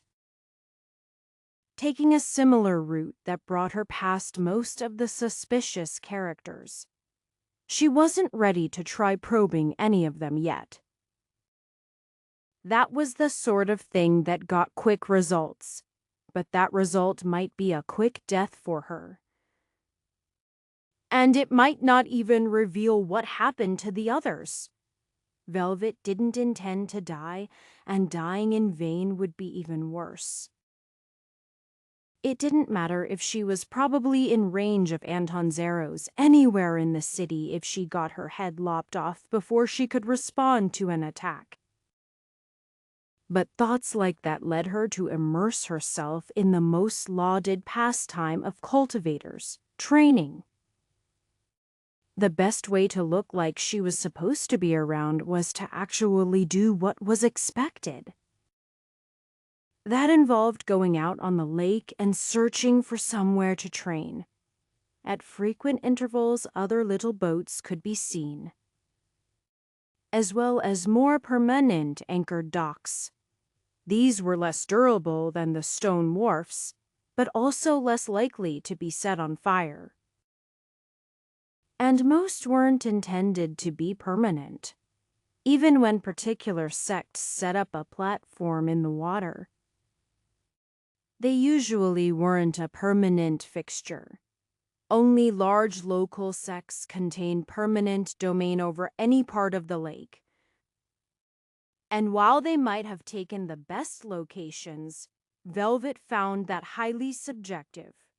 After all, Hoyt had found a spot perfect for members of the Order of 90 Tight 9 Stars. Sure, that area was now kind of obsolete. Either forging his new weapon or destroying the skeleton had drained a significant portion of the energy that had been there. But there were things to study besides just a cultivation style. Velvet's favorite she'd stumbled upon by accident. While shuffling along the bottom towards a vertical chasm that felt rather Dagor-like. It was astounding how long the area had remained as it was. But there was a sort of overall resonance between what seemed to be a myriad of bodies. They hadn't actually reached the bottom of any others to observe more corpses, but they could imagine, on the way there. Her toe had dipped into the sand. Nothing odd about that, but the weight had felt off. Being sensitive to tiny changes was important for a scout, and so she danced around the area for a bit. Before finally determining what looked like a patch of sand was actually just another hole concealing itself. Even when she dropped inside, she couldn't tell it was there. Her senses were constantly telling her there was earth all around her. Sand and rock making up the lake bed. But she was physically able to move deeper, and she did. The sensation was nauseating over any significant period of time, and Velvet had to carefully maintain how quickly she descended. After a period between 10 minutes and half an hour, she would usually return to the surface to stabilize herself and her thoughts. The strange thing was, she felt nothing. But that was exactly what she was supposed to feel. Just being what should be somewhere was one of the ultimate forms of stealth. She had practiced similar techniques, but there was always more to learn. She also got to practice with it, as the creatures dwelling in the walls were quite adept in that area as well. Velvet didn't relish the feeling of being bitten out of nowhere. Teeth sinking into you when you were surrounded by lifeless rock and sand. Even worse was when that feeling was delayed and she was unable to counterattack the creatures. She knew there were things other than eels that lived in the other depths. But she usually counterattacked with the presumption that they were long and skinny relative to other things. The eels were most common, from what she'd seen. As for what they ate, there were certainly abundant fish in the lakes. But it wasn't enough to sustain the eels. Then again, cultivators also weren't plentiful enough to be the food source. If Velvet had to guess, it would be the energy. The creatures had simply become part of the lake. Living animals that hardly operated like natural beasts. Though she could be wrong, because they looked normal on the inside. At least to the extent of her knowledge. Maybe she would ask Anton. But first she would dive once more. Velvet had at first focused on feeling like sand and rock. But that hadn't been sufficient to conceal her from the senses of the beasts.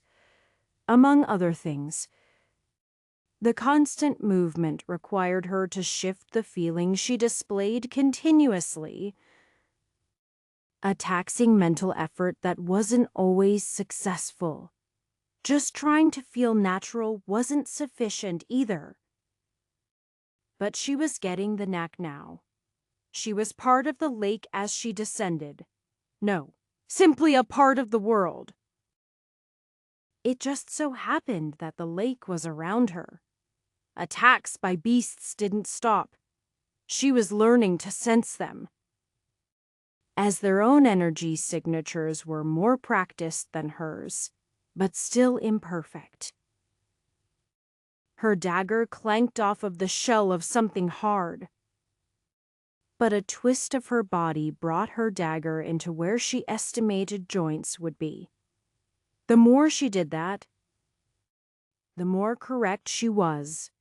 After a short time, Velvet swam to the surface, sitting in her boat. She breathed deeply. It was possible to sustain her breath with energy for a long time, perhaps indefinitely. But it wasn't the same as actually breathing, and the repetitive motion helped clear her head. If she stayed down too long, she might actually believe she was part of the lake, or rather simply a natural part of the world. The effects on herself were the most disconcerting. She wondered if the cultivator, who had presumably died in that spot, had done so by way of violence or simply had forgotten they were alive. That was a scary thought. She absolutely wanted to avoid that, as it seemed a very real possibility. But it was an effective technique. Velvet was practiced enough in that and various other types of stealth that she naturally blended into the world.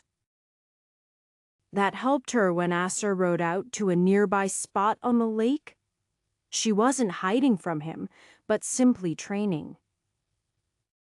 So whether or not he had noticed her, he hadn't really noticed her. But she certainly noticed him. When his energy briefly flared up and then sort of twisted in upon itself. It almost completely disappeared as he descended into one of the depths.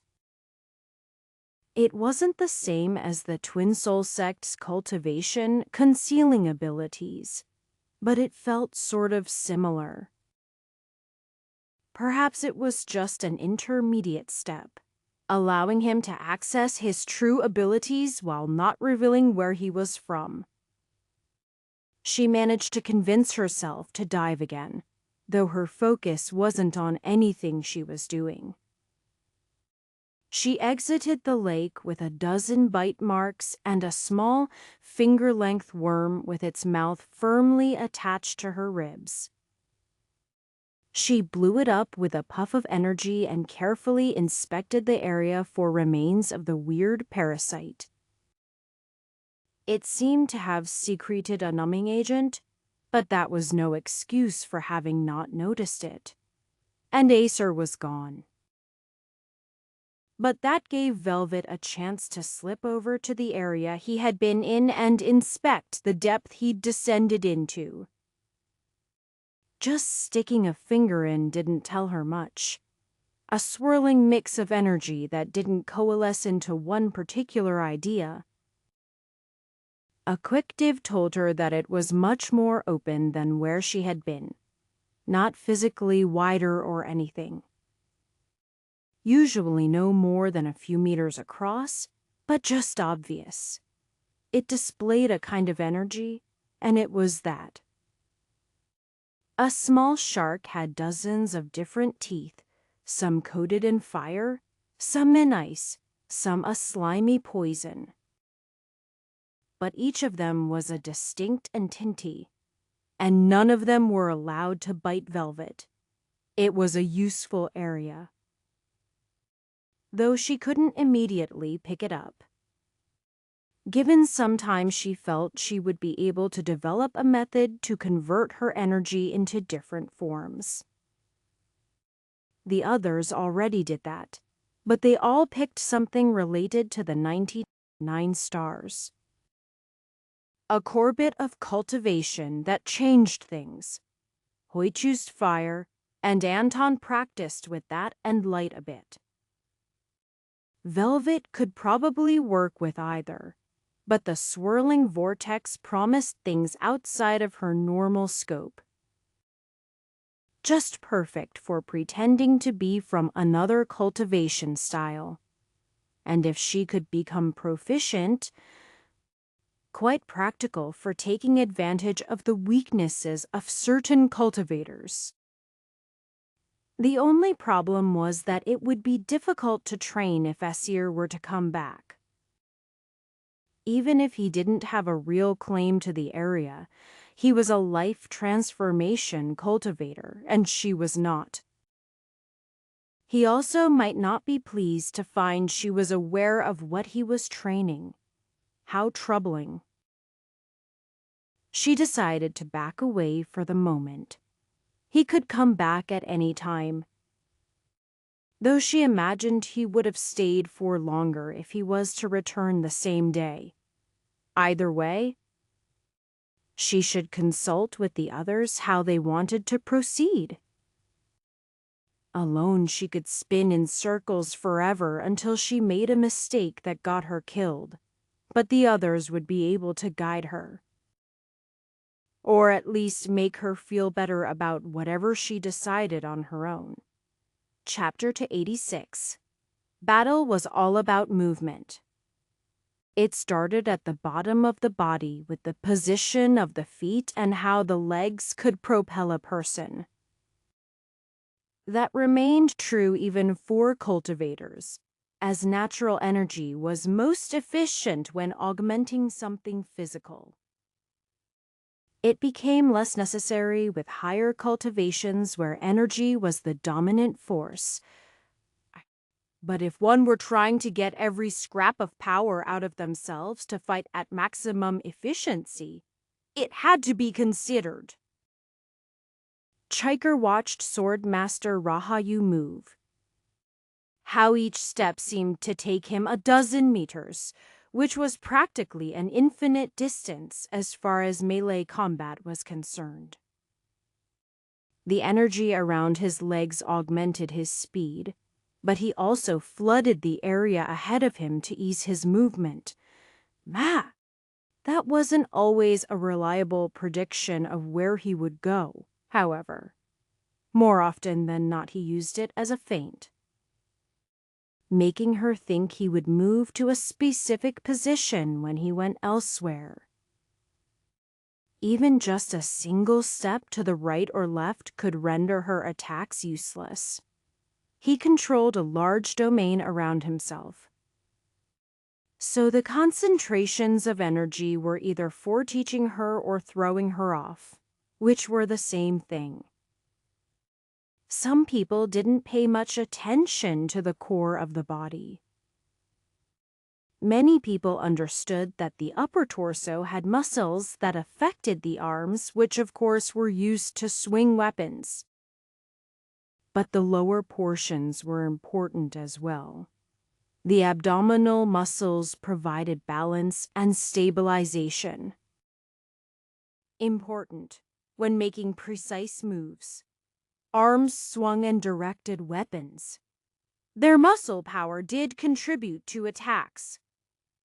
But it was often better to make use of proper weapon positioning to maximize momentum gained from other places instead of just trying to shove a sword faster.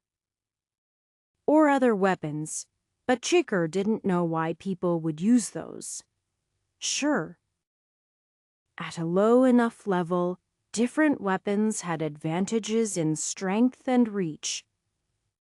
But the sword had versatility in motion that remained effective even in higher-level fights. The head was also important. Watching your opponent with your eyes was the easy one, but other senses mattered too. Hearing them move when they were out of your sight could save you. And the way people flexed their muscles could be heard even when the movements weren't visible on the outside due to clothing covering them up. Smell was useful too. It could reveal all kinds of information. And taste was usually best not deployed. If you could detect a poison with your tongue, it might already be too late. Swordmaster Rahayu happened to use a single sword, while Chicker had long gone down the path of using as many as possible. The one held in her hands weighs always the best. But there were limits to how many opponents could be fought off at once with a single blade. That's what she told him. And he generally agreed. With this sword in my hand, I could parry or block attacks from a dozen worthy opponents. But there could always be more. Of course. If I cut down that many, then I no longer have to count them among the numbers of my enemies. Rahayu smiled widely. That's something you seem to understand. Chiker nodded. It has been in my best interest to win quickly. While they talked, they continued to spar. At the current moment, Swordmaster Rahayu was making use of different weapons. He was not as adept in their usage as he was a sword, but he was certainly more than capable of picking out the hardest moves for Chiker to deal with. Wide sweeping attacks that would break her guard if she blocked and force her into a disadvantageous position if she dodged. Long-range thrusts with spears that forced her to try to slip past them to get a moment to attack. Close-ranged attacks with daggers that made it difficult to bring her sword to bear, though those were basically countered by her additional swords striking from other positions. It didn't matter if she got a little cut along her arm or side, if she impaled her opponent. Not that Rahayu ever got injured. So far she hadn't even touched him, or even nicked his garments. There was nothing crazy about that, given his cultivation was at the peak of life transformation, and she was merely in mid-essence collection. He had much greater life experience than Chicker, and her specialty in swords became a disadvantage against him.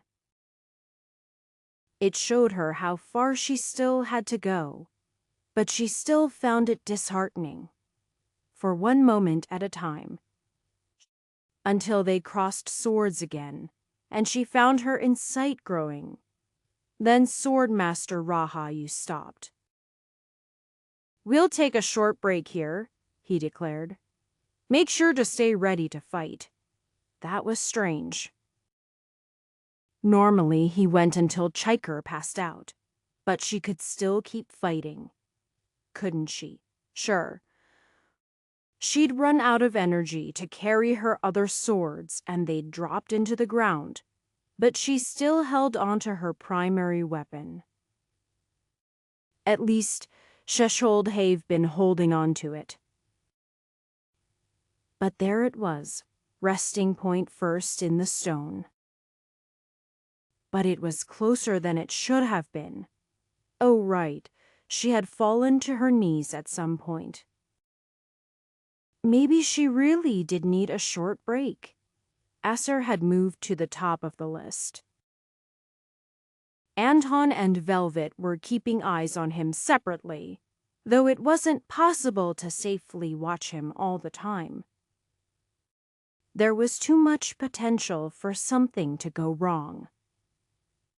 Anton had the advantage that he was capable of observing from a much larger distance.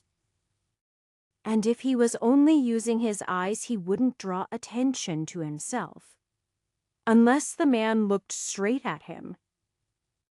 Standing on the shores several kilometers away, but that hadn't happened yet. Either he wasn't paranoid about people watching him, which seemed strange for a life transformation cultivator, or simply didn't think anyone could learn anything important from so far away. Or perhaps it was a matter of practicality. Even Grand Elder Sanias attacks from this distance would take some time to arrive, giving him a chance to react. Long enough, at least. Constant tension wouldn't do anyone any good, Anton had to admit. The man didn't look like he was hiding anything. People came to him with a request, and he made them a weapon. Just like all of the other smiths, he made use of the particular properties of the Niverland depths to quench the weapons or otherwise draw upon the different properties. He made weapons and armor of many different styles. Small and large weapons, as well as armor ranging from small bucklers to full suits of armor for the cultivators who made use of such. Anton preferred his lighter but still quite effective armor. He thought back to the days that a partial diamond silk undershirt had seemed remarkable. Now it seemed hardly better than paper. But it had been useful until late spirit building at least. The variety of customers that came to Azar also wanted weapons enchanted in different manners, generally making use of some rare materials they'd gotten. Either a particular bit of metal or part of a beast that naturally leaned towards a certain set of features. Fire, ice, lightning, all of those were common. There were even quite a few who simply went for the best durability and cutting edge that could be obtained. Any one of those customers could have been a member of the Twin Soul sect, though the most frequent were members of his nominal sect, the Blue Forest Mystery. Unfortunately, Anton couldn't get close enough to confidently probe the man. The customers, though. Velvet was watching for them, and they were fairly confident they could detect what they were looking for without being noticed. Even if someone took offense, they would at most be an essence collection, and it would be hard for Acer to find an excuse to join in battle if they weren't a member of his sect. Thus, they should be relatively safe. Not knowing how many members of the Twin Soul sect pass through Aragon regularly, and knowing how touchy cultivators were about being inspected, Velvet kept herself restrained from checking everyone who passed her by. But whenever she determined someone was going to the smiths they were observing, Acer might have been the most suspicious at the moment, but the others were still important. She tried to pick out if they were part of the Twin Soul sect. So far there had been none. Velvet wasn't sure what that meant. Maybe there really weren't that many members of the Twin Soul sect in the area. Maybe they'd heard about what happened at Blackstone Harbor and decided to lay low, in case this very thing happened. Or maybe they had the wrong people entirely. It was entirely possible whoever had worked here had already moved on before they arrived. Maybe they were an unremarkable sort, making the sword for Elder Lestari and slipping away before anyone really registered them. That was the problem with observation missions. You couldn't be sure of anything until you were making great progress, or maybe even fully finished. Sometimes all you needed was a single bit of information to know what was necessary with sufficient certainty. In this case, they'd need more than a couple Twin Soul sect members going to a single smith. After all, they could just have a preferred person unrelated to the one in question, who undoubtedly made things with a specific flair. Well, undoubtedly to certain people, Velvet wasn't going to disparage Chiker's connection to swords. having seen how it worked in action, but she certainly had nothing the same herself. Daggers were just convenient weapons for what she did, not her identity, and what she was doing was blending in. She wasn't sure if she could seem like a natural feature in a city, but perhaps she would seem like an extension of a building or an awning. That sort of thing would be odd for anyone who saw through it. But they likely wouldn't bother with her if she wasn't looking for them. And statistically, she wouldn't be. It was hopeless for Chicker to suddenly be able to injure or defeat Sword Master Rahayu after a few weeks or months. He likely had an entire century of cultivation more than her, perhaps two.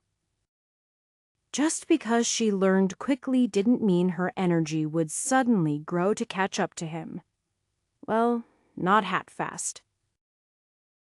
She had broken through to the next rank in her cultivation after the first week, but the next would probably be several months away at least. Half a year, even. That was still rapid compared to the year she would have expected on her own, but that growth couldn't continue indefinitely. And while fighting wasn't just about cultivation, Rahayu had everything else that mattered there too. It hardly mattered that Chicker was a whirlwind of blades. They weren't spinning and slashing randomly but with purpose. Yet he always found a way through, untouched by her in the slightest. She couldn't even cut his hair. And he would slice or impale her as he pleased. She didn't care about the injuries, except that they made her spend time recovering. At the moment, she had a sword stabbed through her shoulder, moving straight down through her ribcage and vital organs. She could only marvel at how it had avoided slicing anything important, weaving its way through her and shunting aside vital organs. It was even more remarkable because it was obviously not Rahayu's normal methods.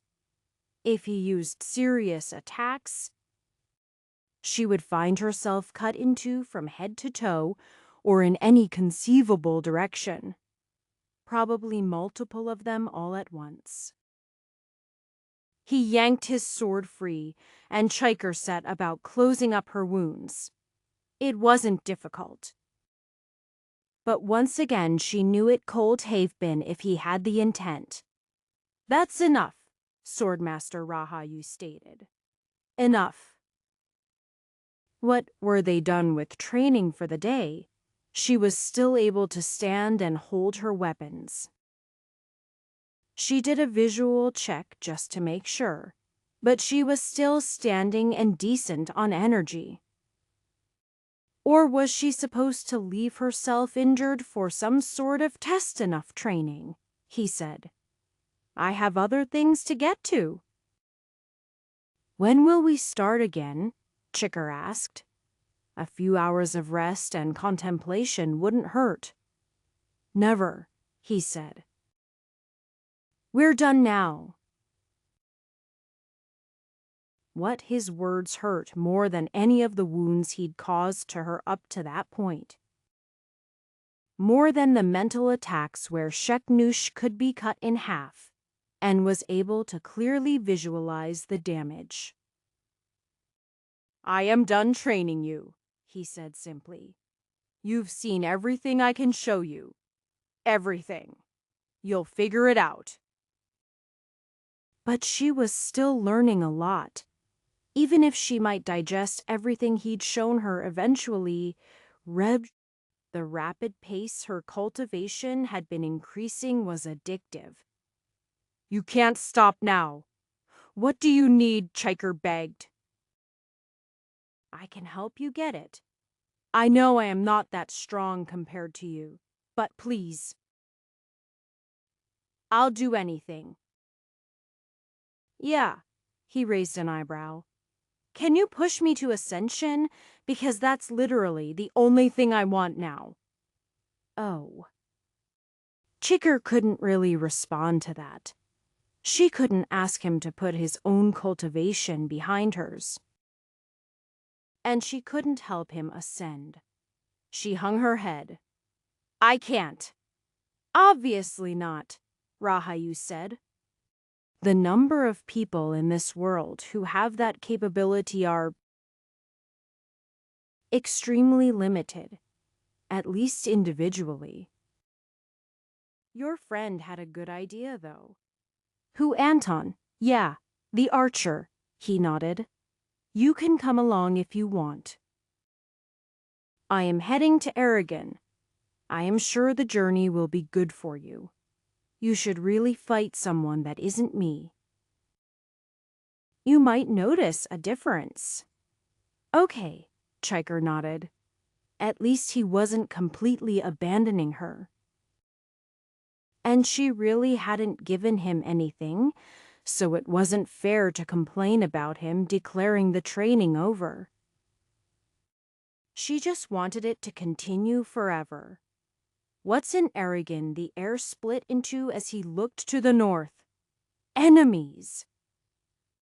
The declaration was once again terrifying, as if she would die as a mere coincidence. Should she get anywhere near him when he was serious? It was like blades cutting into her. And while I don't know that the ones there will matter, eventually they have to send a challenge.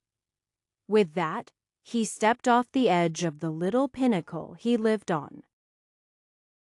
Chiker almost didn't react fast enough to keep up with him, but she dropped down behind him, landing and rushing to keep up with his quick movement.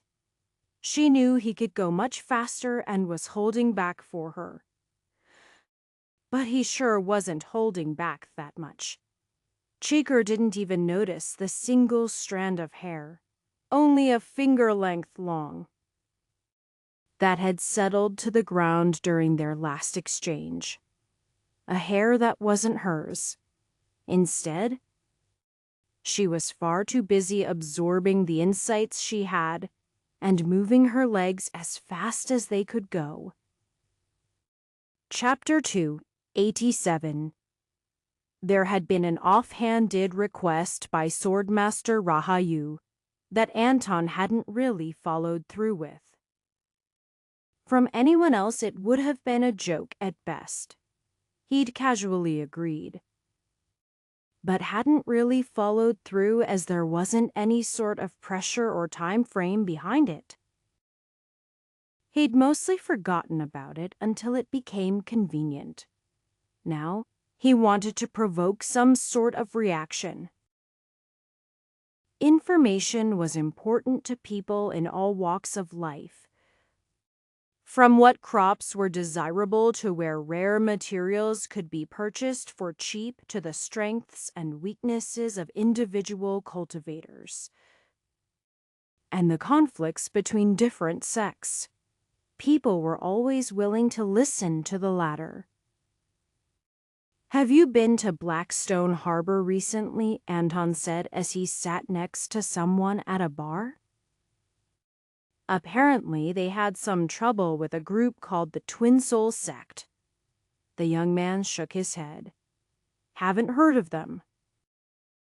What happened?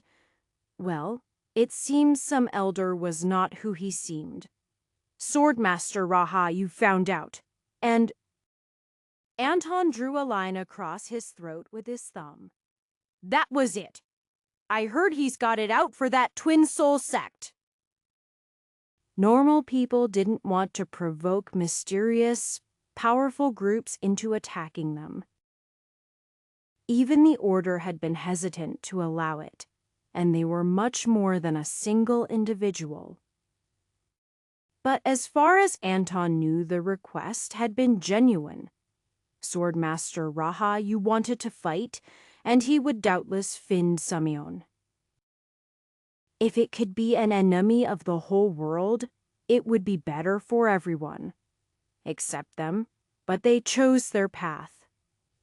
Oh, I've heard of him. He's a powerful life transformation cultivator.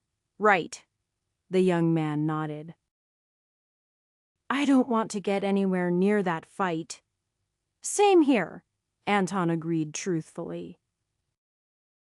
He still had things he wanted to do while he was alive. If nothing else, he should be able to last until the invasion and Diathyr. There was some more frivolous conversation and exchange of rumors, but that was Anton's main contribution. Things with Azer had kind of come to a standstill. The multi-elemental stuff he was cultivating was perfectly normal for a member of the Blue Forest Mystery and a smith who made a wide variety of weapons. Nobody had a fortunate encounter that suddenly revealed anything about the other for under suspicion. And as Anton got a better picture about the limitations of life transformation cultivators' senses, he realized how dangerous it could be. For example, within the 1999 stars cultivation technique. 42 of the theoretical 100 stars were part of life transformation, even if people were only a short way into it. Each step represented a marked improvement that only amplified the division between stages. Anton himself was only at the 45th star, and someone in early life transformation would be around the 60th, in general. Sensing ability increased with overall cultivation. Anton wasn't willing to bet that he or Velvet were close to 2.5 times better than the talents who could make it to the final known realm of cultivation, regardless of their individual specialties. So stirring up the nest by making the Twin Soul sect nervous or eager was their best bet. If a lone life transformation cultivator wanted to cause trouble, it was quite possible for them to wipe him out. They might have to make some sacrifices. Vandali took more than a handful down with him, but a lone cultivator was an easier target. In theory, at least. In practice, Swordmaster Rahayu was specialized. Combat was a huge part of most cultivators' abilities. But most also had other pursuits, except people like Rahayu, which made them more dangerous. Anton didn't plan to remind the Twin Soul sect of that part, though. A couple weeks was enough for rumors to take hold. If they had enough truth to them. Anton actually had more information about what had happened in Blackstone Harbor. But that information was already known. He focused on the part where Rahayu declared his intent to fight the Twin Soul sect. It hadn't happened in public, but it was the sort of juicy thing people wanted to hear. And it was true, which helped. Nobody who knew about the man could say that it didn't sound like him. They were now just waiting for fruit of their efforts, either their casual scouting, trying to pick up individual members of the Twin Soul sect, or some information that led them to determine for certain who was involved. Reshma had become more active, though it was possible it was simply because of the season and the local insect populations. Liljana was spending more time out in the lake away from her smithy. Brienne had been turning away customers as she worked on a particular batch of weapons. And Putri had disappeared, though it was uncertain if she had left town or where she had gone. Then danger arrived. It cut through town like a hot knife through butter. Except it was a sword, and a known one at that. Anton was fairly certain that nothing was physically severed. But he felt the passage of Swordmaster Rahayu through Aragon, lasting only a few moments before he was out on the lake. Trailing behind it, he felt a more familiar presence heading right for him. He went out to meet Chiker, only to find an extremely haggard woman. The various sheaths complaining her myriad of swords were dangling randomly around her, and some were dragging along the ground. She looked as if she hadn't slept properly 4 days or weeks. Which was quite possible. There. You are... Chiker staggered over towards Anton. The Swordmaster. Says he needs you to use that technique. Which technique? Anton asked. The discerning one. That reveals people. Ah! Anton didn't particularly mind using it, of course. Where does he need me out at the lake? With that smith lady, Chiker said. Just go towards him. Right. I will. You should rest. No. I need to see him fight her. Chiker started a pathetic jog towards the lake, barely the speed anon Cultivator could maintain. Knowing he couldn't reasonably stop her, Anton swept her up, sitting her on one shoulder. It was the least awkward place he could think to put her, and had the fewest swords batting against him as he moved. He quickly moved to the straightest avenue that led to the lake and the various wharfs there. It didn't provide a view of the entire area, but he could barely make something out. A few moments later, and Anton wasn't the only one running towards the battle. Numerous cultivators were interested in seeing what was happening. Most of them stopped at the shore of the lake, however. Getting too close to a fight between powerful cultivators could be dangerous. Anton didn't have that luxury. But as long as nothing was targeting him, Heschel'd be fine a little closer. Then he felt a life transformation cultivator barreling towards him. He was prepared to dodge off the wharf into the lake. Since any strange effects that he might be drawn into would be better than being smashed to pieces. Chiker didn't seem as if she could handle too much battering, either. But before he could move, he recognized the figure. It was Putri of the Ochre Rock Society. Their technique made them quite durable, as most earth swords did. Perhaps that was why she was still intact as she flew towards Anton, back first. He was still going to dodge out of the way when he realized the battle was still happening. Putri wasn't really involved, and had simply been ejected from the area. Rapidly, Anton gently tossed Chiker over to the side. Spreading out his energy in the widest pattern he could maintain. Instead of creating bows, he focused more on the string aspect. Forming a large net, it wouldn't be as durable as something he'd practiced for a long time. But nobody was intentionally trying to break it. When the woman impacted him, he tried to remind himself of that. The strings of energy snapped taut, stretching to their limits in the same instant.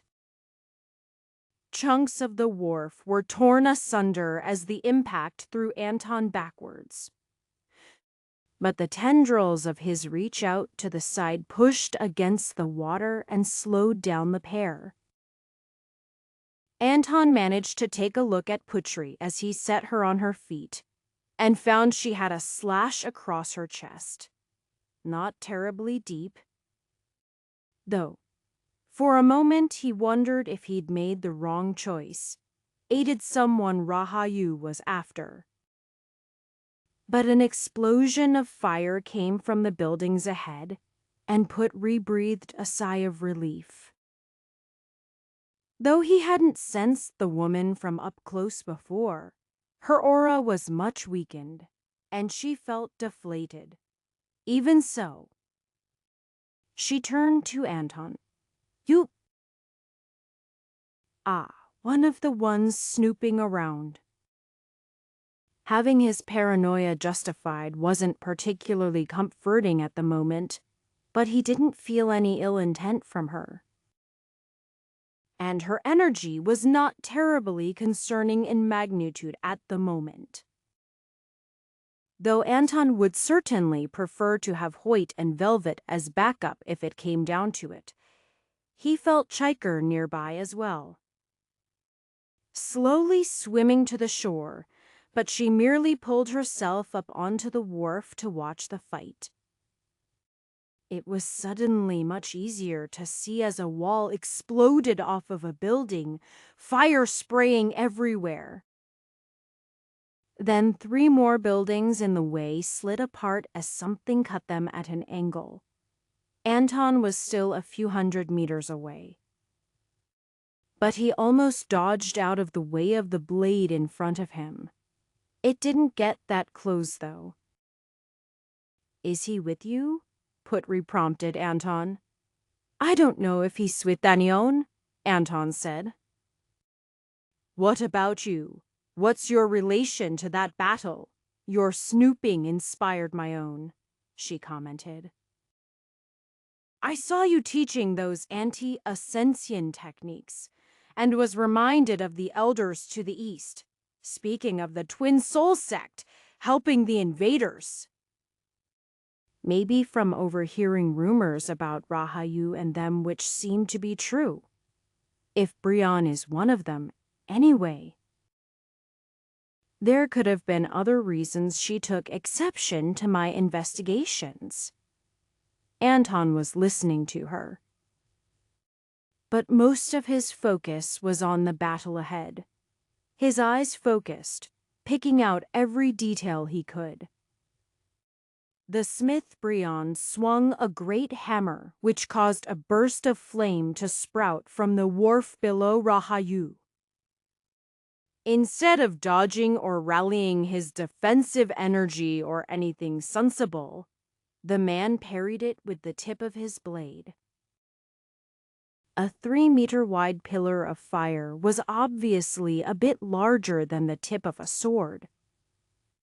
But the way it angled to the side of him, Anton determined that the fire didn't care.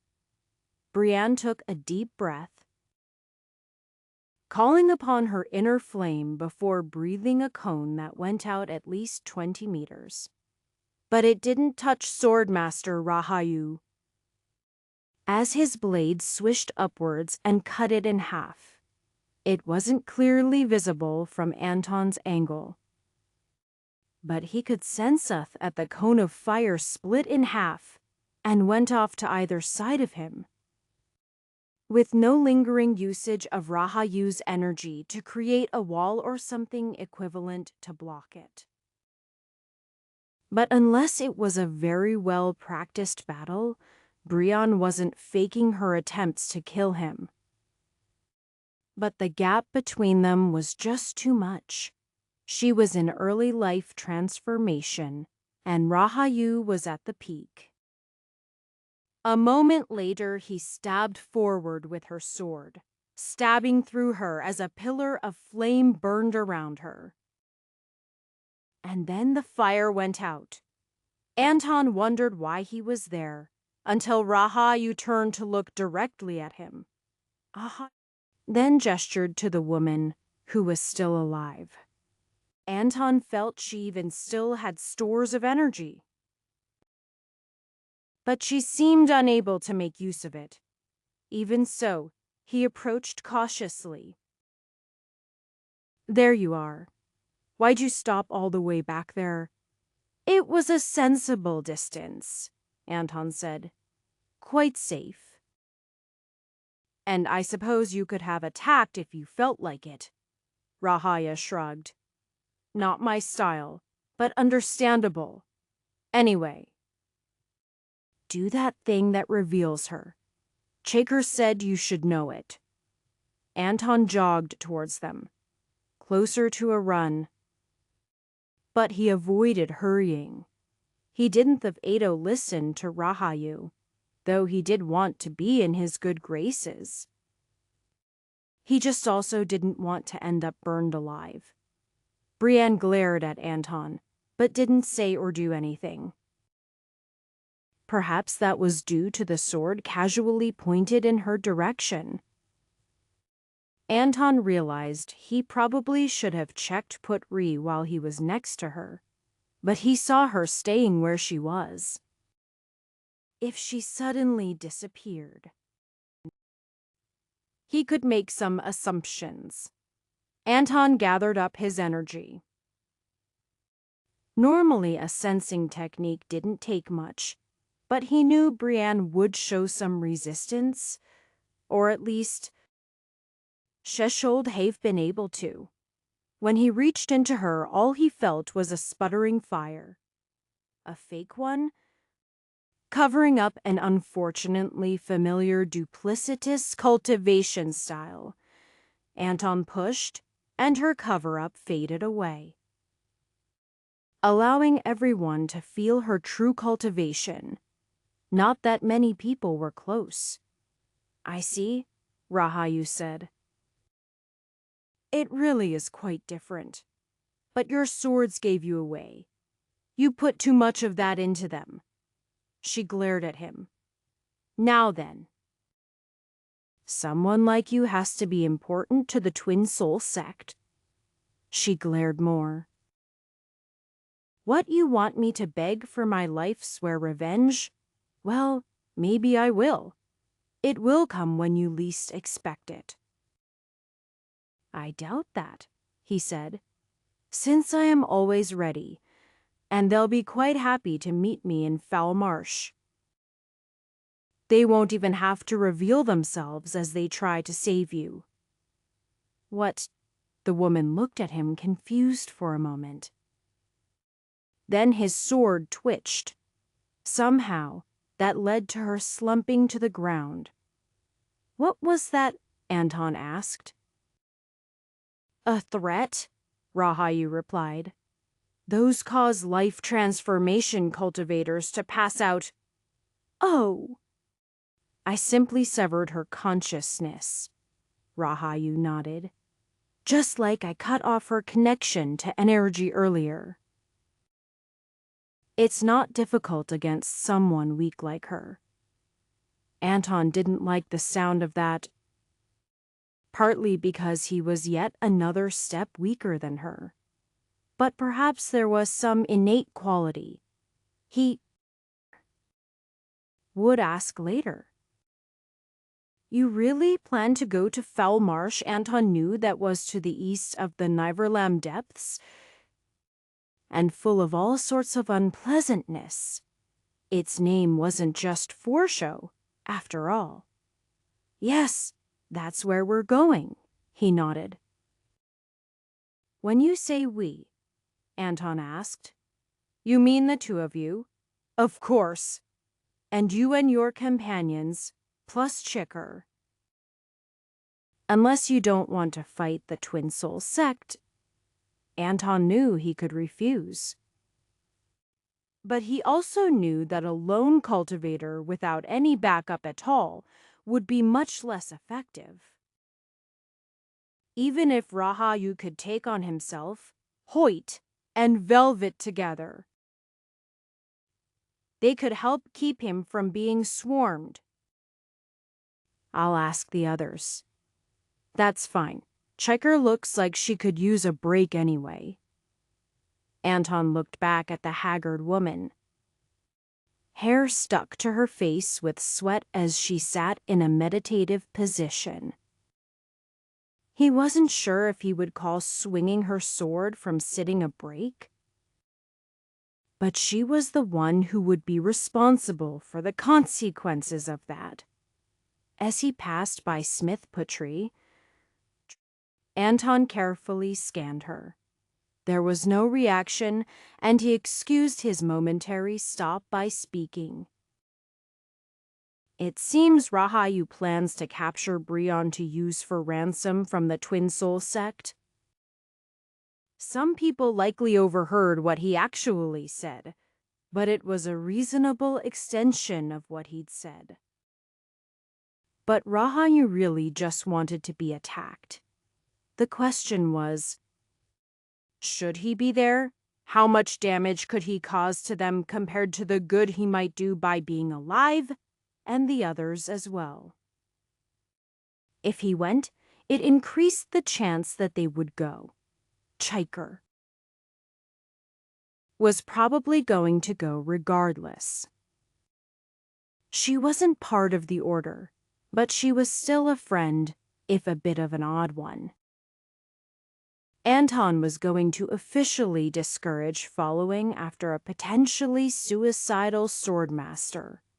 Hoyt and Velvet were worth too much, and had too much potential to just waste.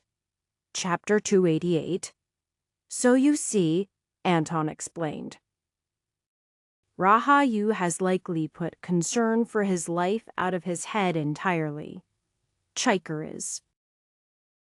The type who never really thought about that to begin with. If the two of you come along, it is at risk to your own lives. That's how battles always are, Hoyt pointed out. And you are going, aren't you? The potential the two of you have. Anton shook his head. Look, they'll need some support from me. I could be the difference between them being overwhelmed or causing some real damage. That doesn't explain why Wes shouldn't also help, Velvet pointed out. You've done this before, you know, Hoyt said. I don't know what it is with people like you. But you should be aware that it doesn't feel good to have people you care for sacrifice themselves. More than the words. Logical as they were, Anton was convinced by the emotion behind them, including a very real piece that Anton knew was directed towards his grandfather, Vandali. Is it so wrong for me to try? Anton shook his head. The two of you could live a couple hundred more years. Unless you entirely give up cultivating. Maybe even then, that's quite a bit more to lose. Years of life don't mean anything if you don't share them with people you care about, Velvet said sternly. And before you come up with some stupid response for that, you are one of the very few people I actually care about. The one who made me realize that I could care about people. Anton just shook his head. It's just... This upcoming invasion worries me. I want to see the world continue and grow, but there are threats both now and later. We'll just do as all cultivators before us, Hoyt said. We fight here to grow stronger for later. At that point, Chiker was approaching the group. I hope you've decided if you are coming, because he's not going to wait much longer. Let me just hand over this letter, Anton said. We might be able to get reinforcements before the enemies arrive. Hopefully they have to travel further. As Swordmaster Rahayu walked along, Anton wouldn't have known he was carrying someone over his shoulder if he couldn't see her. The Smith Brion didn't seem to hinder his stride at all, and it was a rapid one at that. He didn't even use an arm to hold her in place, simply having slung her over in a way that apparently remained balanced. She'd made some attempts to roll off of him at one point, but Rahayu was not shy about cutting whatever muscles she used. It wasn't pleasant, but neither was betraying the world for rewards in a future Lyphanton frowned. He hadn't had the opportunity before, so he might as well ask. "How do you know the promises to you will be upheld?" Anton asked. Brienne seemed to be considering not answering, but then she glanced over at Rahayu. Anton wasn't sure if it aired. But as long as she thought he did that was good enough. And while Twin Soul sect members didn't seem afraid of death, they were quite reasonable to not like suffering. "We received contact from those who had gone beyond," she said finally. "Did you ever consider that maybe they were just fakes impossible?" Brienne said swiftly. "Their cultivation was made clear to us, great and powerful. She really did mean it was impossible." While the Twin Soul sect's cultivation technique was made to conceal their true cultivation, it was also surprisingly easy to reveal if you knew what to do. They were almost like beacons in the right circumstances. Perhaps they really could use that, to be sure. Though members of their sect being strong didn't necessarily mean that they would receive the promised rewards. There had to be some practical limit. But perhaps their backers were simply that expansive. Nobody knew how big the world beyond Ascension was, or if they did, they kept it secret. Even the Twin Soul sect members didn't know the details.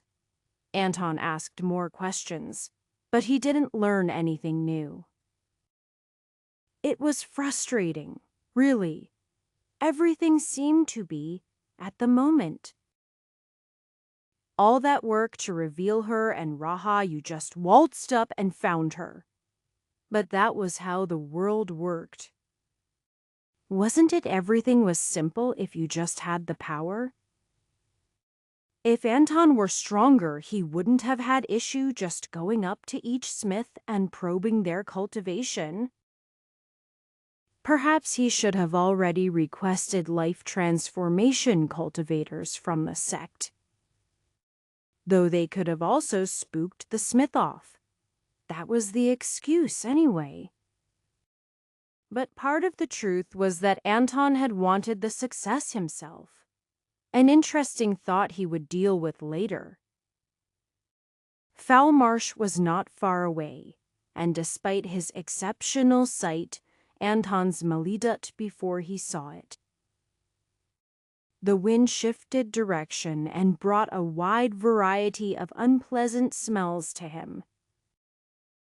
The smells of rot and exotic plants and creatures that weren't much more tolerable. Yet the smell wasn't the complete reason for the name. Everything about it was supposed to be unpleasant. The only benefit was that nobody else was around. Any cultivators approaching would be easily picked out and presumably cut to ribbons. Mud squelched on Anton's boots, pulling at them and threatening to rip them off. It would have. If he had not taken to using energy to bind them to his feet. A minor annoyance, but it was just one of many. The smells and insects were constant as well. Another problem was the temperature. It was swelteringly hot. In an unnatural manner. Compared to the magma chamber, it was almost tepid, but it was constant. Well, almost constant.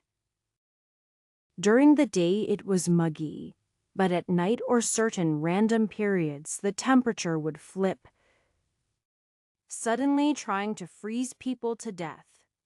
Everything was a constant drain.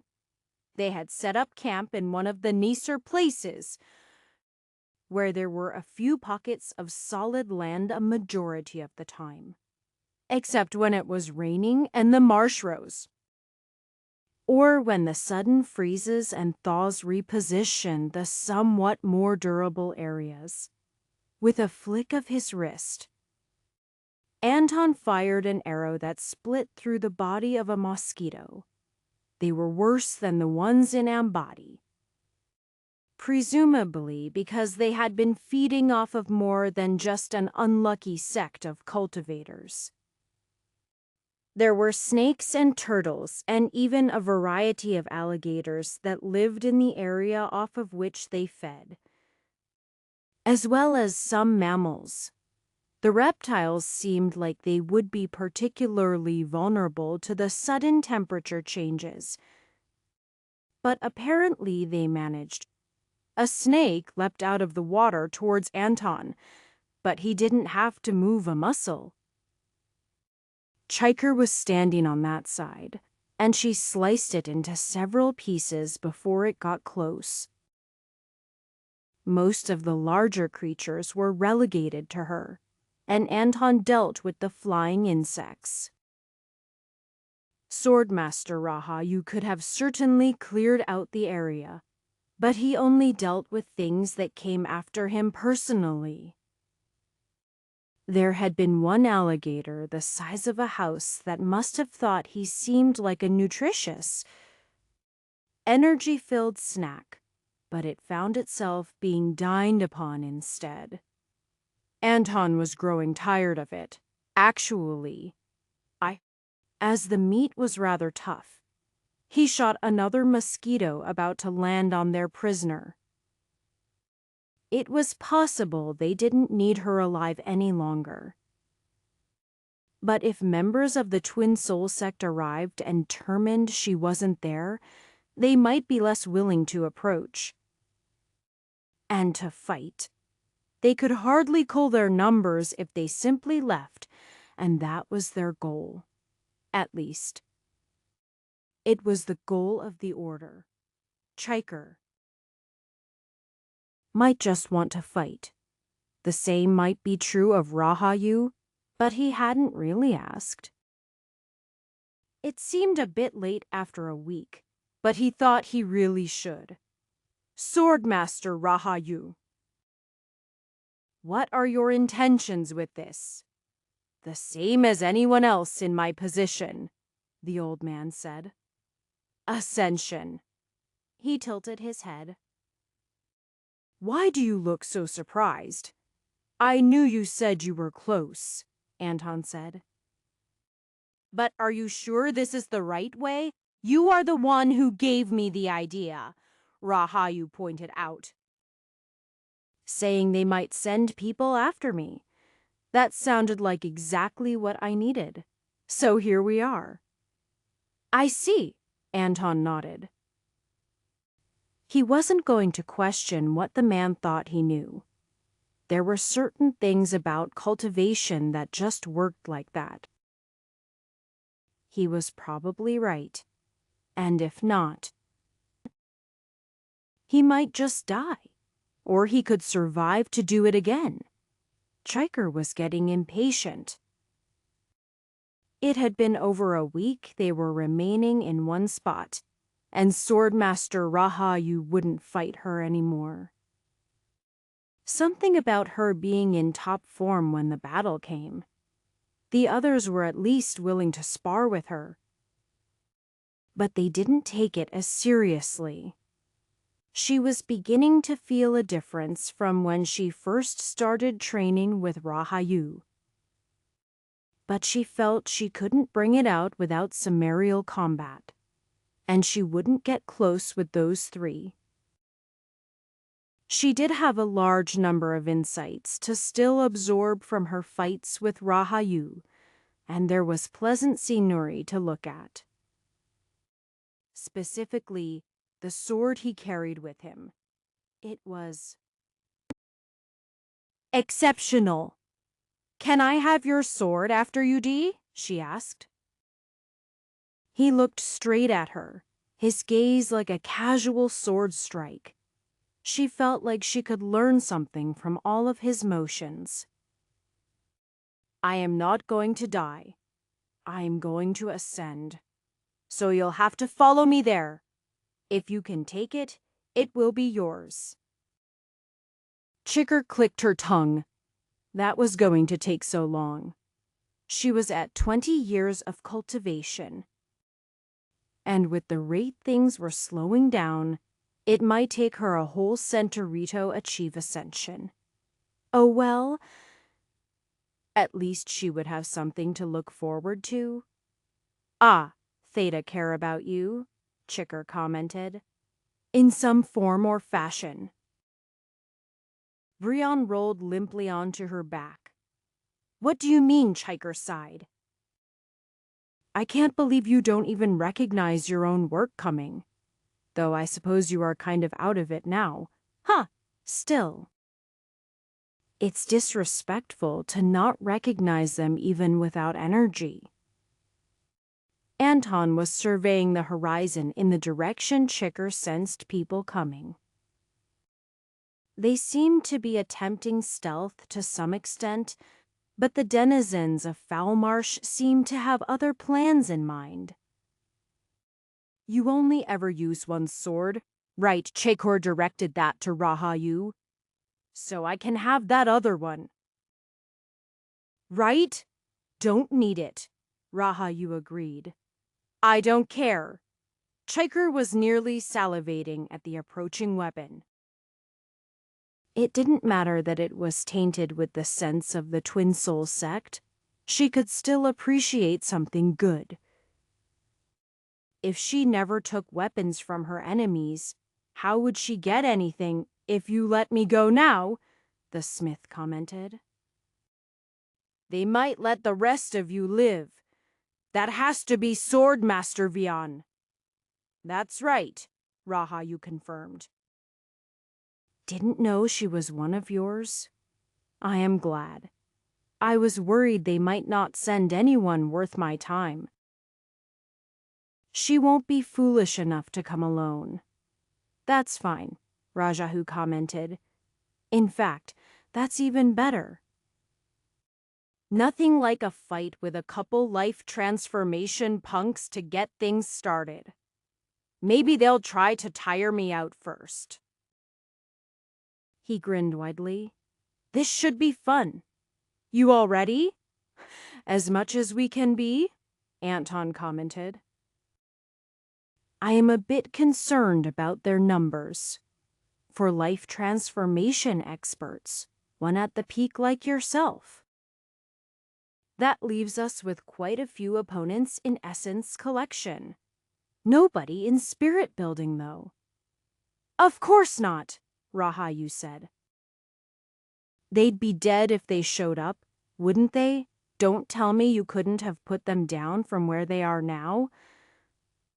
Speaking of which, shouldn't you be shooting?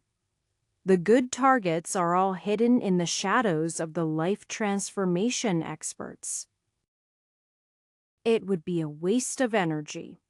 Even as he said that, Anton began to gather his energy, drawing back his bow.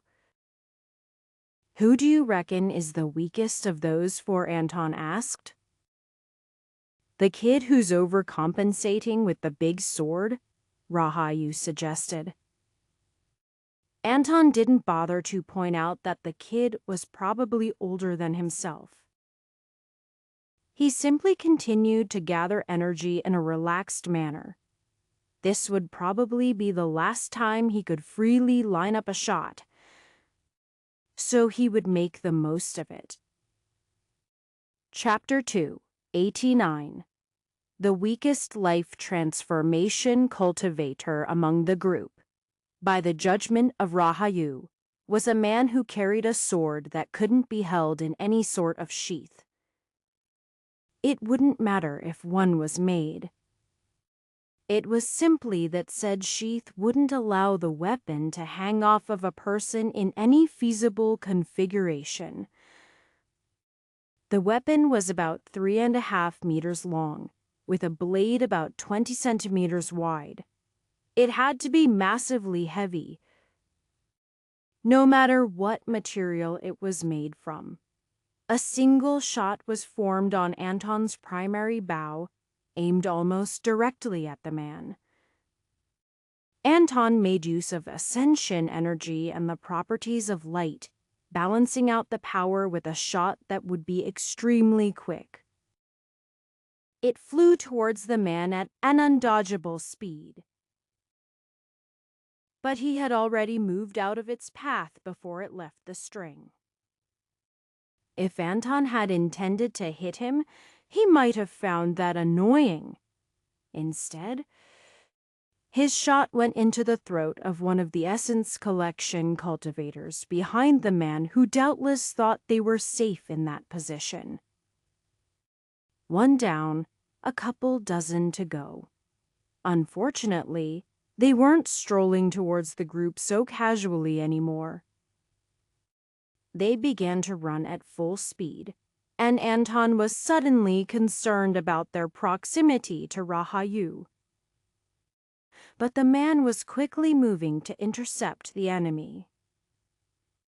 The life transformation cultivators separated from the Essence Collection members behind them, leaving them alone, but also on alert for Anton's attacks.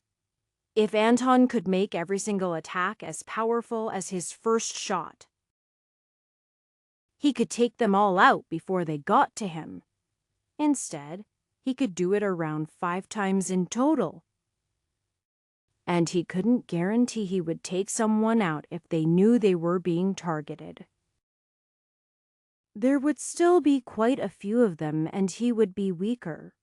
So he only took Ian more shot using ascension energy.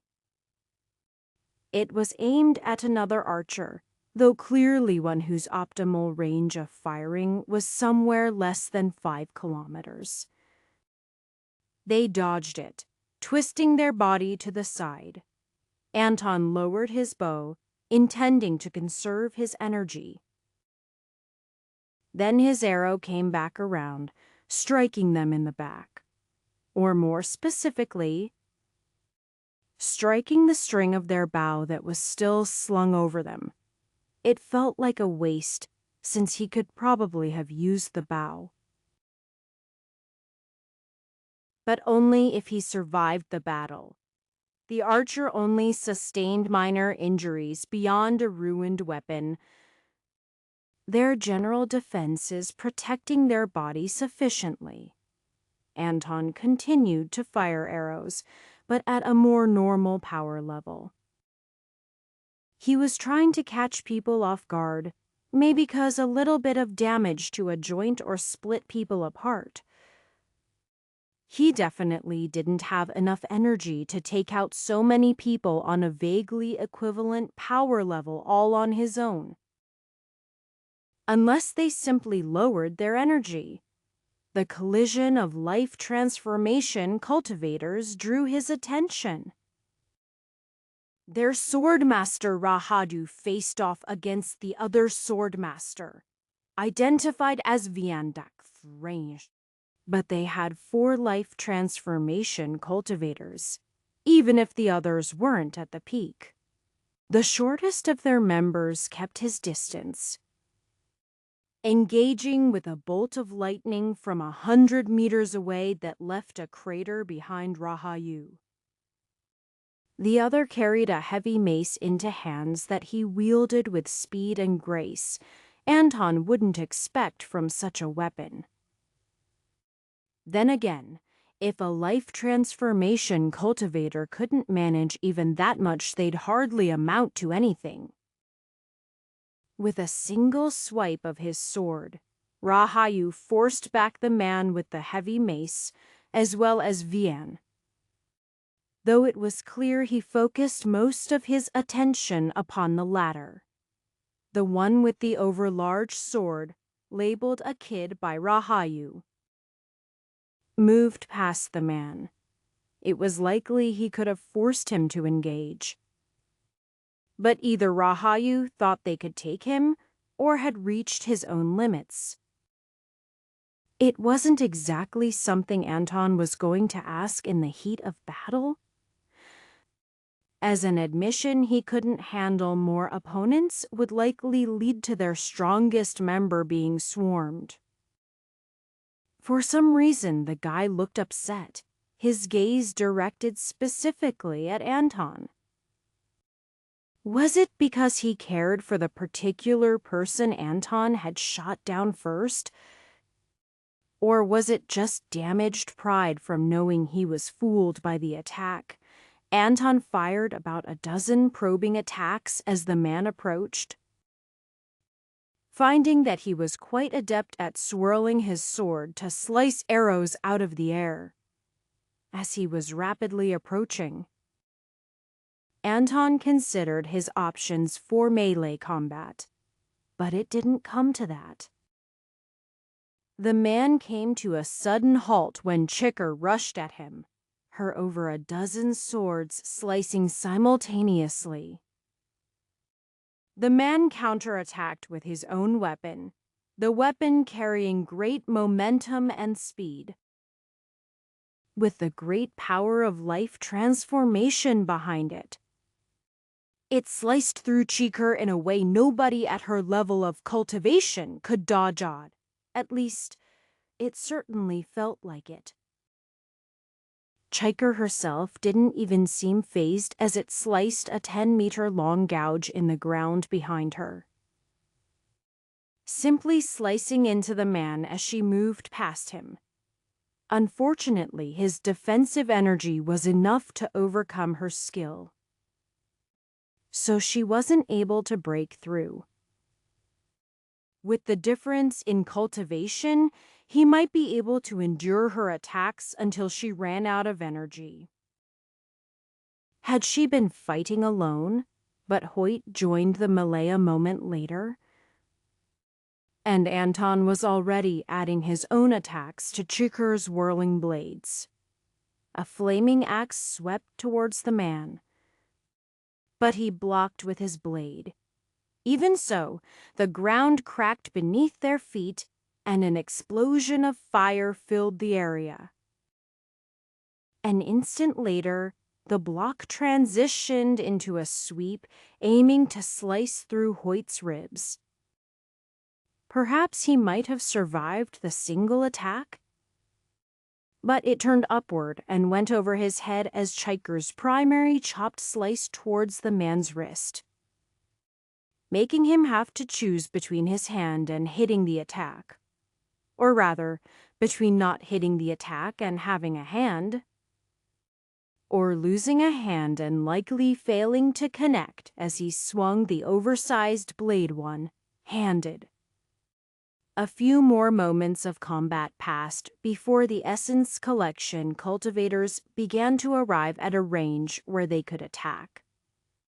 It seemed Rahayu Wasnut at his limit, as he intentionally swept his sword to hold back half of the group, leaving Anton and the others to face only 3 to 1 odds and a life transformation cultivator. Just then the world began to distort.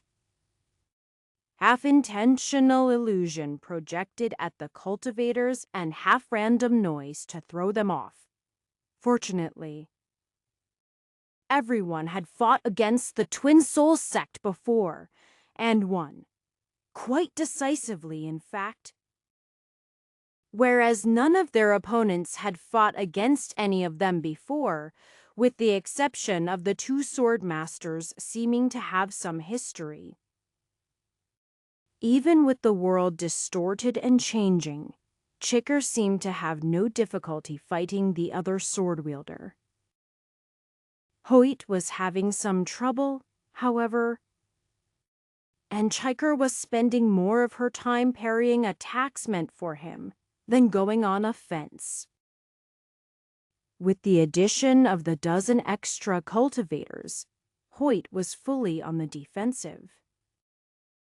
Anton had several people pelting him with strange gray balls of energy he absolutely didn't want to touch and find out what they did. And another moving in to fight him with a spear. It wasn't possible to sustain that situation for any length of time. So he had to act quickly. Over a dozen meters away, on the far side of the Essence Collection, cultivators attacking Anton and the others. A half-dozen bows suddenly formed around one of the individuals, lopping the wispy gray projectiles. The bows shot point blank into Anton's chosen target, forcing her to dodge at the last instant. She managed to avoid 3 of the shots, but was distracted from Anton's main arrow, finding its way into her eye.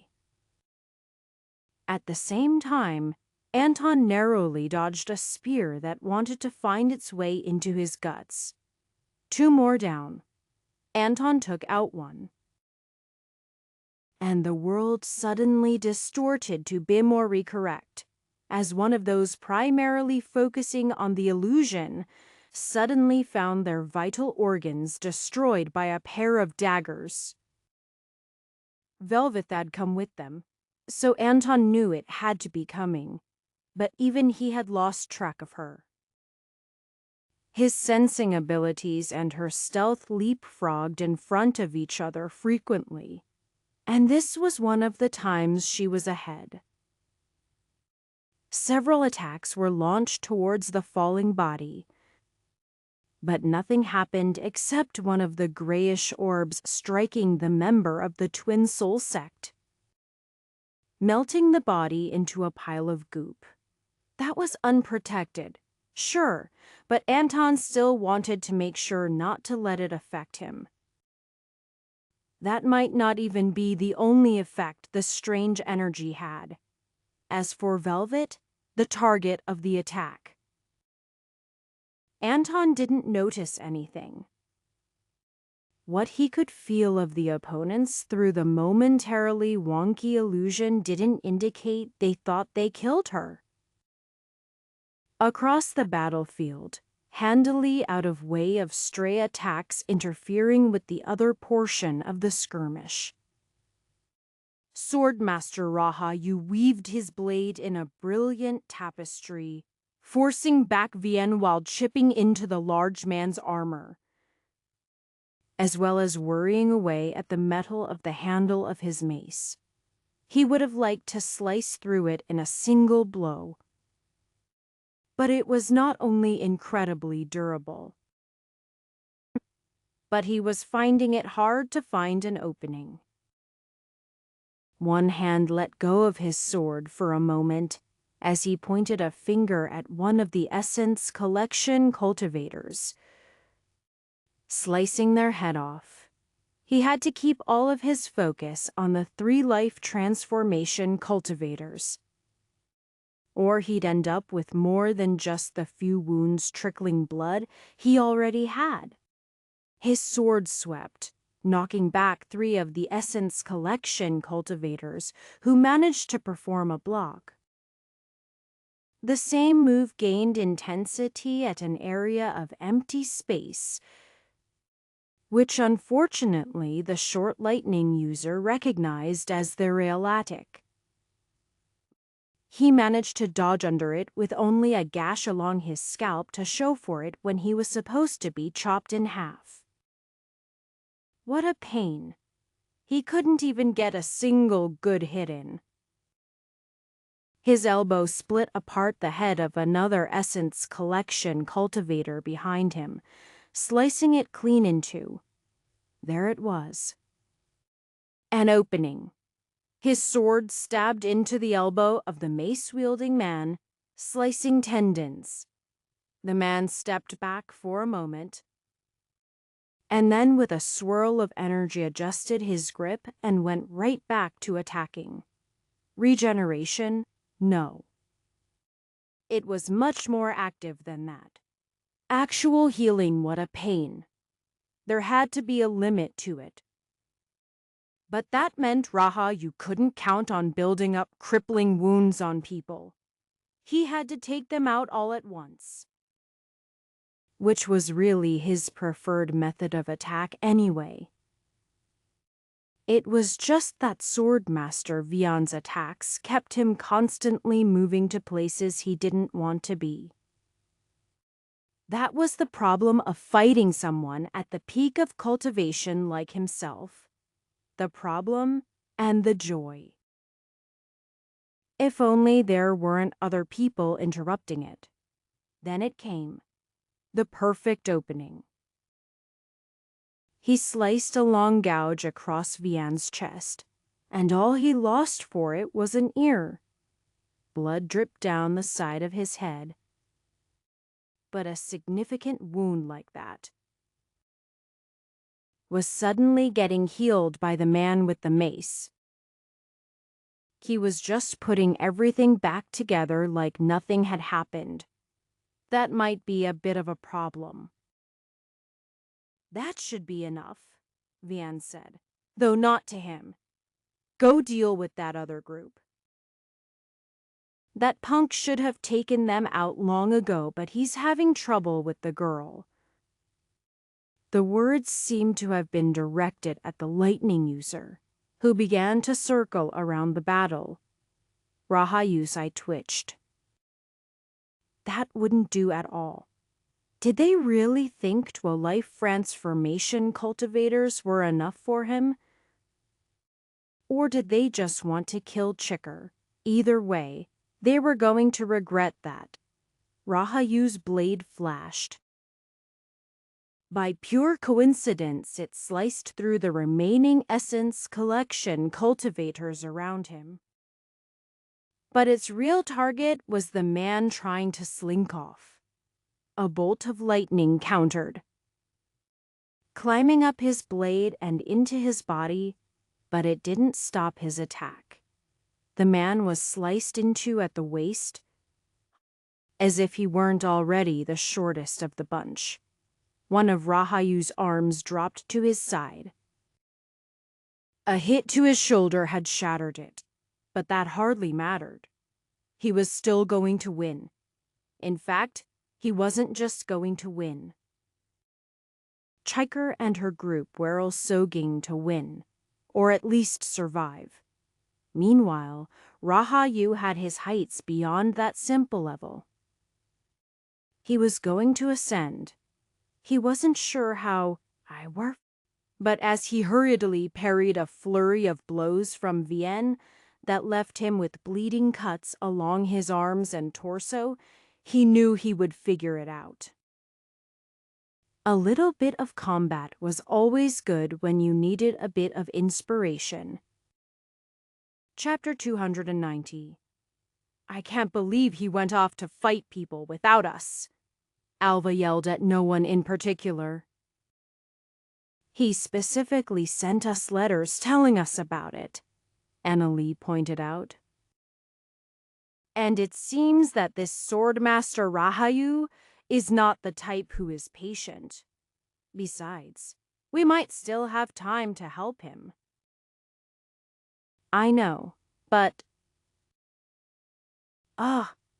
Alva waved her arms into the air. I don't know why you are so upset, Anish said. Didn't you want an excuse to get away from here and get into some action? I thought you were tired of teaching people. But we're almost done, she protested. We can't just spend all this time and then just abandon it. So what is it? Annalie asked. What if he gets hurt or dies? That is the eventual fate of all cultivators, Anish said. But your grandfather is strong. But here is only 4 of them, and that swordmaster or whatever. Without Timothy and Katerina, everyone's at risk. Annalie hugged Alva awkwardly. A motion she had not practiced much in her last 15 years of life. It will be all right. What's the real problem? He brought me with him on this expedition, but he still didn't bring me into danger. Like I am still a little kid instead of almost 30 years old." There was a long period of silence. Then Anish finally came up with something helpful to say. "He went to Aragon simply for an investigation. There was just as much chance of us running into trouble here. Maybe even more. I would think of it as more of a sign that he trusted you to be fine. And you should trust the same thing of him. He's tough." It was unclear whether Anton and the others had overestimated themselves or underestimated the force the enemy would send after them.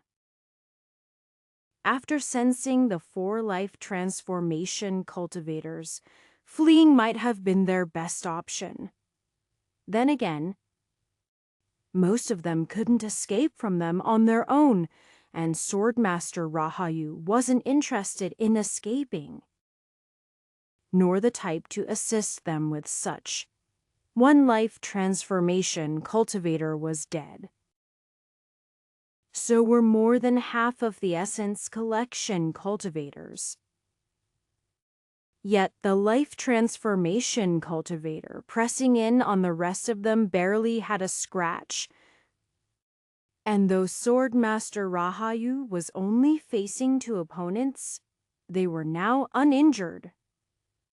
Any wounds they suffered recovered by the mace-wielding expert. It didn't appear that he was overly fatigued yet, either. "Focus on the weaklings?" Chicker called out. "I've got this guy." The Essence Collection cultivators were approximately equivalent in power to each of the rest of them. But by comparison, they were the weaklings. If Anton Hoyt and Velvet focused solely on them, it would simply be 2 or 3 to 1, which was not great odds. But things were nominally worse for Chiker, who was fighting the life transformation cultivator. There was just one fatal mistake he'd made. Even Anton could tell after watching their brief exchanges. Hussein a sword. But he wasn't devoted to it. Perhaps he simply had another focus, or maybe he couldn't achieve that state. But if nothing else, Anton believed without solid evidence that Chicker would be the one to come out ahead. And if not, she simply had to survive for long enough for them to take out the others. Hoyt was a whirling tornado of fire, covering his area of the battlefield in a painted sea of sparkling flame. And though the method was entirely different, the force behind it reminded Anton of Vandali. The selective nature was also a matching factor, which was good for Anton because it meant he could run through the flames without killing himself. He was doing quite a bit of that as people tried to chase him down, as well as dodging the gray orbs. Their body melting ability was problematic, but injuries were something that could be dealt with. There was something deeper behind these, and Anton didn't like whatever it signified. It felt like a connection to death. Not the sort of agreement Anton had, forged through the power of fleeting youth. The peaceful thought that he would die someday, and had accepted that. It was instead violent death, and perhaps the sort that caused more than bodily harm. Concrete information about the nature of the soul was rare, but if anything could harm it, Anton supposed those orbs might. Avoiding them was becoming a problem, and shooting them normally didn't disperse them. But when they decided he wasn't a worthwhile target and began aiming at Chiker, who was trying to have a solo duel, he had to try something. It felt close enough. He gathered just a little bit of the energy from beyond death, leading into reincarnation. It wasn't just the potential energy he could have in future lives, but a different substance. His first shot was not enough to completely disperse the orb he aimed at, and Chiker had to throw herself into an awkward dive to avoid it, nearly getting an arm chopped off for her efforts. Making use of all his techniques to shoot quickly, based on 1,000 arrows, Anton continued his barrage with great intensity, breaking the attacks apart. He was fairly certain each of his own attacks consumed less energy than the enemy. But he had to deal with two opponents who seemed skilled in that area. And then it was one. Because Velvet was still participating in the battle, if Hoyt could hold on for a while longer, they might actually find themselves getting through the battle. A sudden shift in the battlefield came as Foul Marsh decided that it wanted to be cold. Previously irrelevant, small pools of water rapidly became ice, trying to entrap the feet of everyone standing in it. Hoyt was at an advantage as he had already been boiling away the water beneath him, and he swung his axe in a vertical cleave, his target disappearing into the ground and leaving behind a large crater. Rahayu faced off against two opponents, twisting his sword as he sliced towards his most heavily armored opponent. At least, he had been heavily armored, but was now peppered with damaged armor. He could heal his wounds, but the holes in his armor remained. Rahayu's sword sliced into the man's arm, severing muscle and bone,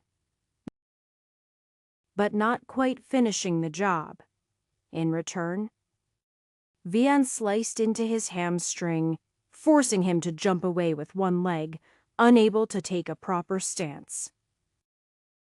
He grimaced as his opponent healed even that grievous wound in but a few moments, his arm looking nearly as good as new. Not good enough, Rahayu muttered to himself. Clearly not, Vian said, taunting him. Even with his injuries. She remained at a cautious distance. You can hold your own against those weaker than yourself, but you can barely scratch me. Rahayu didn't point out that he'd sliced through a number of her ribs earlier. In fact, he didn't seem to be listening to her words at all. With an injured leg. Will it be enough? He tilted his head, then nodded. He shifted from a two-handed grip on his sword to a single hand, then shook his head. He swapped to his left hand. And a sudden shower of blood came from his right, where it hung limply. Maybe this will be enough. Vian's eyes flicked over to her companion, and she nodded slightly. He charged forward ahead of her, weapon held defensively. Meanwhile, she moved around behind Rahayu, flanking him. Shadows wrapped around her blade as she heightened her killing intent. They struck at the same time. Then the world split apart. "Oh," said Rahayu. "That's it! I see now." He turned to face her. His sword still held up in the position it had finished his upward slash towards her companion. Vian had swept her sword across Rahayu's back in a move intended to sever his head from his torso. Vian wondered what it was he had seen. Unfortunately, she could not ask. As the moment he began to step towards her, the world split in two. At that same moment, a sword cut into Chiker's neck. It was deep, more than 2 centimeters. A fatal blow. She turned her eyes towards her opponent and glared. The words didn't come out right, but Anton had the feeling she was asking what was wrong with him. That seemed strange, as she was the one who had looked away from the fight. The only thing keeping her head on her neck were over a dozen swords blocking at the same time, locking the sword in place. Without even bothering to pull away, Chiker twisted her sword. Breaking the oversized hunk of metal, the man wielded into 100 shards. Slicing it. Anton was having trouble processing everything at once. But his eyes settled on Rahaju in the last moment anyone would ever see him. There was a cut in the air just the height of a person. 2 of them, in fact, on either side of the man. They happened to be the locations of his 2 opponents. Except only half of them remained on either side, where the slices bulged out in the middle. And Rahayu stepped through one to disappear, a surge of power washing over the battlefield. Chiker's opponent didn't react quickly enough to having his weapon suddenly dissected. But that was because it was simply something she couldn't do. Couldn't have done before that moment, at least. But she had watched the sword slash that triggered the ascension of Swordmaster Rahayu, and her insights suddenly added up. Others reacted at different speeds, but the fastest was one of those who flung the deathly orbs. They were sprinting away from the battle before Anton could get a lock on them. And though they would be within range for some time, Hoyt still needed his help, fending off a half-dozen opponents at once for sustained periods was at the limit of what he could handle. Even as the remaining handful of Essence Collection cultivators realized that their strongest members had all perished, they were raining attacks on Hoyt. Covering him in blood, Chiker killed her opponent, but collapsed unconscious where she stood. Anton continued to pour himself into the battle, finishing off those who stayed to fight first, and then shooting after the fleeing enemies. Unfortunately, with a combination of his fatigue and the fact that they could focus on him, several opponents got away with their lives. He would have liked to chase after them, but he chose to prioritize helping keep Chiker's head on. Blood was pouring out of her neck, and she was breathing poorly. "Do we stitch?" that Velvet said in a panic. "I can use a needle." "I think we have the equipment." "Do it," Anton said as he used his energy to hold Chiker's blood in, as well as trying to push it back in somehow. He was lucky her energy wasn't unconsciously fighting him, though perhaps that was simply because she was completely drained or even overdrafted beyond her limits. Hoyt staggered over, covered in wounds, but he still contributed his energy to help remove blood pooling in her lungs. When everything was sealed to the best of their abilities and a whole mess of healing medicines was shoved into her or spread on her neck, she staggered forward. Anton caught her, but found himself being pushed back. He looked over his shoulder and shook his head. Rahayu was gone, and he wouldn't be coming back. Hopefully. Ascension would be good for him, whatever it entailed. Rather than fight against a dying, unconscious woman, Anton let Chicker walk and simply followed after her to make sure she wasn't going to wander into the marsh. When she flopped forward, he moved to catch her, but as she landed and a smile widened on her face, he made a realization. For all that she seemed to have great respect for her short-term master, there was something she always cared about more. Anton wasn't sure if it was a good idea for her to hug the bare blade of sword Master Vian, but wasn't going to try to wrestle it away from her either. Chapter 291. The conclusion of the battle left everyone in various states of living, but they weren't exactly safe. Even if the Twin Soul sect didn't come back, Foul Marsh had its own dangers. It had not been a significant threat to them when they were all in good health, and while they had Swordmaster Rahayu present, but Chiker was completely catatonic and Rahayu was gone. Ascended. Looking at the bodies littered around them, it had to be said they had been lucky. Even if their own abilities were significant. Rahayu's extreme confidence had proven to be correct, but it could just as easily resulted in him being cut down along with the rest of them. At least, it felt like that. Velvet was the one least injured of all of them, as she had been concealed except for the moment she was striking.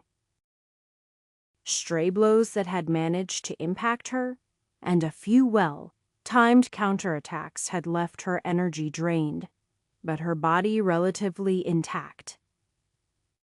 After helping stitch Chicker's neck back together, she moved on to looting the bodies of the dead. All of the undamaged weapons and armor had significant value, though the way some of them were tied to the Twin Soul sect was a bit unfortunate. Even the severed pieces of the oversized sword would be usable as materials for another weapon. Anton got half of a bow, as the string he'd severed wasn't repairable. Whether he would get a replacement string or sell the bow shaft to find a whole piece was not yet decided. Either way, they had quite a few things to go through. The most valuable prize was clutched against Chicker's chest. The bare sword of Swordmaster Vian, having been covered by velvet, carefully sliding the sheath onto it as much as she could. None of them were quite certain if she could even move, and whether or not she was a danger to them with a subconscious attack to protect her swords. Her body likely couldn't handle it. Hoyt was patching himself together, using large quantities of pilfered medicines. Only legendarily rare medicines were useful in the midst of combat. But his wounds were at least held closed and blood-replenishing pills swallowed to begin their work. He had been the vanguard against the majority of the Essence Collection cultivators, and had taken the brunt of the damage. If Timothy had been around, things likely would have been different, but Hoyt didn't specialize in defense. Even if he was quite tough. "Can't believe we survived that," Hoyt commented. And I thought, well, I expected an ascension to have more flair to it. There was a huge ceremony with sacrifices in Black Soul Valley there, and they almost didn't succeed until they killed the peak life transformation leader of the Flying Blood cult. I heard it was quite something. That's not that different from what happened here, Velvet pointed out. The deaths here weren't intentional sacrifices, but the death of Swordmaster Vian coincided with Rahayu's ascension. It might be a coincidence, but it might not. Nothing I learned from Everhart indicated that the death of another cultivator was required to ascend, Anton pointed out. But that doesn't mean it wouldn't make things easier. A great release of power. Though he hadn't been looking directly at the sword strike to remember it, he had felt the wave of ascension energy. It was only there for a moment, before quickly fading from the world. It seemed that it was unable to be sustained for long without a source. But as the only time he'd experienced such energy except through usage of fleeting youth, Anton thought his understanding improved. He'd have to wait to see, however. First, they had to get out of Foul Marsh. The role of carrying Chiker fell to Hoyt.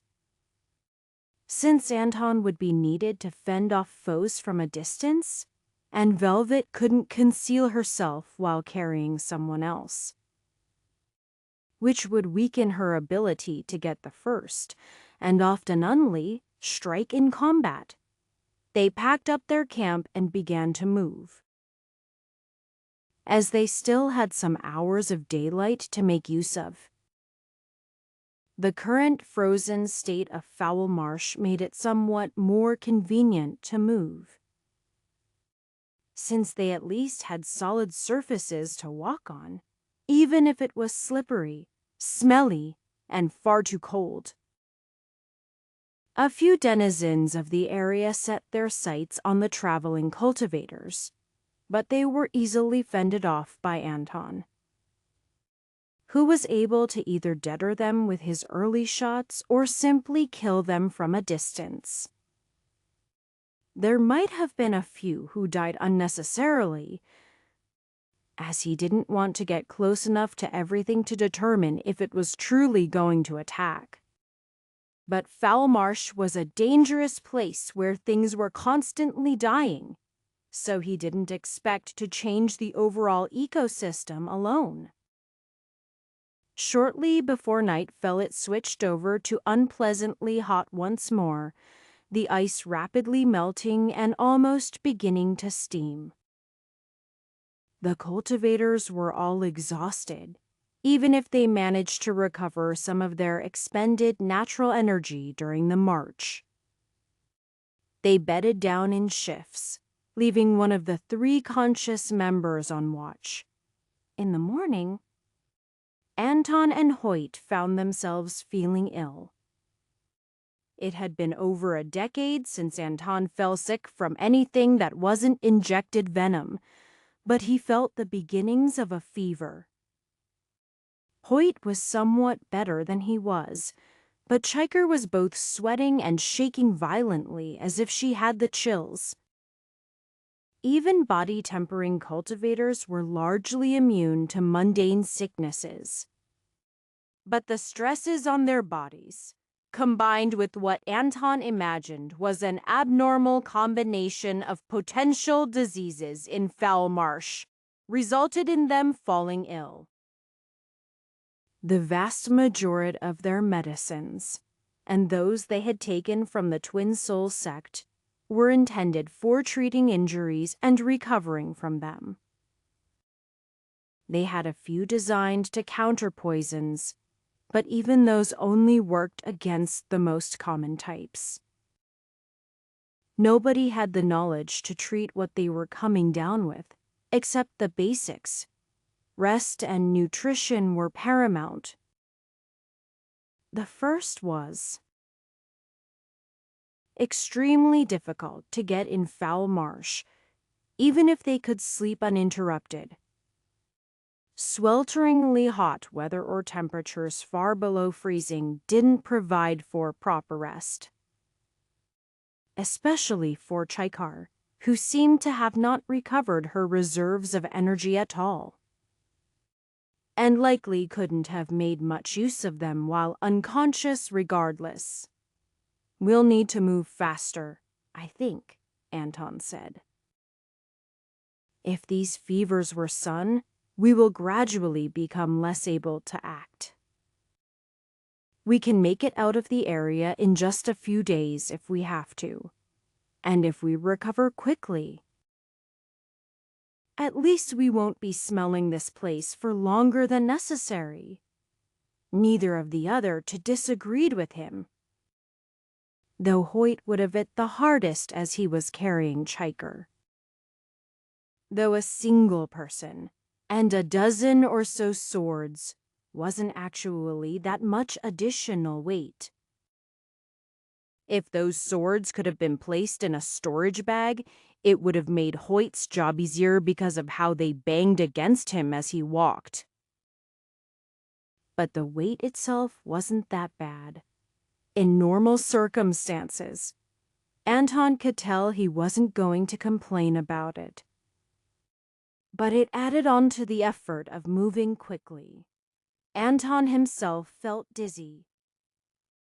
But that didn't stop him from doing his best to focus on the area ahead of them, specifically scanning for turtles. Just one would do, but if he was going to get one, it would be the biggest he could find. The sunlight made his head hurt as he focused on the horizon, but he eventually spotted it.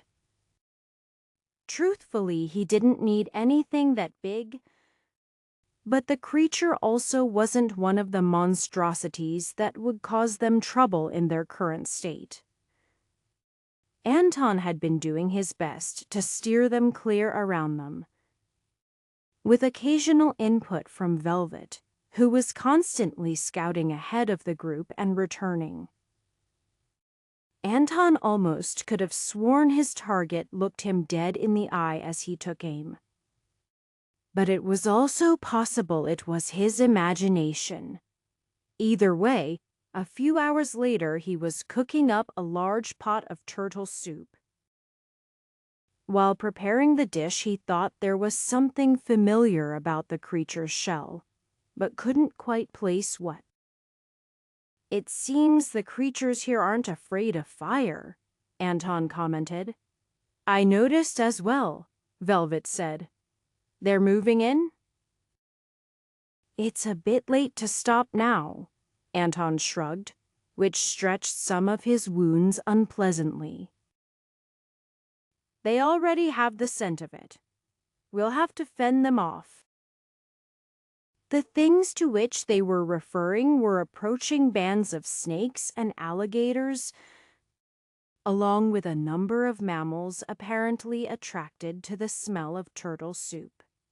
Raccoons weren't predatory animals, normally, but at their size and with cultivations that matched spirit building, they could be whatever they wanted. The long, skinny minks were known to be more aggressive but generally kept their hunting to smaller prey. But when a few of them could rise upon their hind legs to be as tall as a human, perhaps everything seemed small to them. Anton started with a few warning shots, but barely deterred any of the approaching beasts. Even when he began to get serious, he couldn't always kill his target in a single shot, given he was trying to conserve himself for tens or hundreds of enemies. And his aim was a little off. Hoyt stepped up, and while he could only cover a portion of the directions approaching the camp, he widened his area of influence by creating walls of fire that funneled anything that wanted to approach towards him, or a long way around. An alligator tried to sneak under the wall of fire by dipping into the water. But it quickly found its durable hide didn't withstand boiling water nearly as well as it did the normal, nearly boiling alternative. Anton's target soon became approaching avians. as there were birds large enough to potentially lift the massive pot of food he had cooking. He wouldn't mind sharing whatever was left over, but the local beasts were clearly hungry, though some of them were more cautious, staying back from the fight as it gathered momentum. Anton saw some of them pick off injured animals, and was glad that at least they weren't the Lee targets, just the newest and least familiar. He did have to admit they weren't as intimidating as normal in their still, exhausted states. The infighting among the various creatures only added to the chaos. But at least Velvet seemed quite comfortable moving among them, picking off some weakened beasts while also wounding others. Nearly even battles with a stronger but injured combatant tied them up longer. And when something died, others inevitably began to fight over it or begin to drag it away. The battles continued at various levels of intensity over the course of several hours, and Anton was wondering if it was worth the effort. But when the soup was finished and he tasted it, he decided it was worth it. While most of the ingredients were improvised by scavenging various root vegetables and random dried things in their rations, it was made excellent by the main ingredient.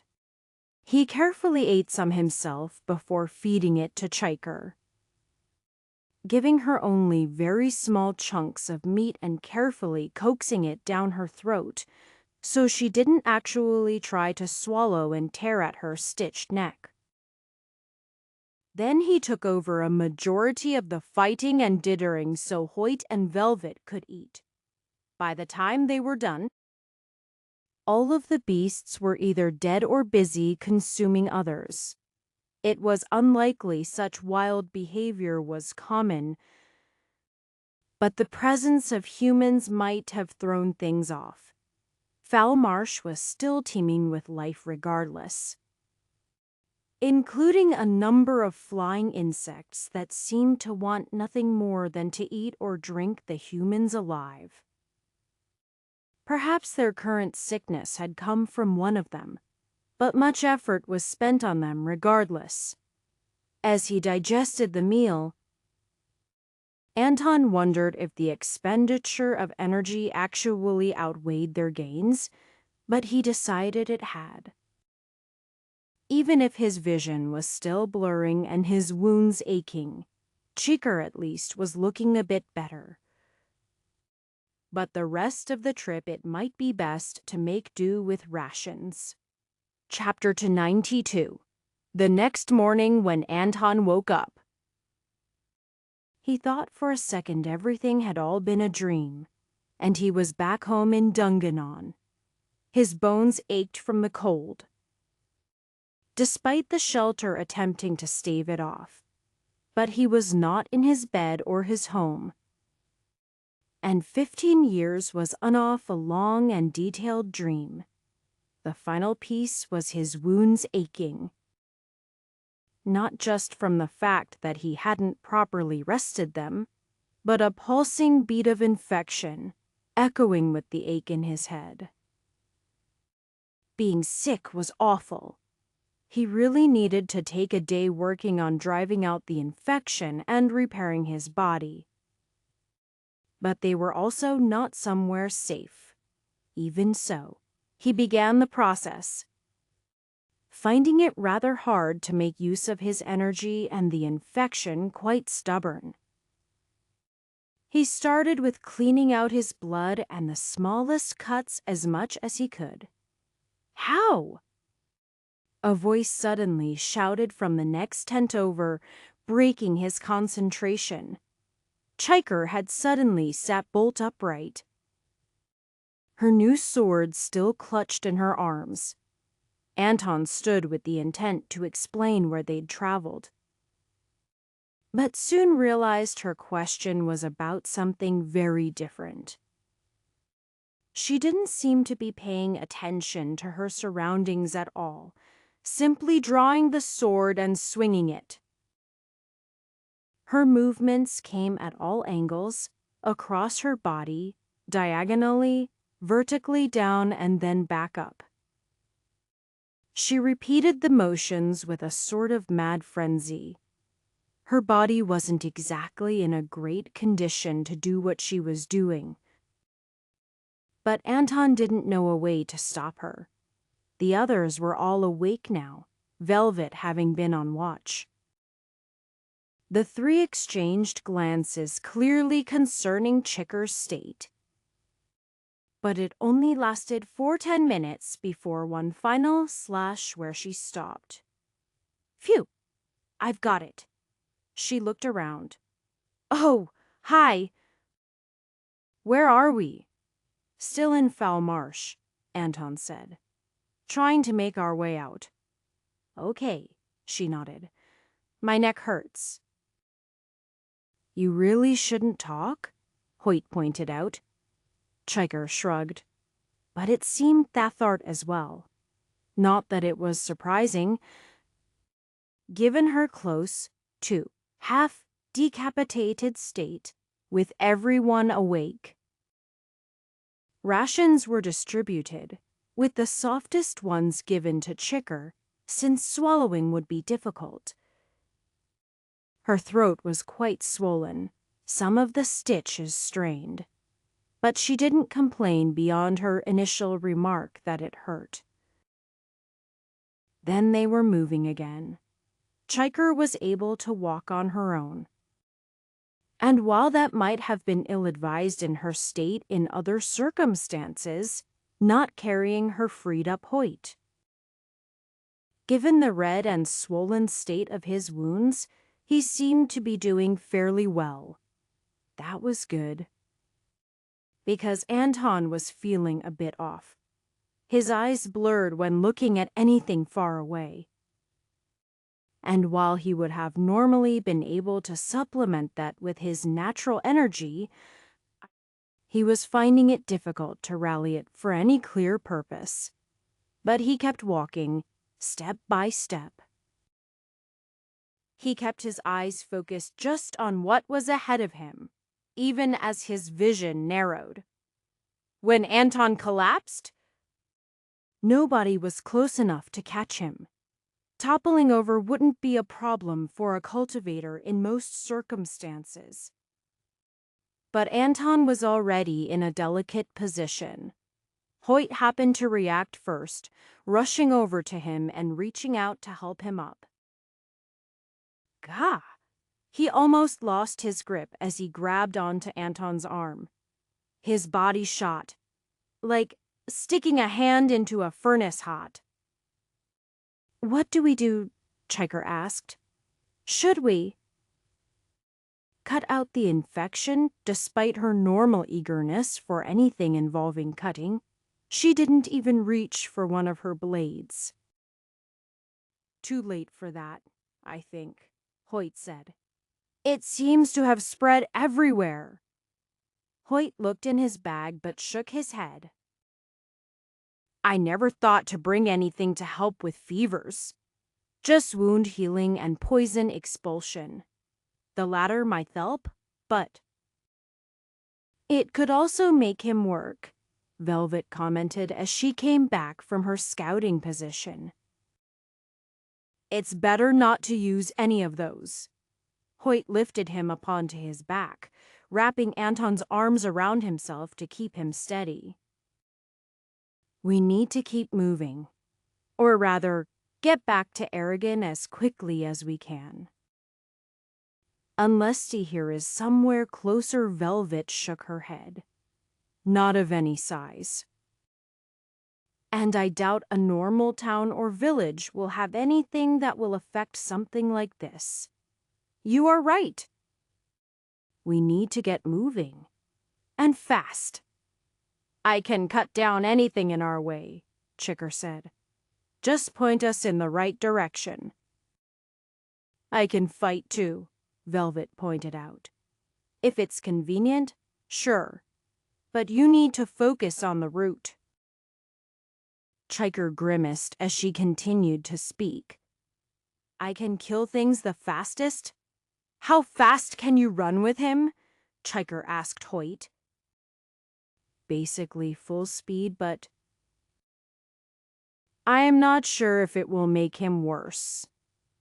A few bumps shouldn't make a difference. Let's go.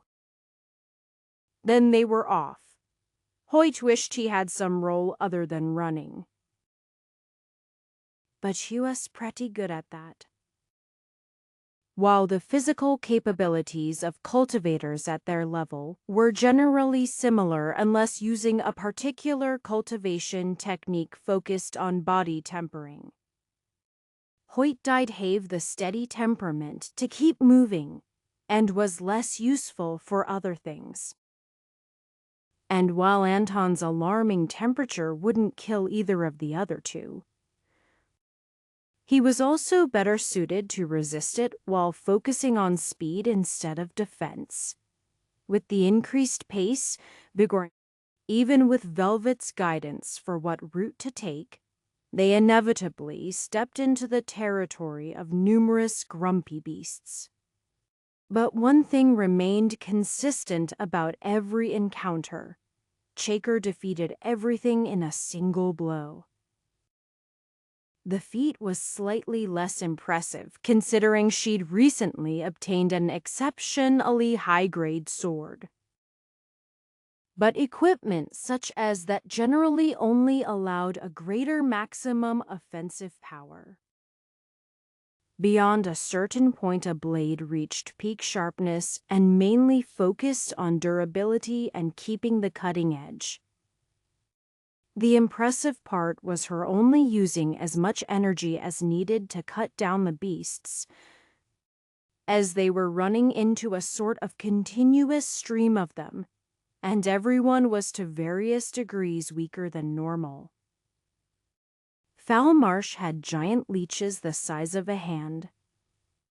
Hardly a problem for essence collection cultivators at the top of their game, but much more of a threat to unconscious ones. That meant Hoyt's job included keeping Anton safe more than just moving him. Patches of swampy water could have deceptive depth, and deep brush could hide many unpleasant creatures as they blended into the scenery. When the temperature became cold, patches of ice that were normally not a problem became a greater concern. Hoyt wouldn't hurt himself if he stumbled as ice cracked or even if he somehow slipped and fell. But even though Anton wasn't exactly delicate, he really didn't want to test how much more he could handle in his current state. At least Anton didn't have problems with the cold, with the temperature he was outputting. When night fell, they didn't stop to rest. While Hoyt felt his own health fluctuating, his body seemed to have better fought off the infection. Or he was fooling himself. But either way, he wasn't going to just stop and take care of himself when Anton would have pushed himself for any of them. Perhaps he had going until he collapsed with the intent not to inconvenience them. This was probably worse. But the intent made sense at least, and they could have ended up in the same situation regardless. Hoyt channeled fire around his legs, burning through brush and leeches who thought they might try to jump upon the running thing. They liked warm-blooded creatures, but they found this target a bit warm. Hoyt's flames also burned around Anton to protect him when necessary. But the rest of the time, he tried to pull heat away from the man to try to have his body at something like a reasonable temperature. "We have to go around to the south," Velvet declared. "Something big in the way. The terrain's not too bad to the south." Chiker nodded. She was absolutely willing to slice or stab through anything that got in front of them. But even she wouldn't pretend she was in optimal condition to fight. The throbbing in her neck reminded her of that with every step. But every time she swung her new sword, remembering Rahayu's last attack, she found herself almost getting lost in another world. It was almost enjoyable, though she knew it would be much more when they were no longer in a state of crisis. Night turned to day again as they continued at the maximum speed they could maintain, and the land around them gradually became less wet and less foul. It would still be some time before they were completely out of the area and into Aragon, but they were close. Upon arrival in the city, they were actually able to attract a number of doctors simply by shouting. A handful of desperate cultivators was a great way to make some money, after all.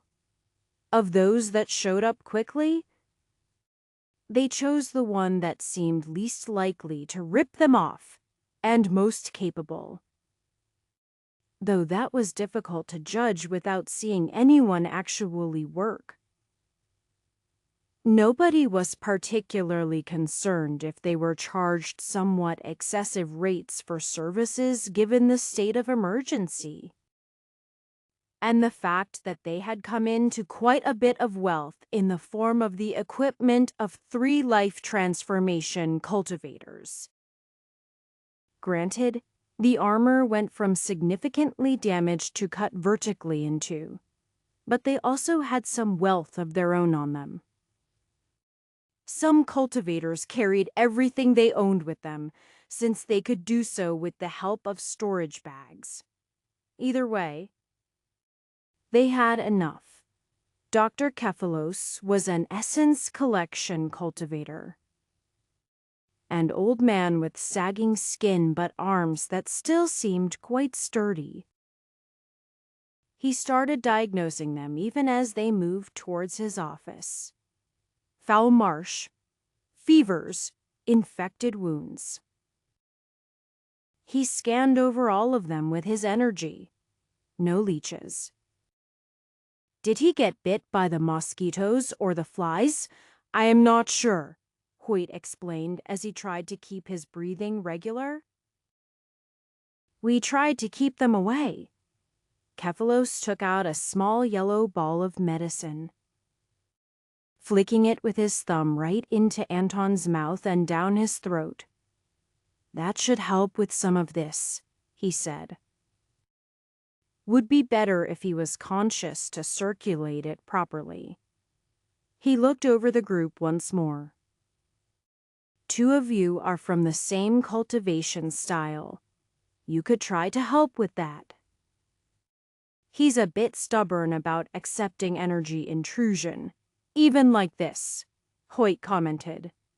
I could probably do it, Velvet said. If nothing else, I could sneak my energy in up to you, Kephalos said as he flung open the door to his office, revealing numerous vials of odd liquids and grinding mills full of various powders, along with dried herbs hanging down randomly from the ceiling. Just be prepared for the backlash if you mess it up. Aren't all of those poisonous? Velvet gestured to the herbs hanging around the room. They're not poisonous, Kephalos shrugged. Medicine is all about knowing what to mix and how. He began grinding something with one hand while mixing various powders together with the other, forming for little packets of different sizes. One for each of you. He handed them out to everyone, with Anton's packet being the largest and poured directly down his throat. He plied the group with so many different things that they began to wonder if they were all necessary. or if he was secretly setting up some combination of things that would result in them dying in his office so he could have everything on them. But when the temperature coming off of Anton reduced from a furnace to a nice crackling campfire, they were somewhat reassured. The immediate effects of the medicines on the rest of them were mostly nausea and a wave of fatigue, but the latter was at least partly brought about by the fact that they had stopped. They came to realize there weren't any beds for patients, except the one Anton had been dropped into, or any sorts of chairs. Instead, they gradually slumped against the wall in various places, brains swirling from various activities and ingestion of various medicines. Chapter 93. Waking up was always a good thing, no matter how much you ached at the moment. Upon finding that it was then when he had passed out, Anton was quite glad.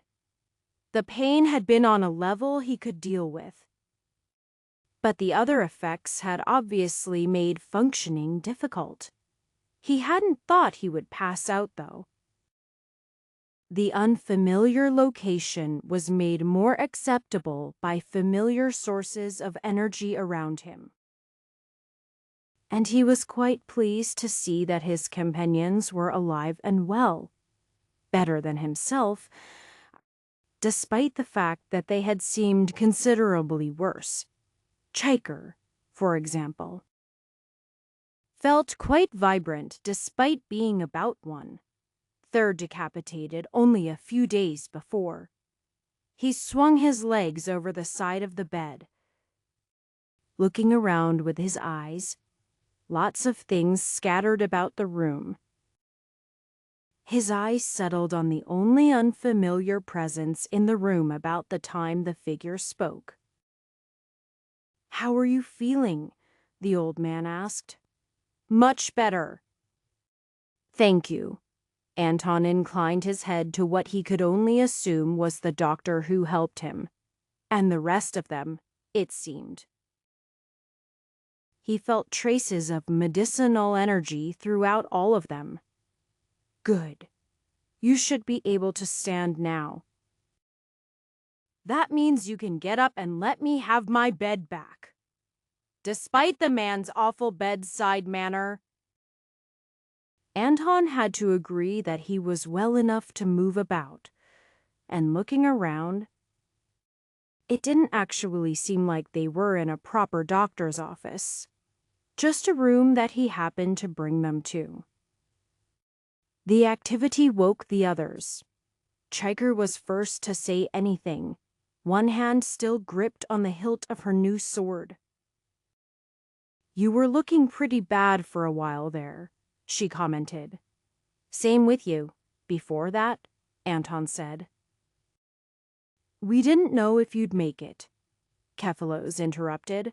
"I'd suggest you learn more about stitching if you do. Gonna have an ugly scar there, and it'll be hell to take those stitches out. But that's not my problem." "Unless you want to make it that?" "It's fine. I can cut them away when I need to," Chiker nodded. "Then it's just a matter of pulling them out. And the ones inside, just gotta cut them real thin," she said. "Might work out," the man nodded. "Either way, you'll feel if you are causing actual damage. Now get going. Got paid already." Since his continued expertise seemed unneeded, they were happy enough to move out. Though they had no specific target in mind for the moment, their goal in coming to the area had been accomplished. More than that. Even when they found a quiet place to talk and made use of their energy to prevent people from easily overhearing, Anton asked about what happened while he was out. The summary wasn't that surprising, but they came back to the battle before it. Hard to think we survived that, Anton commented. We shouldn't have, with the numbers against us. Even with Chiker, our chances against just that swordmaster weren't great. He wasn't a swordmaster, Chiker retorted. He just happened to be in life transformation. But if it was skill with swords, I outclassed him. Anton trusted her to be accurate with that judgment. For all that her confidence could seem like arrogance, he had repeated knowledge of her effectiveness. Fair enough, he shrugged. But the rest of us? You to have the talent. But the numbers should have overwhelmed us. Simple calculations of combat break down when it actually gets to it, Hoyt pointed out. My grandfather took down more than a handful of life transformation cultivators with him, despite the fact that their total energy capacity should have been several times his. Cultivation speed is more than just a growth rate, but often equates to overall power. Even if it seems logical that someone at the same level who has been there longer might win by virtue of experience, that's not always true. And as a cultivator of similar time yourself, you should recognize that. Or maybe I've just been lucky, Anton shrugged, the further he got in cultivation. The stranger it felt to consider himself special. But I can't deny we had something better to fight for. That's useful for bringing out the limits of our talents. Even if our goals were just to kill each other, they were after some sort of vague future rewards. Anton frowned. It's a shame to think they might be getting some of those still. But it's not always people who deserve it who get good to happen to them. I do agree they were not as unified as they should have been, Velvet added. They seemed to have drawn from various different sects in the area, so they had little experience working together. And the four of us were still making use of Katerina's formation training to a lesser degree than when she is around. Makes me wonder what we could manage once we're back together with those two. Anton smiled slightly. But beyond that, Swordmaster Rahayu. Ascending like that was something amazing to see. I know I mentioned it before, but it's a rare opportunity to witness. I mentioned it while Chiker was out. But we still don't know if it requires the death of another peak, life transformation cultivator, Velvet said, looking over her shoulder as if anyone could be there listening in. With the two we know about. It doesn't, Chiker said confidently, though perhaps it made things easier either way. Rahayu simply had to reach the peak of swordsmanship here. The battle was a catalyst.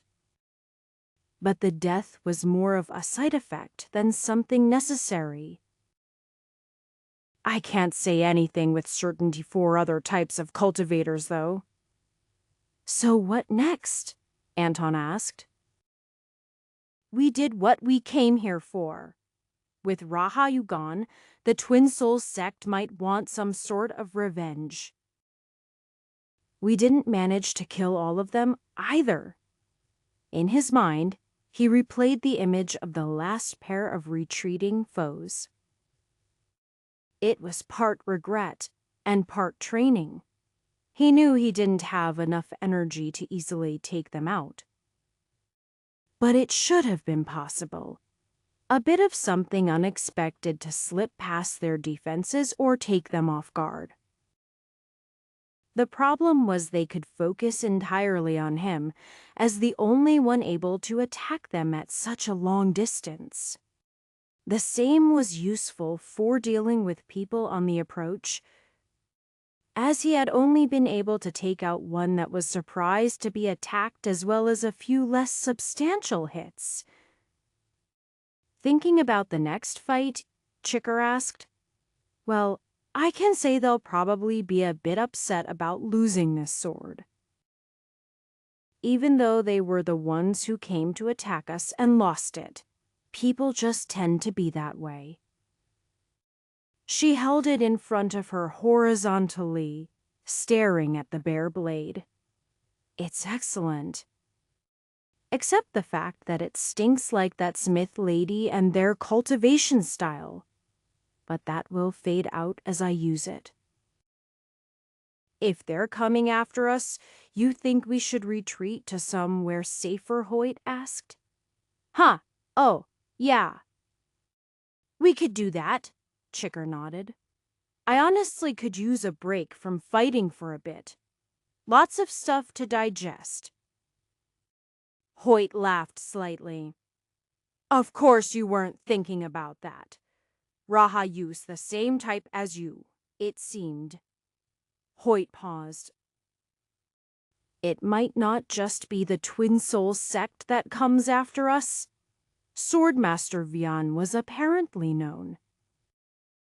And there could be people connected to her who would come after you, just for holding that sword, even."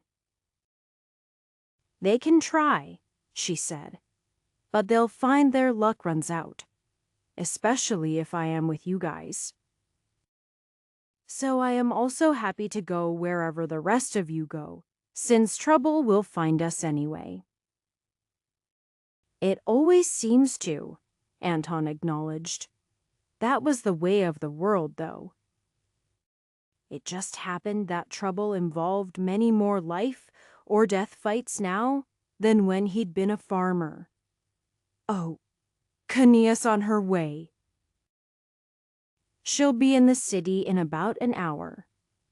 Velvet looked to the southwest, where she expected the woman to come from.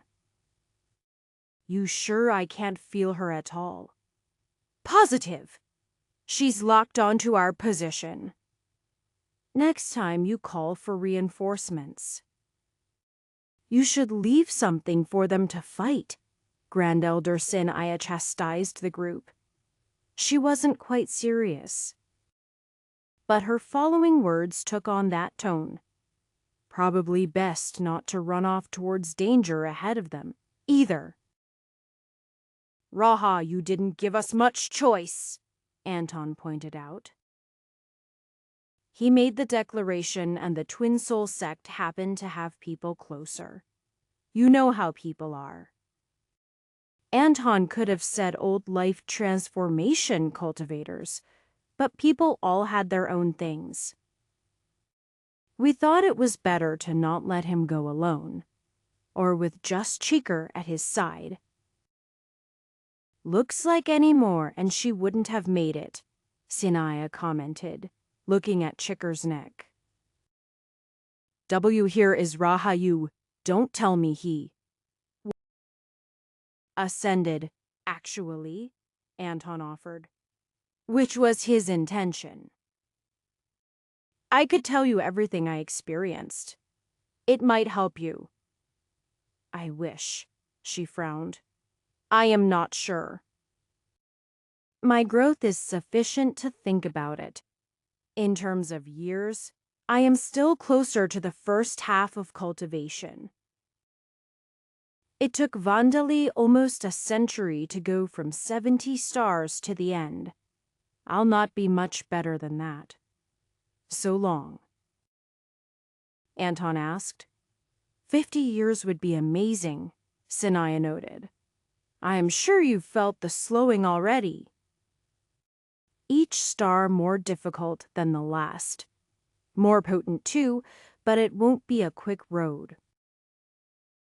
None of us here will be ascending before this invasion, at least. I'd prefer to stay and fight anyway," Anton said. If I even cold ascend? Don't always believe old people, Sanaya said. Well aware both she and Anton fit into that category in different ways. Everhart wasn't perfect. He could be wrong. Not about this, Anton said. But it doesn't matter right now, does it? Not really, Sinaya acknowledged.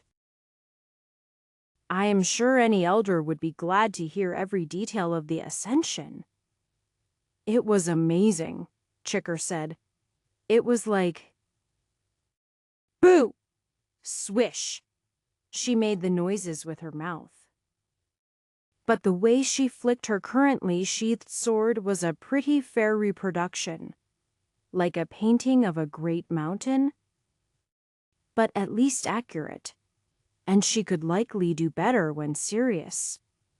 Well then, we should go meet up with your granddaughters, Sinaya nodded.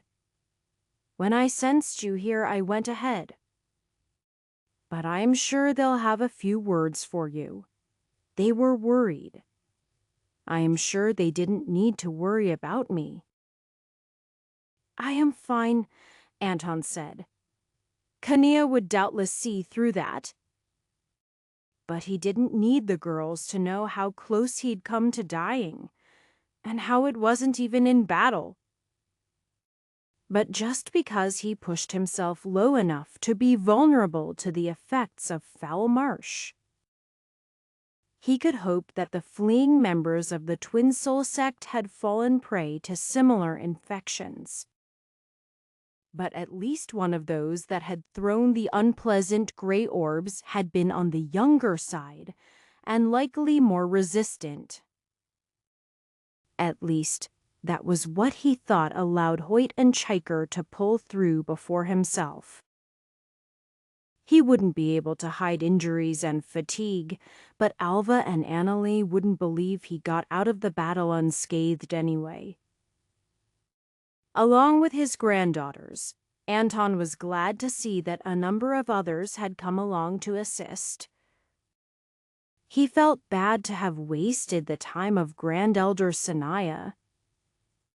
And even worse when he realized that Adelina and Sarka had come along as well. They got along about the same as before, which was just fine from opposite ends of the group and the minimum amount of interaction. But it seemed others from their sects got along just fine, as demonstrated by Anish and his proximity to Alva and Annalie. Not everyone come just for him and the others. Their work had been more or less completed around Blackstone Harbor, with the local sects having enough of their members learning what they would teach to propagate the various techniques. It seemed they intended to explore more of the continent, especially with regards to eliminating members of the Twin Soul sect. Ultimately, the plan was to spend a few years in the area before attempting to return home. For some, it would be like a short trip, while for others it would equate to a much longer portion of their lives. But everyone who had come along was well aware that they weren't going to easily be able to go back and forth. The route was planned. To the east, fortunately going south around Foul Marsh. Though Anton had learned that information about the Twin Soul sect and the coming invasion had spread more in the center and east of Isunith. It was better to see for themselves. After all, they were willing to put in the effort if nobody else was, or if they reached their limits. Chapter 294. In a darkness brought about not by a great structure blocking out the sun, but by a lack of anything and everything. A woman stood in a cage. How long she had been there she did not know. She arrived weakened. Unable to break through, and the only natural energy in the area was channeled outside the cage, beyond her reach. Through focus and meditation, she had been attempting to generate some of her own, but it was difficult. Something was off about the world around her, besides seeing nothing beyond her cage.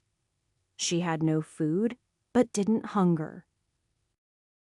There was no air to breath, but she felt no need. But while it was strange, it wasn't entirely unforeseen. She remembered dying. How? After all, the question was why she was constrained. She had full assurance that after her death she would be rewarded.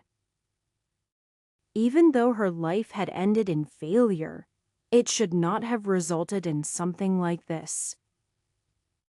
Nor did she feel anything familiar about the cage, except something about the way the formations that formed it were arranged.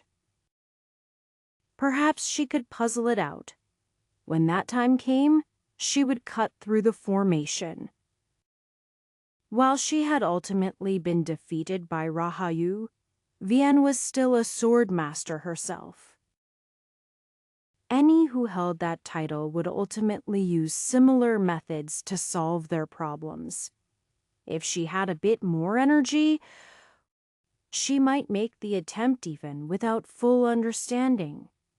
Waiting too long would be dangerous. Even as she had those thoughts, a wraith-like figure showed itself in the void. It was a figure formed of skin and bone with little else, gaunt and bedraggled. Scraggly hair hung down over its face, joining with its bears to hang down below its feet into the nothingness. Vian gripped her sword tightly. "Come to torment me. Have you? I'll have you know it will do you no good." The thing's presence had disturbed the natural energy. She could feel some of it, not nearly enough to fill her up. But she absorbed what she could regardless. The ghastly figure cackled. "Torment you! You think I have so much free time?" The figure's sunken eyes shone from beneath the tangled hair. "I am far too busy for that lately. Got some Verizilus people. Dismantling you and your companions had to be pushed down the line." "Come to kill me. That threat won't work. I am aware I have already died." "Not enough. Damn traitor." The figure stood in front of the cage without moving through the intervening space. "I don't care about individuals, or groups, or anything except myself, really. But the whole world starts to be a scale where I care. Plus the thought that I could have had more stuff if the punks you worked with hadn't plundered it first really got to me." His hand moved to a lock that suddenly appeared on her cage. "So no, I am not going to kill you. You'll just stop existing." Van held still where she sat, but it was a ready stance with her hand on her sword. When the cage opened and the figure stepped in, she struck. Her arms moved, her blades swift and weightless.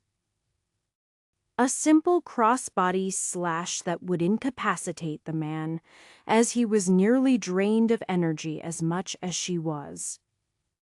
There were only two problems. First was that the space between them bent and distorted. And the second was that she didn't have her sword. But Sheknush had it, even if this place wasn't real. It was bound to her in more than just body. How? Shouldn't you know the figure tilted its head? The hair tumbling in an unseemly manner over its gaunt frame. "Aren't you a sword master or something? What indeed could cause that a disturbingly pale tongue danced out of a barely seen mouth for a moment?" perhaps licking hidden lips. But since I am in the business of trying to know everything, I'll hazard a guess myself. Someone liked that sword more than you. What? You are insane. A bound weapon is not just about liking something. Here is a deep level of attachment a sword master has with her sword. An unbreakable bond forged in blood. The figure looked at her empty hands, still acting as if they held a weapon. That bond looks pretty broken to me. Maybe someone just likes sharp swords a wholet. Preposterous, Vian said. Besides, my will is strong, no matter the reason. I suppose it doesn't matter. I'll get a new sword soon. With that, she moved, as quickly as she could, but also in a way that would be hard to track. Her remaining stores of energy weren't enough to do things right. But centuries of experience allowed for astounding feats. But as she began to move into the void, hoping to break free, a hand closed around the back of her neck. Didn't matter anyway, the ghastly figure said, its mouth near her ear. But I do like your effort. Sadly for you, without that sword it's much easier to do this. A chilling energy seeped into her, draining what little she had left of herself out piece by piece. Only then did she remember where she'd seen the formations before. They were the basis of much modern understanding of the technique, as much as that irked nearly everyone. She'd never encountered the man herself, but Everhart was supposed to be dead, wasn't he, as she turned to nothing? She couldn't help but think of that bedraggled body he had. While she doubted either of them had a physical form in this place, it was clear that even if he wasn't dead, whatever this was barely alive. A state that was quite envious to her as her soul came apart from the inside out. Over the course of the last 15 years, many manuals for cultivation techniques had come into Anton's hands. Some were incomplete. Like the portions of the 99 stars meant to be taught to the general populace. Others were to the full extent they could be, and would be considered complete even if nobody had reached ascension along the path they paved. Studying them was useful to Anton. Not because he was planning to rebuild his foundation with another technique, but because not everyone was suited for the same style. He could also pick up the weaknesses of various techniques that way, but that wasn't his main purpose at the moment. As the group traveled, Anton continued his favorite activity of teaching those who knew nothing about cultivation. In the interest of not causing too many waves, he was preferring to choose local styles. Those wouldn't stand out as much. But there were issues with teaching them to people. Some groups were quite secretive about their cultivation techniques. And if any of those sects noticed someone with their technique, they might seek to harm them. Thus, the best options became techniques that felt local and the generic blend of different things that Anton was putting together. The current version of the technique had certain weaknesses that would be of hindrance in battle. But if it was merely random civilians learning cultivation to improve their body and enhance their ability to work their jobs, it would do just fine. Anton wished that he had more time with everyone. But he did what he could in the short time they were in certain cities. Larger cities they remained in for a few days, and Anton consoled himself that they would be returning through the area at some point. He simply couldn't do everything. And this wasn't his homeland by a large stretch, but he couldn't help but try to improve the lives of the common people. That did involve hunting down some local bandits or other problems. Where local cultivation sects were too busy to take care of everything themselves, Anton faced down a man who appeared neither young nor old. His skin had a reddish hue to it, not one of the natural browns that humans could achieve, but something more akin to fresh blood. The man stood in the mantis stance, his arms held in front of himself. But it wasn't just his arms that formed the true stance, as there was also a superimposed form of a praying mantis, claws extended. The image itself was also red, as expected of someone from the Crimson Insect Society. Less than half a kilometer stood between the two of them, a considerable distance, but not nearly so appealing when the man was on the border of life transformation. This was not an opponent Anton could beat while holding back in any way. And that included making the most of his limited ascension energy. He could manage 2 or 3 shots before the man got to him, if he was lucky. He began to gather his energy, channeling it through his hands into his bow. The rigid wood became flexible as energy flowed through it, the string pulling back at an almost leisurely pace. Just looking at the arrow Anton fired, it seemed unassuming, like all spirit arrows.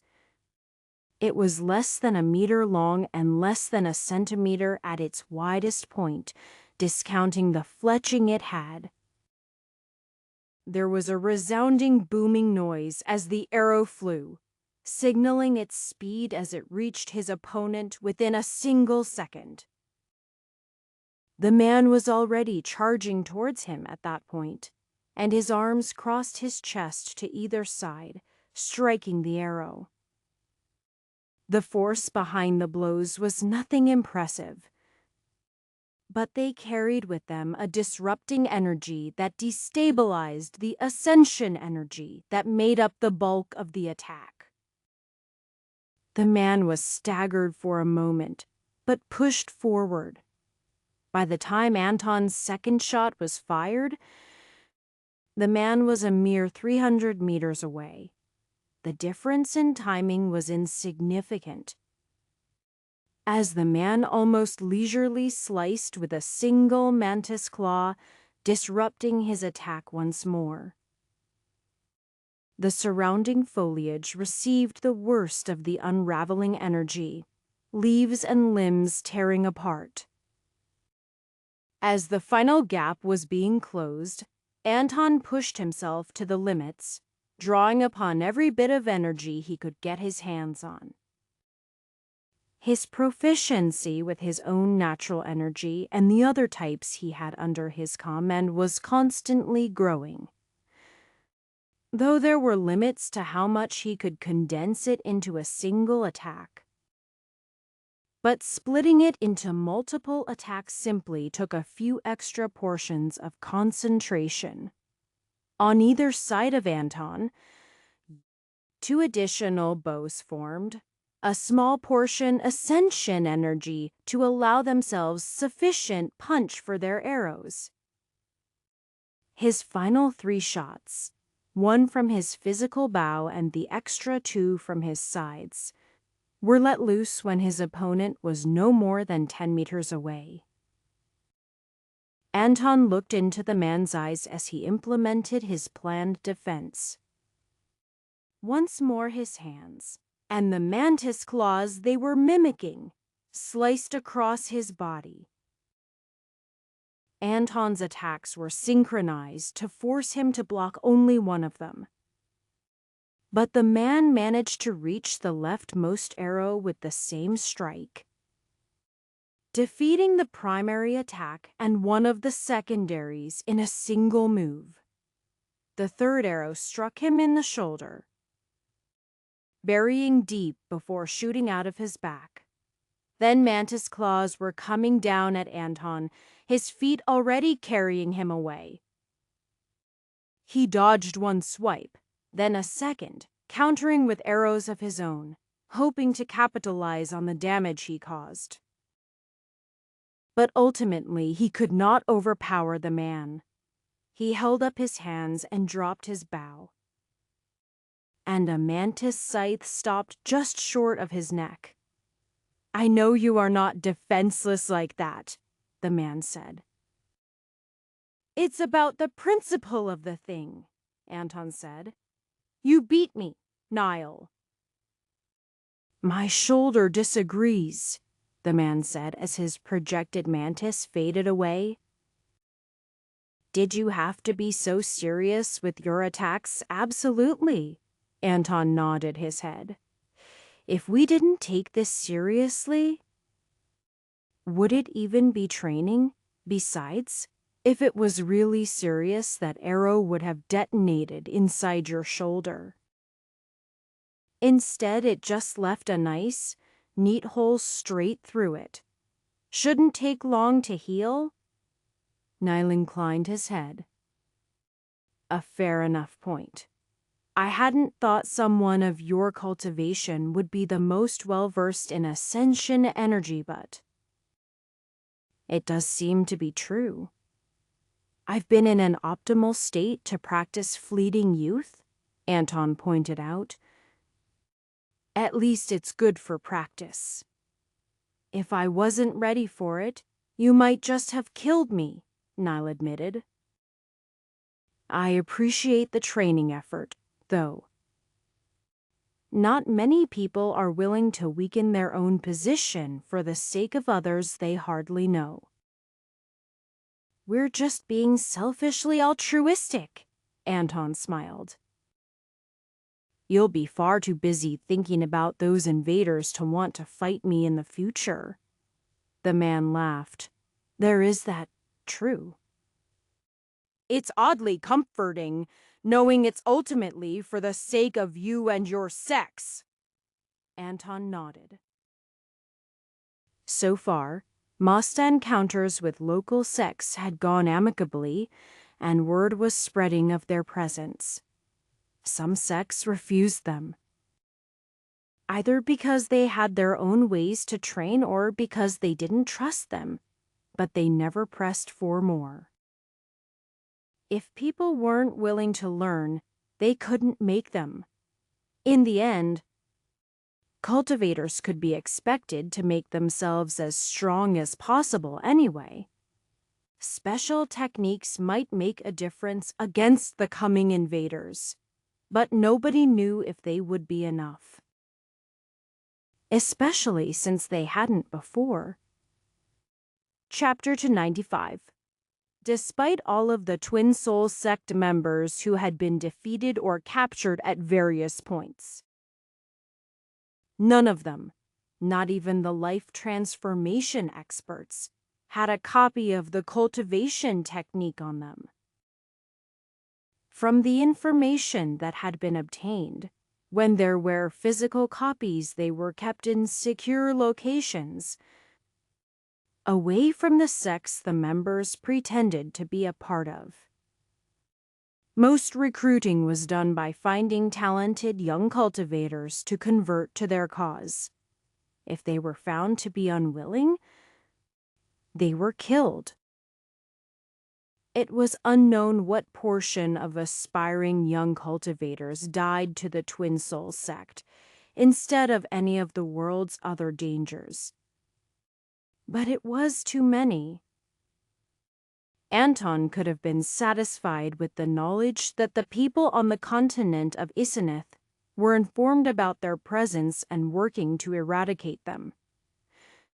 but he would only be truly happy if they were gone entirely, preferably with plenty of time left until the invasion. But it wasn't even certain to be possible to wipe them out entirely. Not if only some people put effort towards it. There was no way to predict what sects they might be part of, and even then they had to be individually scanned. A good portion of them ended up at higher cultivation as well, making them more dangerous. Their combat styles often matched the sects they purported to be a part of. And even when their true cultivations were revealed, they fought much the same.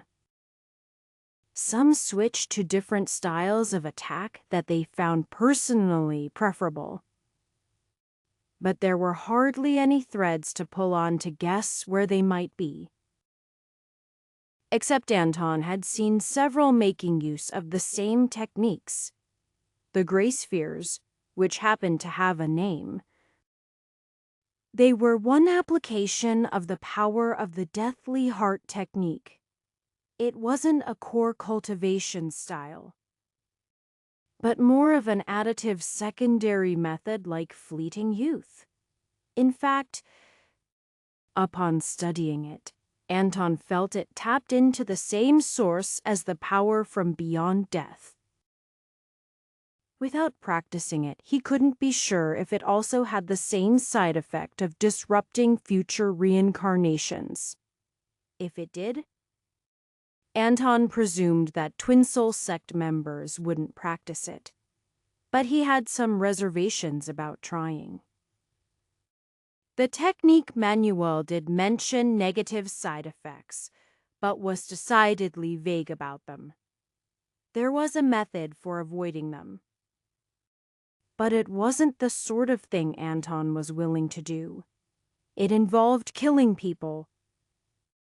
And while Anton was willing to do so for the sake of protecting people, it wasn't the same when done to advance a secondary cultivation technique. Since people were going to die anyway, it seemed logical enough to try it out, but it felt like that would send him down a path he couldn't recover from. It was something more than just killing people.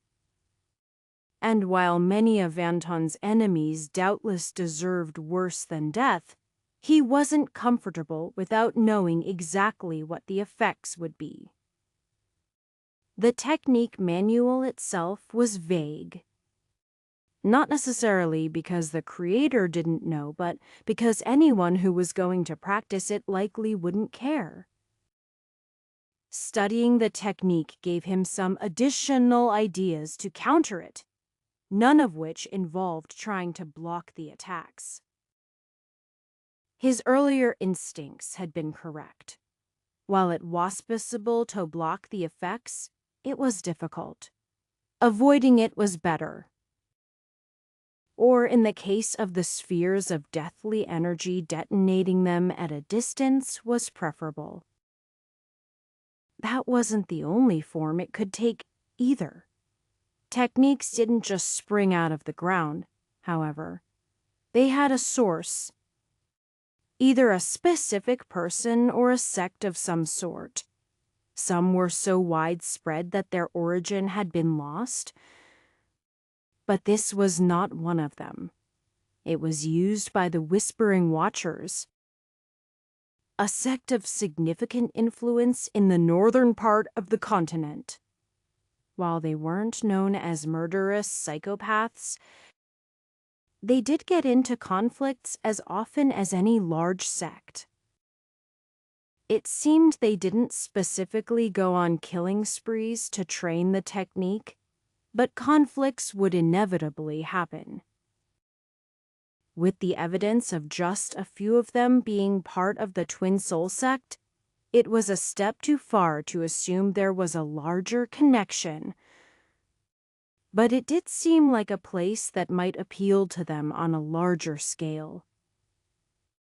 Even if others shared Anton's suspicions, it wasn't easy to investigate them. Beyond determining in passing that at least many of their low-level disciples were not part of the Twin Soul sect. In theory, they, like the other sects, were conducting their own internal investigations. They seemed to have officially begun that before the conflict with Swordmaster Rahayu.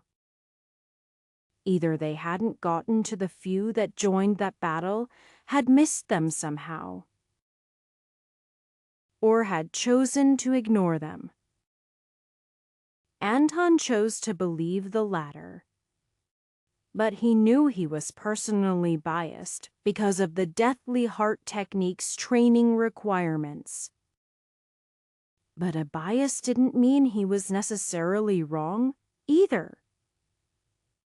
On his combined quest to learn every occupation he could, and thus know how to teach everyone something useful for cultivation, Anton found himself outside a herbalist. There was nothing particularly special about this particular place, except that it was nearby, and that the proprietor wasn't a cultivator. In his time working the farm, he had learned a number of folk remedies for various maladies. But he couldn't be called a real doctor of any sort, even if he learned everything this woman knew. He likely wouldn't be able to do much with relation to what they encountered in Foul Marsh, except maybe the stitching. But even then, most people never learned to stitch someone from the inside out. As he stepped inside, Anton was briefly reminded of Kephilas' place, with herbs dangling from the ceiling in various places. But he found this place to be much more organized. And he recognized the herbs as more mundane things with primary functions that were not poison. A little bell above the door signaled his entry, and a surprisingly young woman came out of the back. She was hardly older than Alva, and while that might not be considered young for a non-cultivator, it was still young to be an independent doctor known throughout the scattered towns and villages nearby. "What do you need?" the dark-haired woman asked. "Salves for rheumatism." "Perhaps. I'll have you know I've always been much too stubborn to take pain treatment for such a minor thing. And I don't have that particular problem at the moment." He held up his hands, which, while wrinkled, had none of the joint problems he'd suffered before. He achieved a certain level of success in cultivation. "I was wondering if you were interested in taking a temporary apprentice." She looked around the shop. "You have a grandchild that you want to learn from me? I have to say, a few people have vied for such a position. But while I could use extra hands, I have certain standards that must be met. Hardworking, capable, a fast learner, and not above performing the mundane tasks of fetching herbs from the forest." "I've been known to do such in the past," Anton nodded. "Good for building character, and necessary. So," she said slowly, "where are they? I'd like to meet them." "All of my grandchildren are actually quite occupied," Anton admitted. "I was interested for myself, actually. I assure you it will be worth your time." "I doubt it," she said. "I have enough to deal with. No offense, but you are not someone I would consider." "I can actually offer something quite worthwhile. You see," Anton turned and frowned. "What poor timing." "You have more customers coming." It was actually a few seconds before the door opened. The bell ringing as the door slammed open with unnecessary force, almost enough to topple some things off the shelves. In fact, enough that a particular jar could have fallen, but it found itself held back with a gentle touch. 3 large men shoved their way into the storefront, stomping towards the counter she stood behind. Idalia! You are late on your payments to Birita. Idalia crossed her arms. I don't owe anyone anything. I own the shop and the land. And she's not a tax official. Sure thing, one of the men said. But you still have to pay protection money. The only thing anyone needs protecting from is you. Now screw off before I call the guards. Anton was watching her face closely. She was brave, determined, but also putting up a strong front. Anton was also aware that there were no guards within 3 blocks at the moment. Go ahead then. The man leaned on the counter. Call them. See if they get here before some sort of accident happens, like something expensive falling. He swept his hand across the counter, knocking a bundle of jars to the floor. A sound like clay and glass cracking rang out. Get it! I don't keep much money on me. Idalia kept her strong front, but Anton could tell she was concerned. I can give you some bundles of healing wort that will help heal. Accidental scrapes and the like. We'll take it back to Birita and see what she says. The man continued to lean on the counter. Bring it out. Her eyes flicked between the men, her shelves, and very briefly Anton. She wasn't asking him for help, but she looked somewhat worried. Normally Anton would step up to help someone in distress, but he could tell she had a plan. She turned away and hurried into the back. Now then, I don't recognize you. The man turned to Anton. But here is a weapon tax in this area. Of course, if you are willing to give up that bow on your back, the taxes will be waived. Anton sighed. This thing, I don't think you'd want it. It's cursed, you see. Sure thing, the man said. But I am sure we can handle it. The man reached out his hand and grabbed the bow, trying to yank it away. Anton didn't have to do anything, and he was still only able to get it about halfway, twisting it over Anton's head. Well, if you insist, he shook his head. If it gets into your hands, I'll be free of the curse. He reached up and unslung it. One thing about Cultivator quality bows that was extremely nice was that they were able to stay strung pretty much indefinitely without damaging the string. It was a bit awkward to carry them that way, but he'd gotten used to moving around with a strung bow slung over his body. Here it is, sir! Anton handed the man the bow. It immediately crashed to the ground, and the man cursed. Alas, Anton sighed. It seems the curse has bound it to me. He lifted it up. The man looked at Anton and seemed about to demand something more. But Idalia came back. Here is your bundles. Now get out! The other 2 men picked up the bundles of herbs while the leader continued to stare at Anton. It only took a little push of effort and some fire in his eyes to make the man back down. Feh! Cursed bows. We're leaving. Boys? They were out of the shop in a few moments. slamming the door the other way and causing more trembling. "Is it really cursed?" Idalia asked.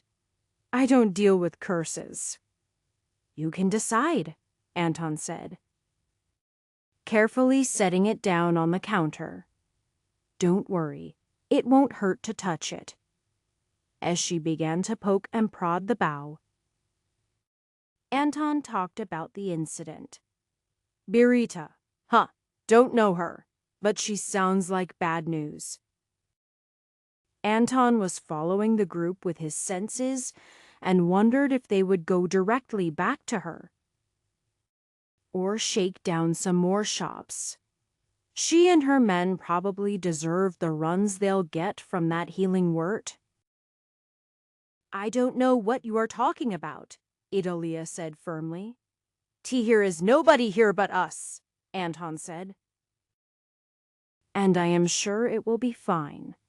It will be a few days later, so people tend to fail to notice. Gotta survive enough little injuries before you pick up on it. Or just get told by the right healer." Anton bent down and picked up the various glass and clay jars below the counter. "Here you go." "Well, I thought they broke." Anton replicated the sound of cracking glass in the air. Just a little mimicry, easy enough to do with natural energy. "I am just going to be straightforward here. You have problems, and I could teach you to deal with them. In turn, you teach me. And we both win." But Anton held up a hand to stave off any protests she might have. "So I am not holding something above your head. I'll also offer at any time to kill this Birita and her whole gang. Then be on my way." "I don't." "What? I am a cultivator, you see." Anton gestured.